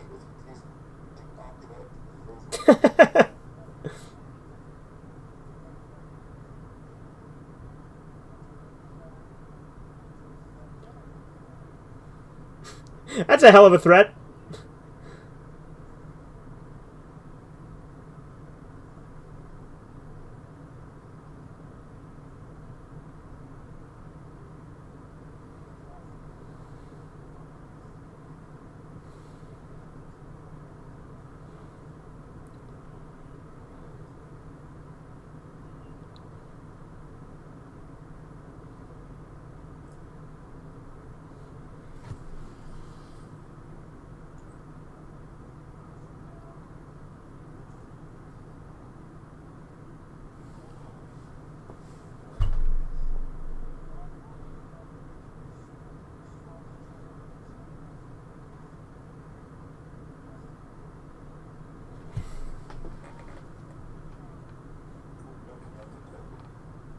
What's that?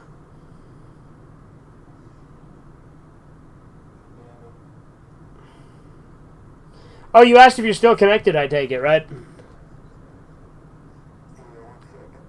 Okay. Do you need me to pause?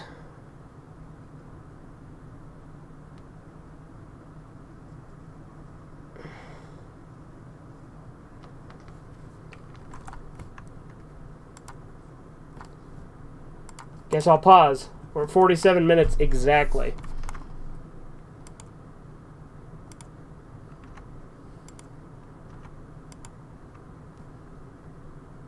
Alright. Wasn't sure if you wanted me to pause it, so I did.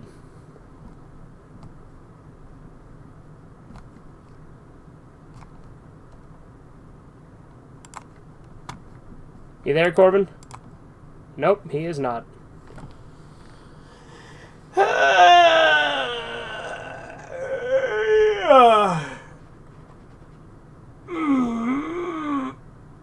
My back.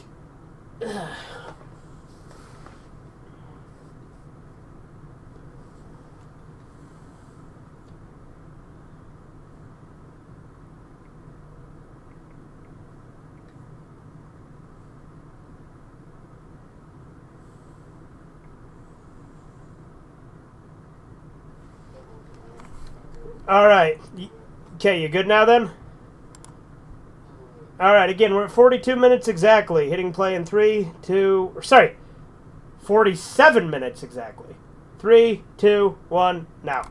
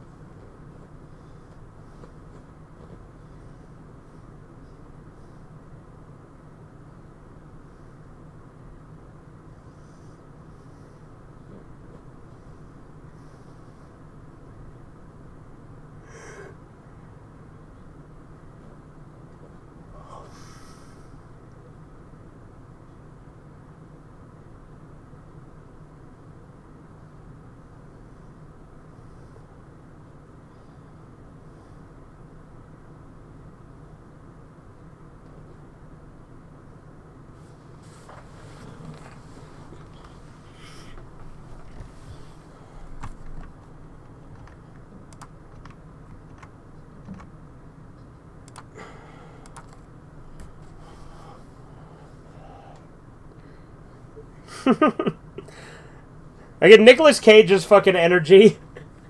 Like the way he always just gives off that fucking vibe. I wish I had a Blu-ray drive in here though so we could do the Nicolas Cage Color Out of Space and I could show you. Because that movie's really good.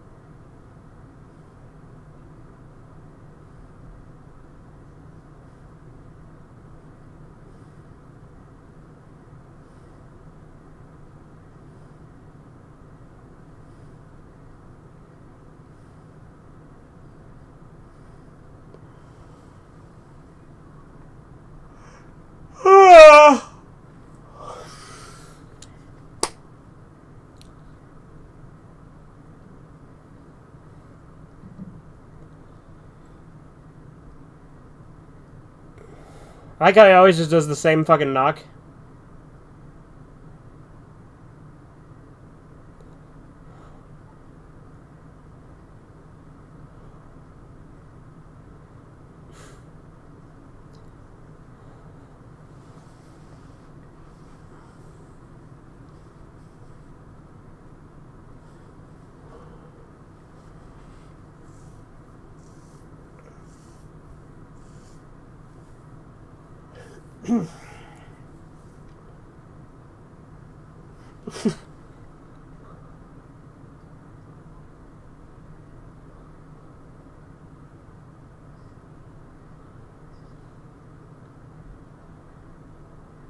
Just another fucking dog's name.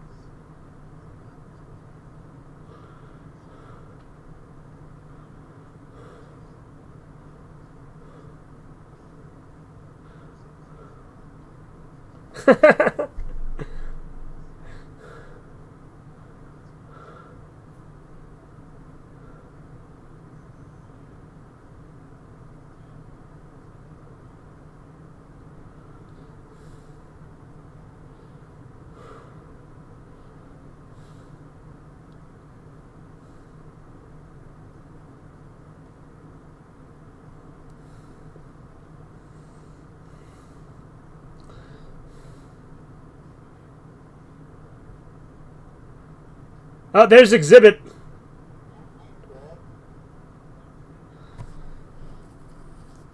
Is he gonna start pimping rides? Who? Eugene Krabs? Yeah, there you go. But yeah, like, fucking Exhibit, the guy from Pimp My Ride, is the villain in this movie. And he was a rapper, too, but, you know, I mainly know him from Pimp My Ride.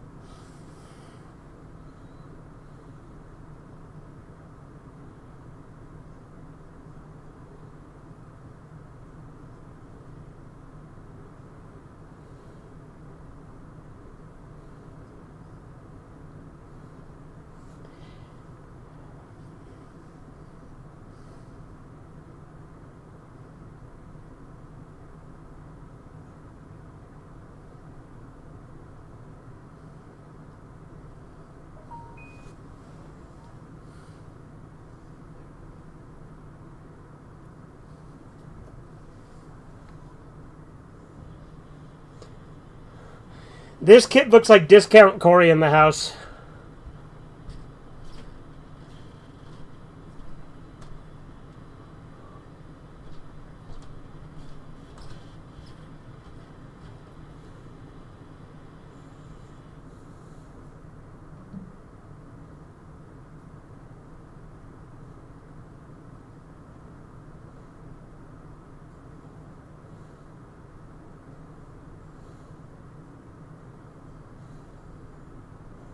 Imagine he gives the dog some cocaine.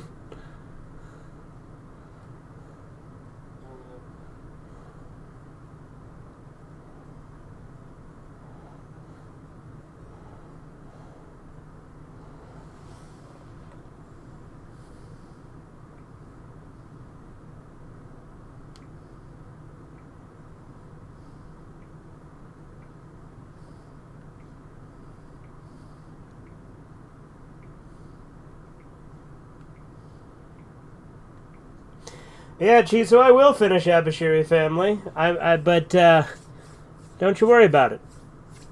I do shit at my own pace. I've got like 2 or 3 chapters left.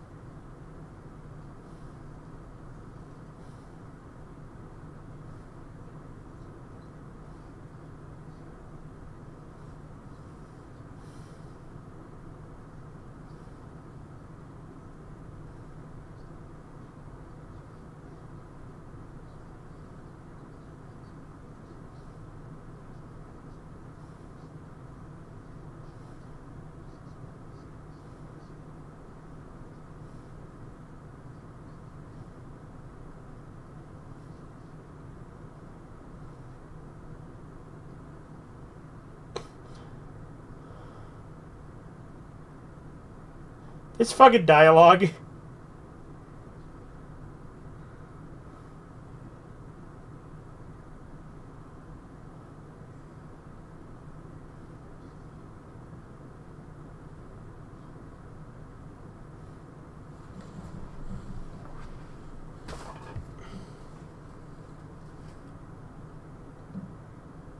Big mistake?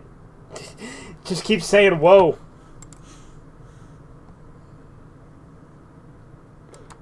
That kid's probably like, what the fuck are you talking about?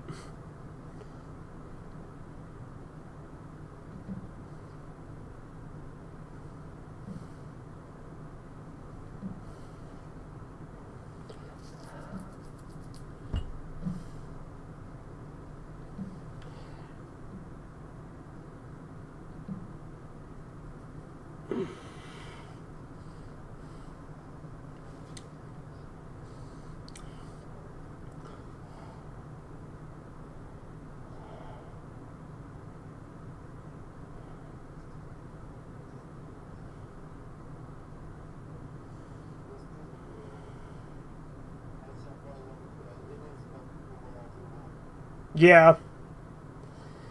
Like, it'd be fun. It'd be better if it was just zany the whole time.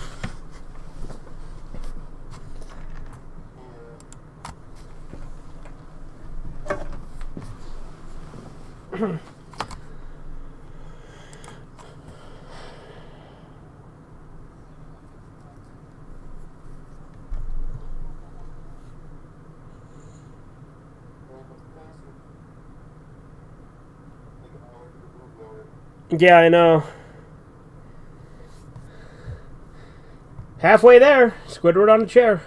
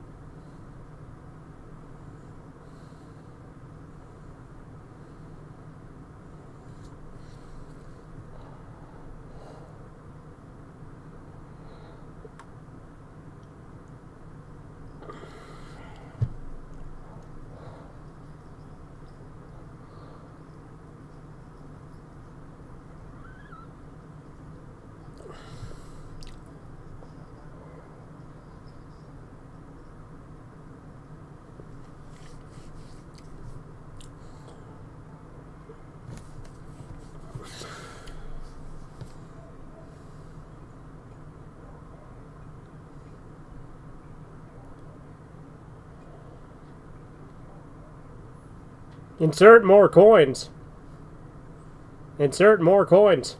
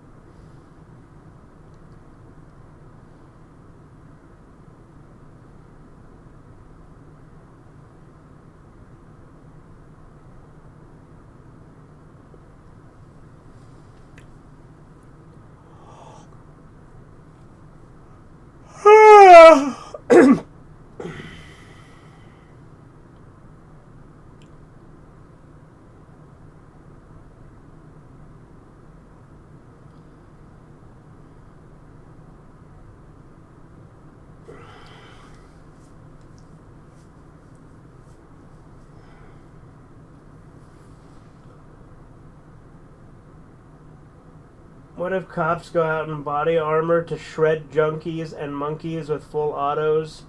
It's only cells? Okay, Chisu.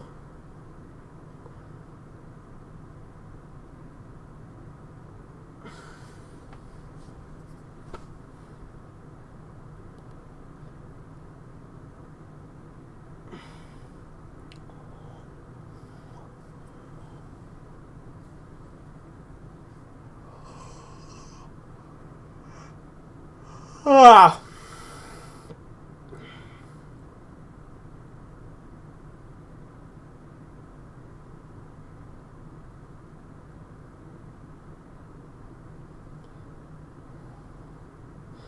I like how he looks like a fucking lunatic the way he's just standing there shaving like that.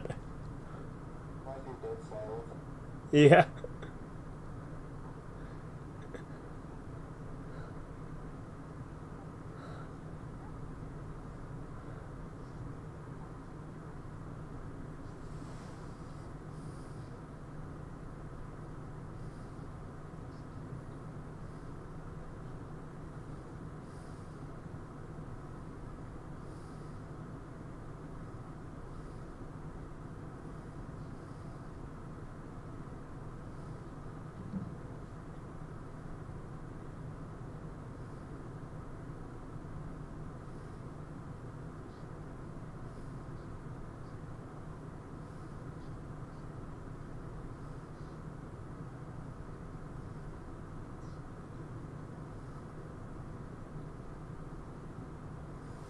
You gonna start chipping out on him? Or should I say caging out? Because let's face it, Nick... Yes, that would be really funny.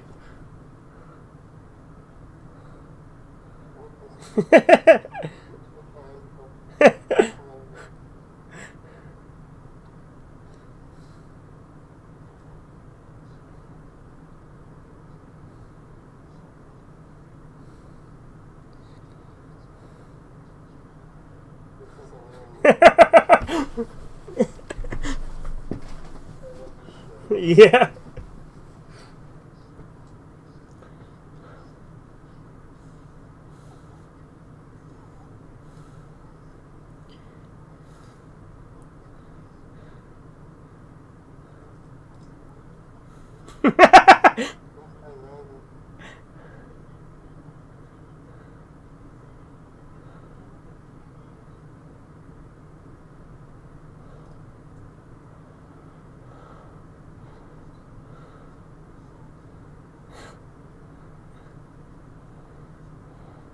That's a good girl.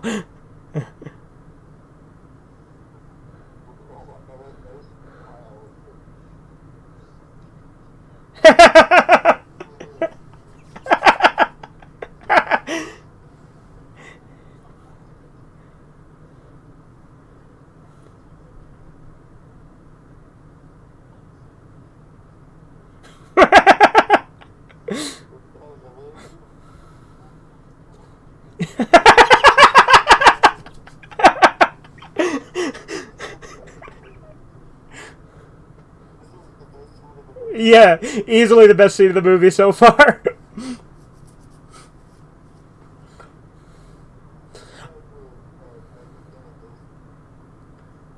Yeah. Yeah, I'm going to mention them both in movie recap, obviously, but yeah, I should do a comparison. They're very different movies.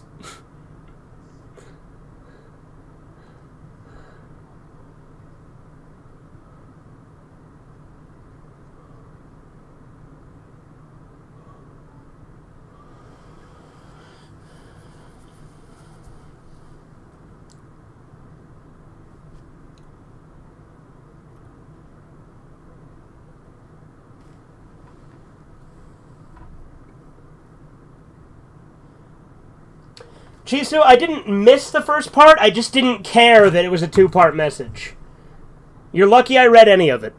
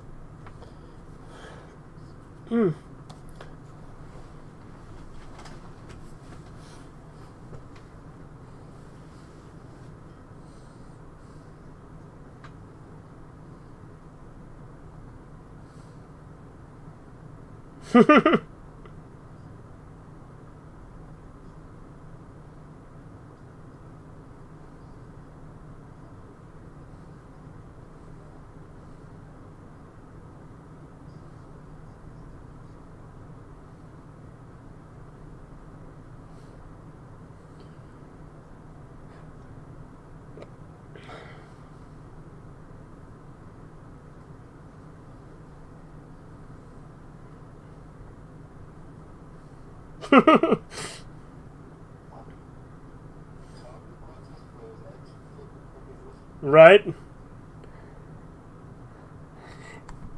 And we're still only a little over halfway through the movie, and he's already getting consequences.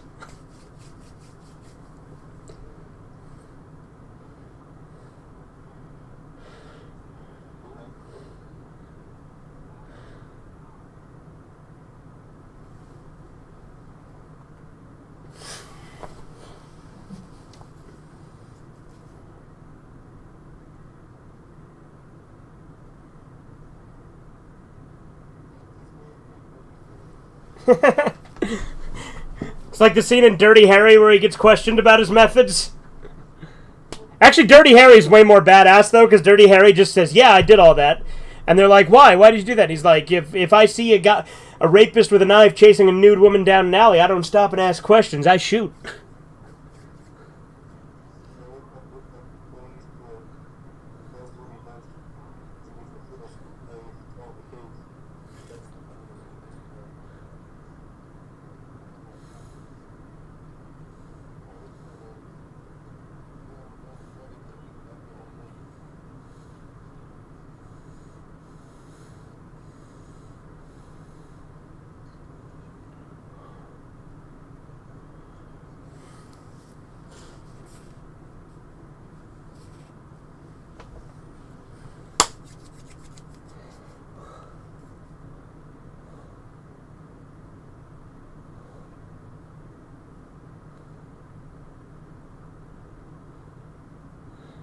Again, the gambling is a through line between the two movies. Like, it's interesting they're like, yeah, let's borrow a couple of plot points, but overall just make something completely different.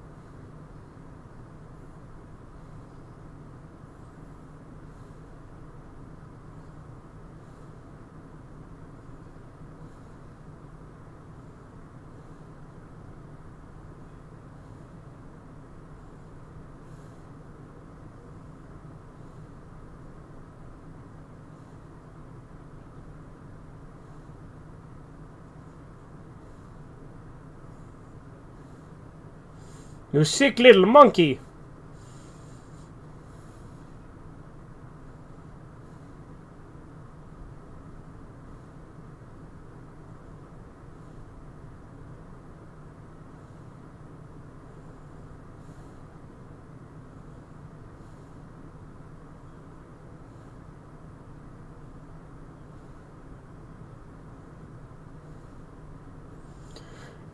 You say Jeffy shoot the dog?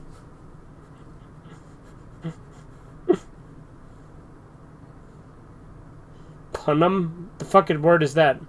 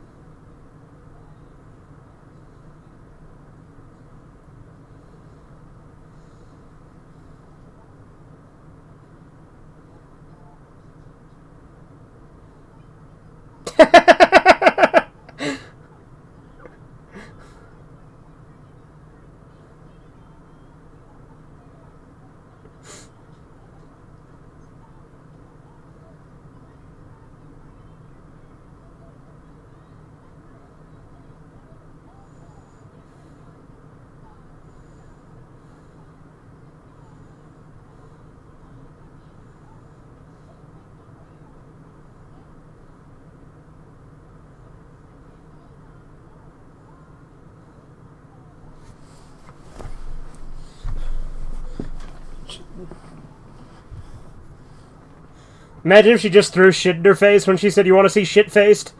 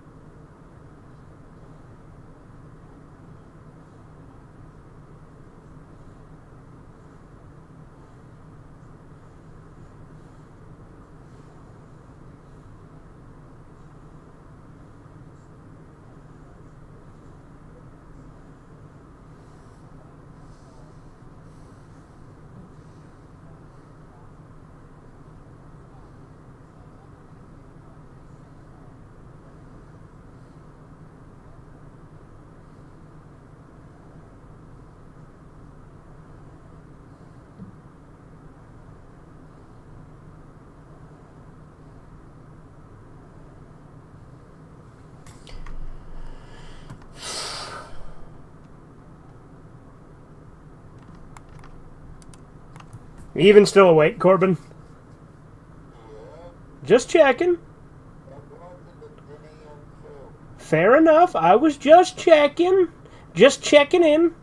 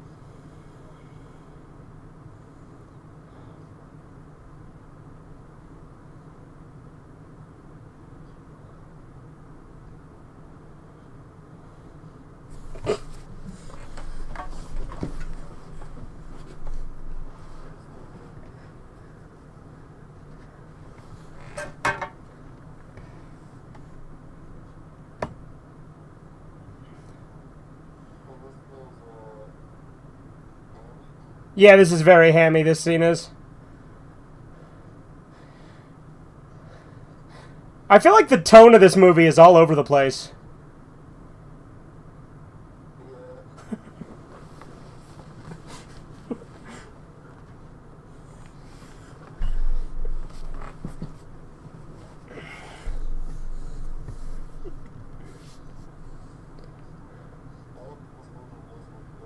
Yeah.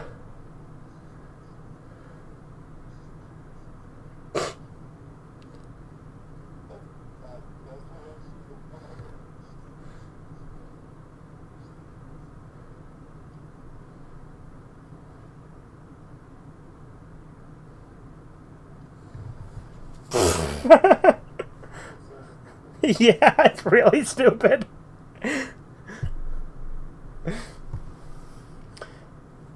Like, this movie is very, like, all over the place.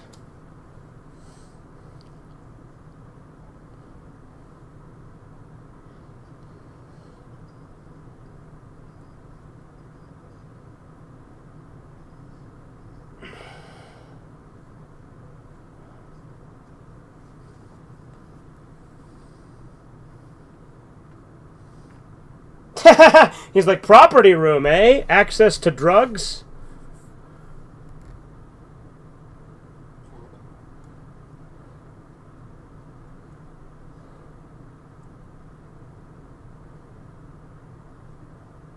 Yeah, he's trying to find where the cameras won't be able to see him steal drugs.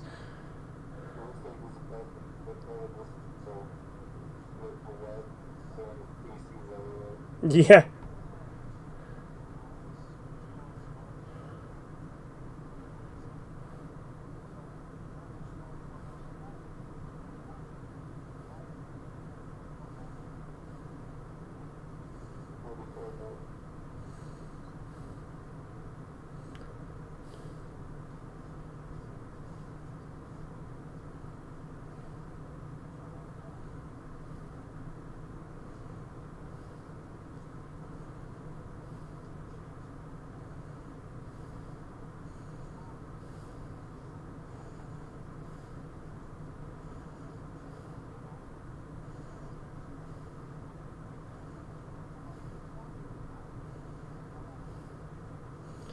I like how he just casually kept the gun. Oh, he kept half the drugs, too.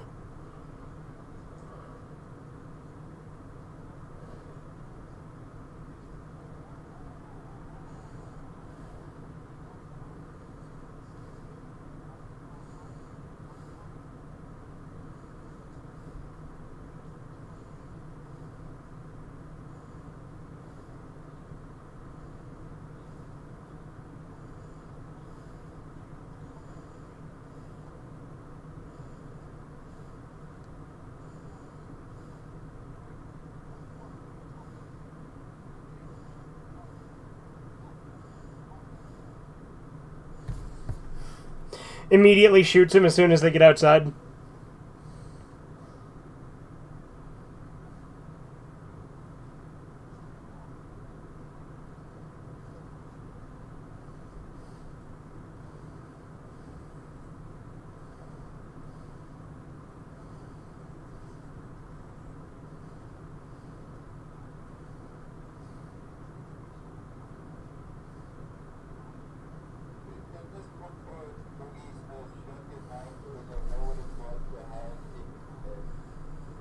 Shut your mouth and you'll know what it's at. What?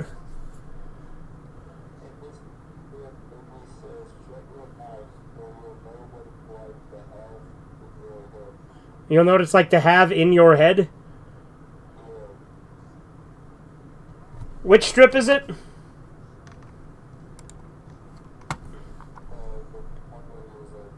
The hamburger one?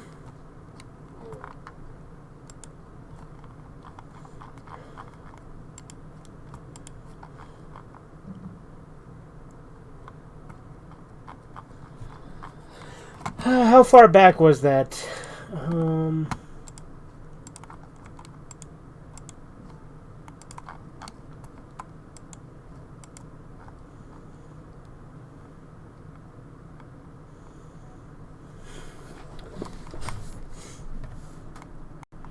It was a ways back, right? Okay.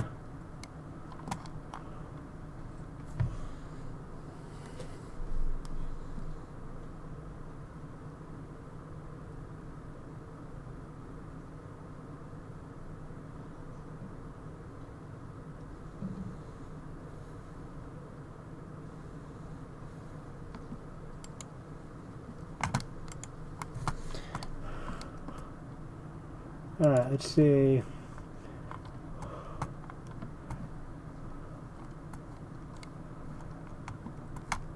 Shut your mouth or you'll know what it's like to have... Oh! To have a bullet in your head. Because if you look, it says to have a lead in your head. Like, a lead is really tiny, but... So, like, he says a lead. So if you want to say lead, you can say lead. But obviously, like, he's saying lead to mean bullet.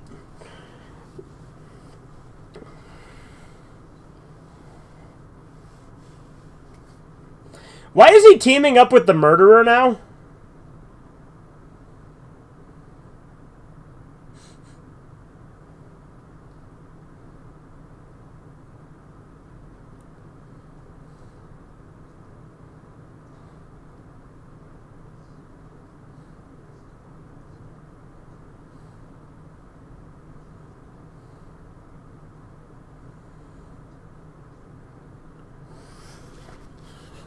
They're gonna pimp this area?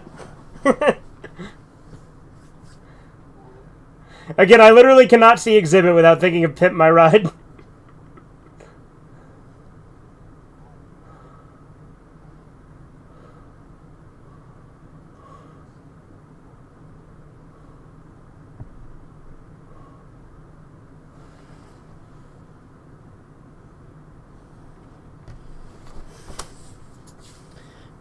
But yeah, like if you look, Corbin, you'll notice like to have a lead in your head. That's pretty obvious. In fact, I knew that one before because I read it before, but I figured you'd be able to figure it out.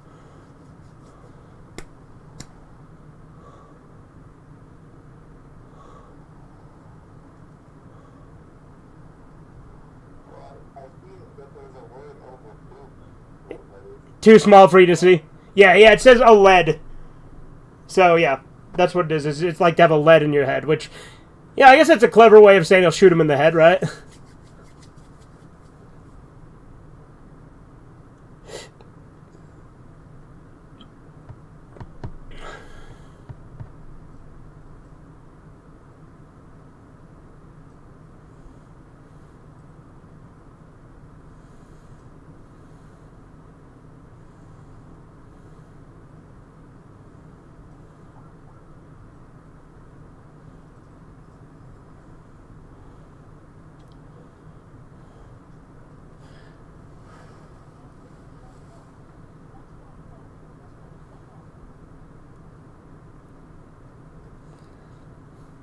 But, like, if he's actually teaming up with the murderer, this one's way more corrupt than the other one.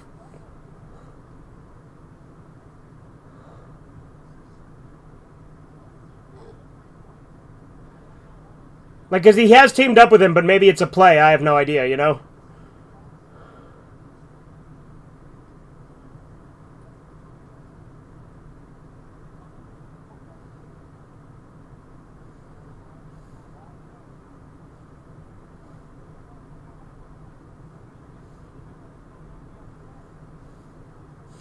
Is he arresting this guy because he's gonna fuck up his bet? Like, he's doing this so that he can win a bet on a fucking football game?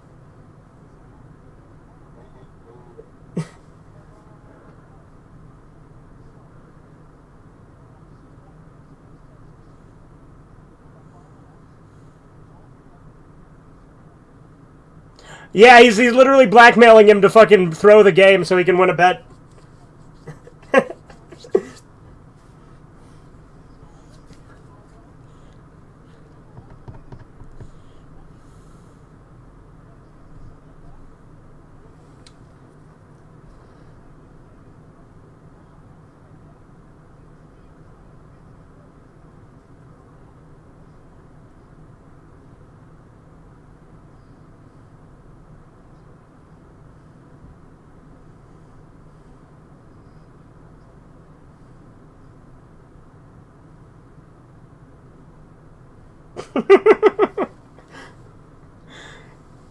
Yeah, this lieutenant's way more of a piece of shit than the original.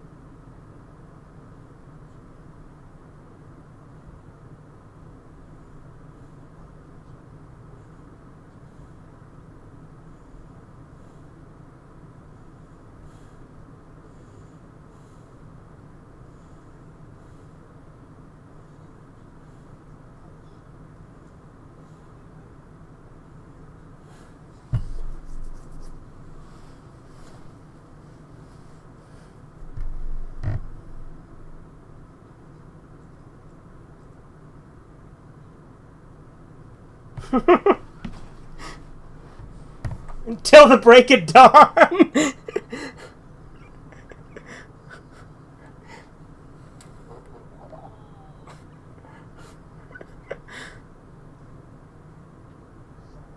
This lieutenant's also...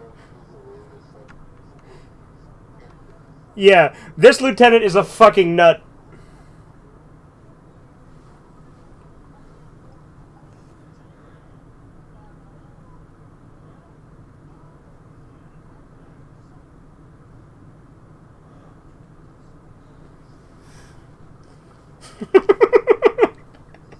He's so fucking weird.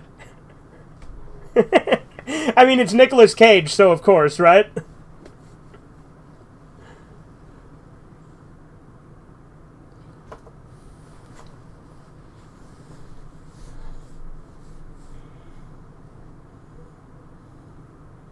He looks around like John Travolta a lot in this movie.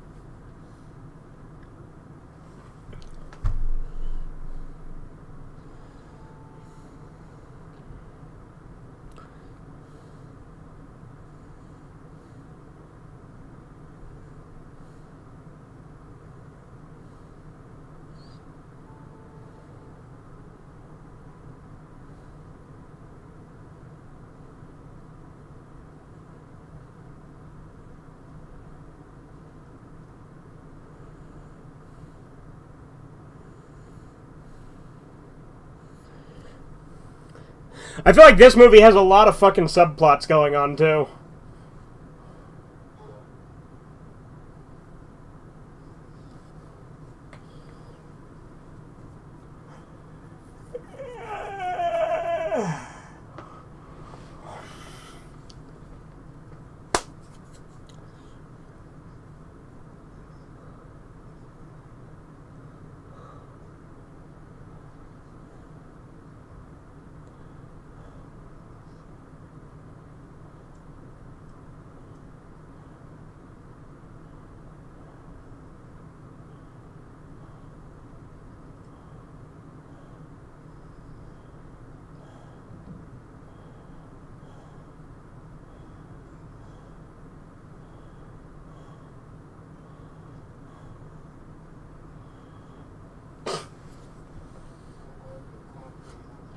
Yeah, like the Caucasians rock. This dialogue is something else, isn't it?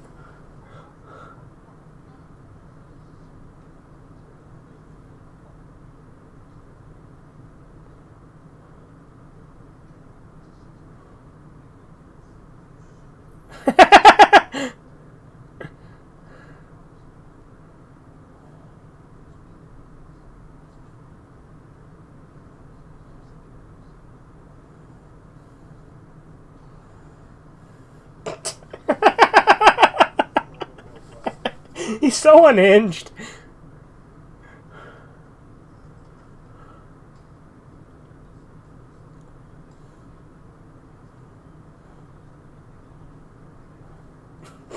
Nigga elk. Fucking Nicolas Cage.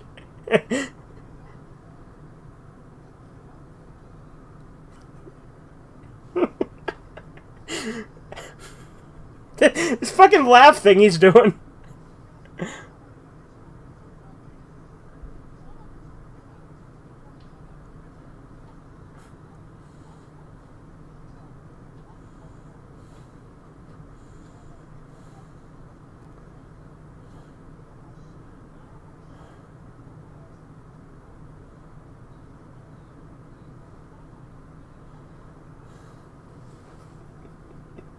The fuck is this movie?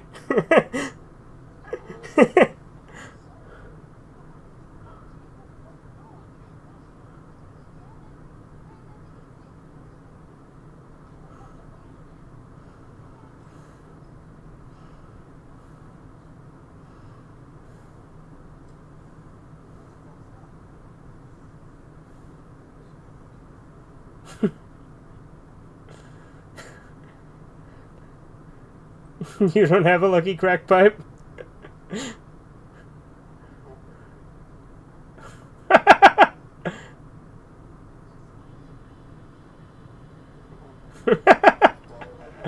That crack pipe is the one he got from the chick that he fucked.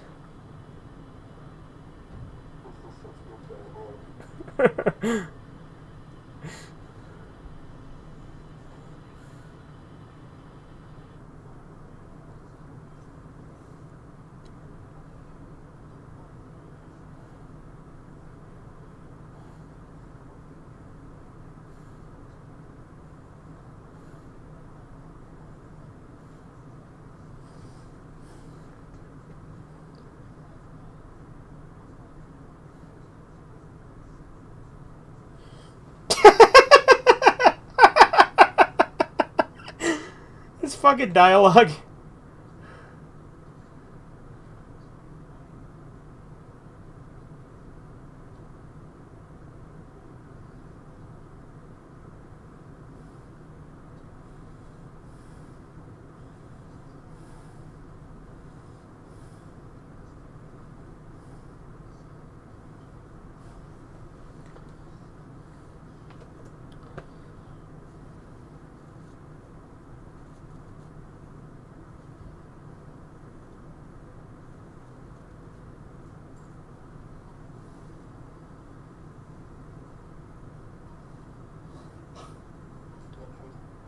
Yeah.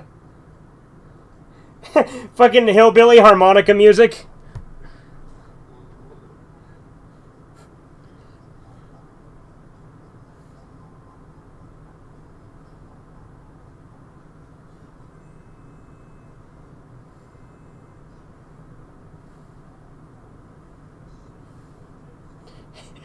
What the fuck?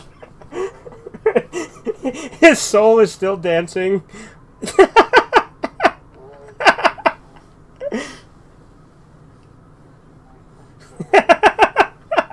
That fucking look on his face.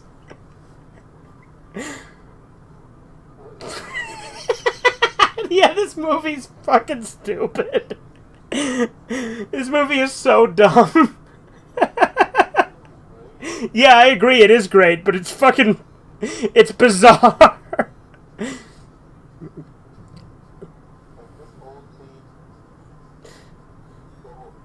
No, yeah, no, yeah, this movie is great. This is fucking... This is nuts. This is an insane movie. And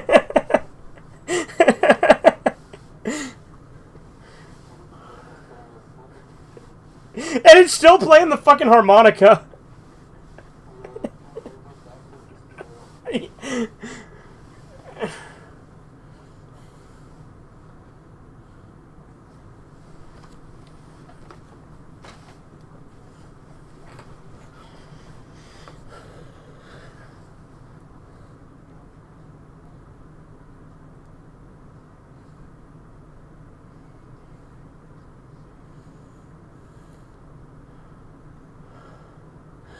Oh, that's why he had fucking Exhibit's character smoke the crack pipe so he can plant it so that there's evidence.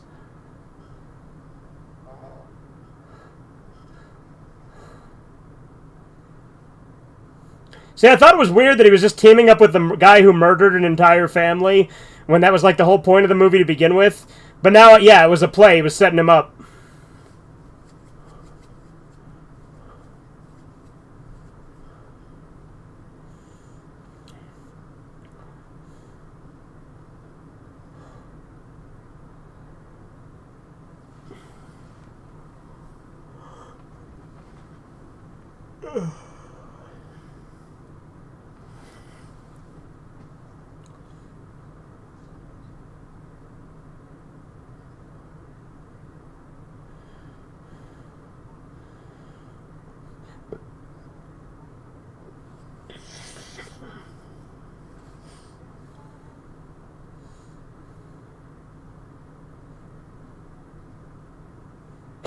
Just made some noises.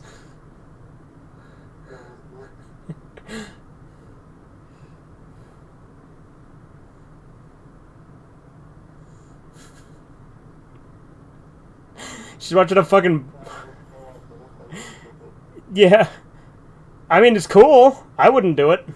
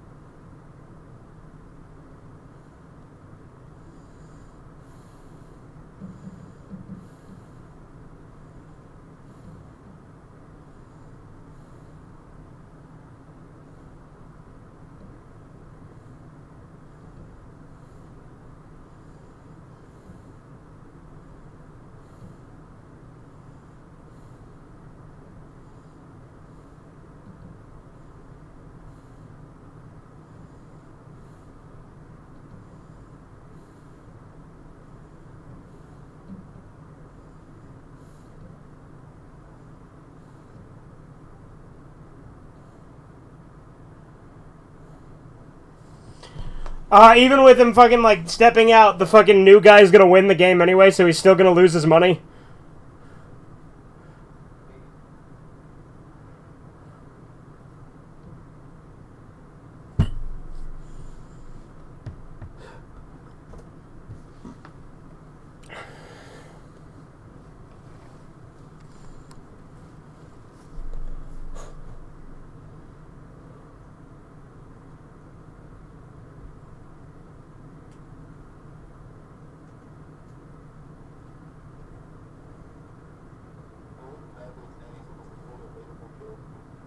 What's that?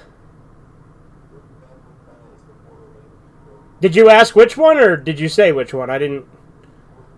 You're asking? Let me think about that.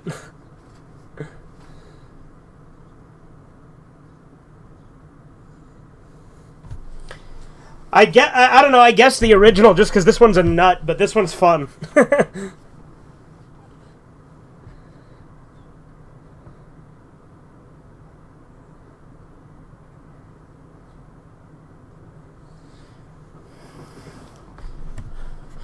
But they're both, like, relatable for kind of the same reasons, you know what I mean? Like, just in different ways.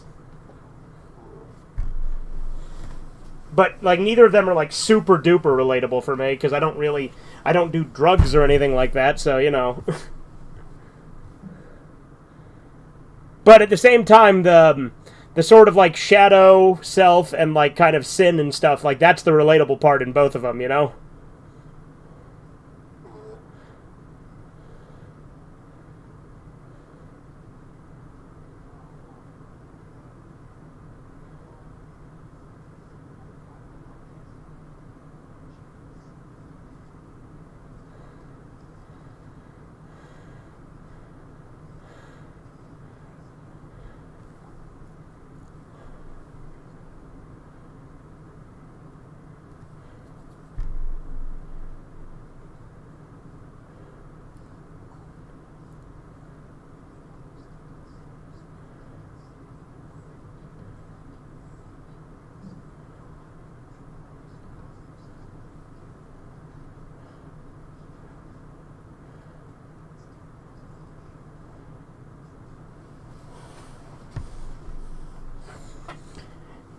Imagine this one, he just gets a happy ending where everything works out for him. Like it's kind of happening right now.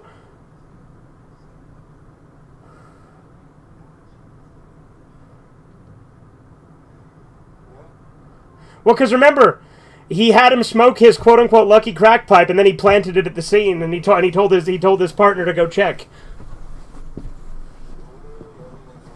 Yeah.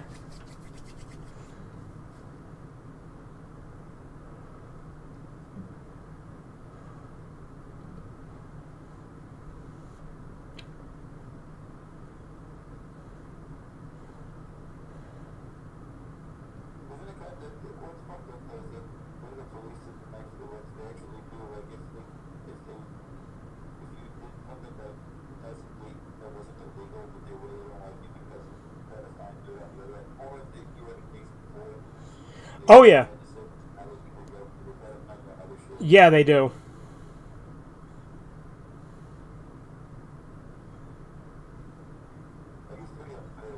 Oh, no, it absolutely is, Corbin.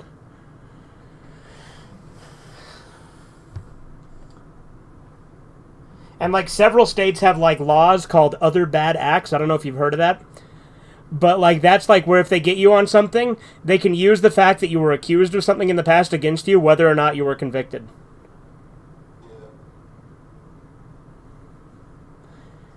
I know California has that, and I know Utah has that. I don't know what other states do, but it's fucking bullshit.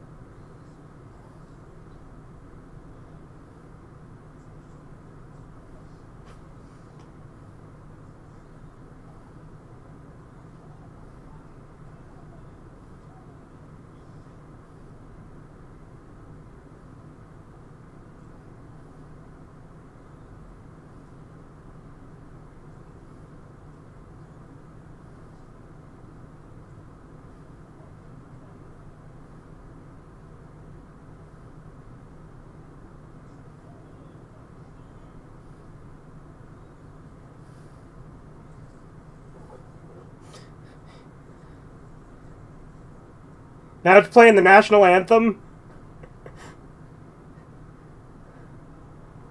1 year later.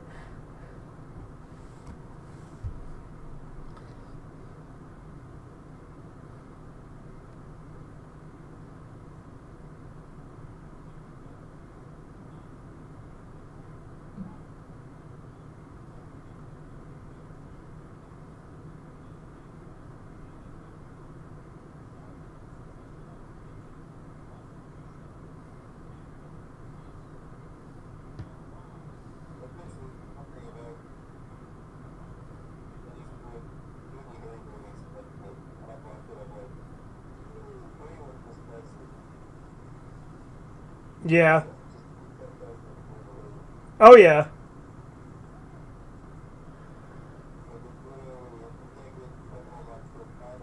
Yeah, obviously I strongly disagree with the message of Dirty Harry because it is literally like abuse your power, arrest people illegally.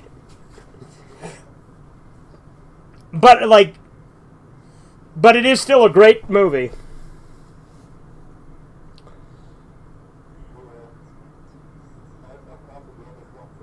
Yeah.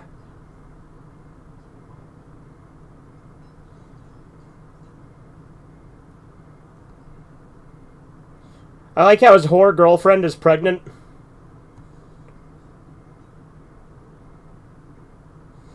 Like just they just trying to give him like the like everything's going his way now.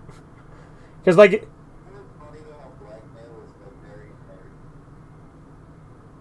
you say blackmail is very American.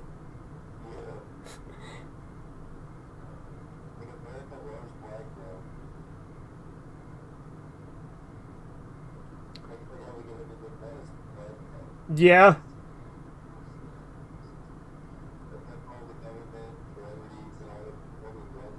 Yeah. Blackmail is the American way, boy.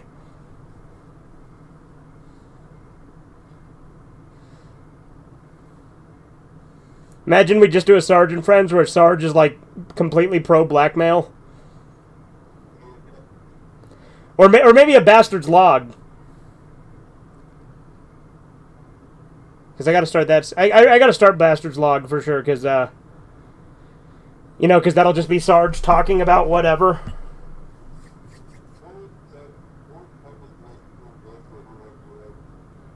Sarge's relationship with who? I don't know. I can't decide if Sarge is for the Fed or against the Fed, you know? Is he gonna do the same thing? Gonna cuck this guy too?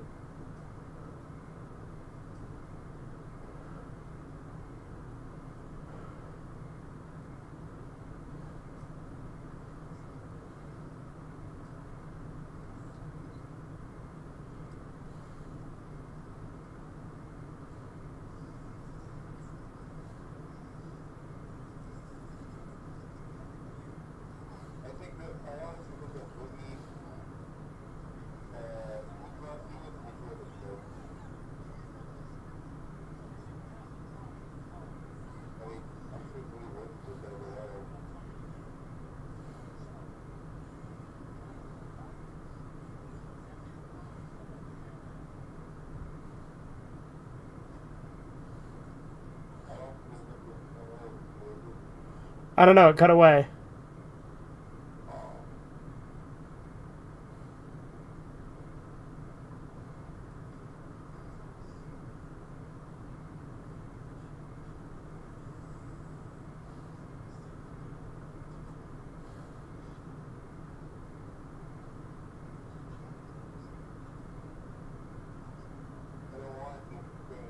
Oh, the guy that was drowning in the prison that he injured himself saving.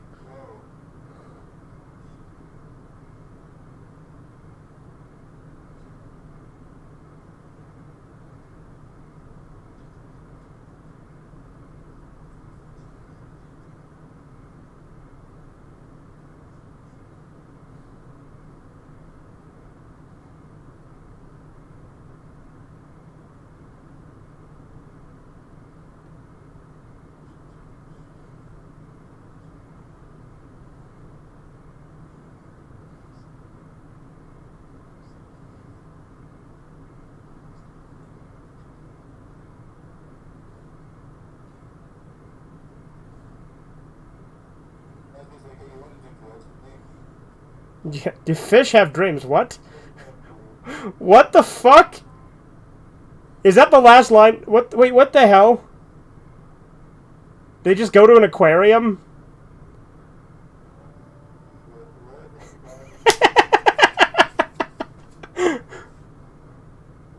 Do fish have dreams?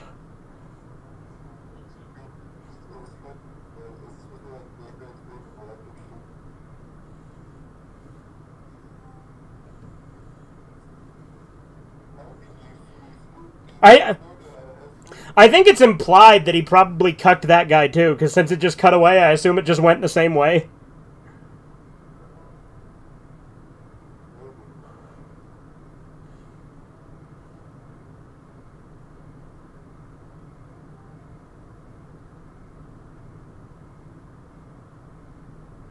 This is a weird fucking movie.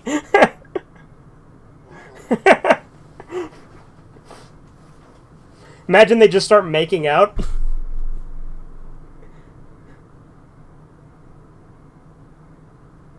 That's it. That's the end. Literally everything worked out for him, and he's still abusing his power and shit.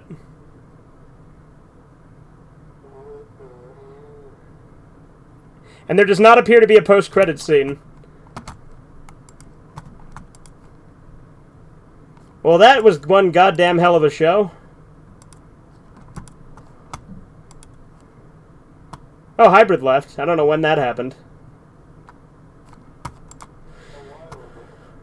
I guess I just didn't notice.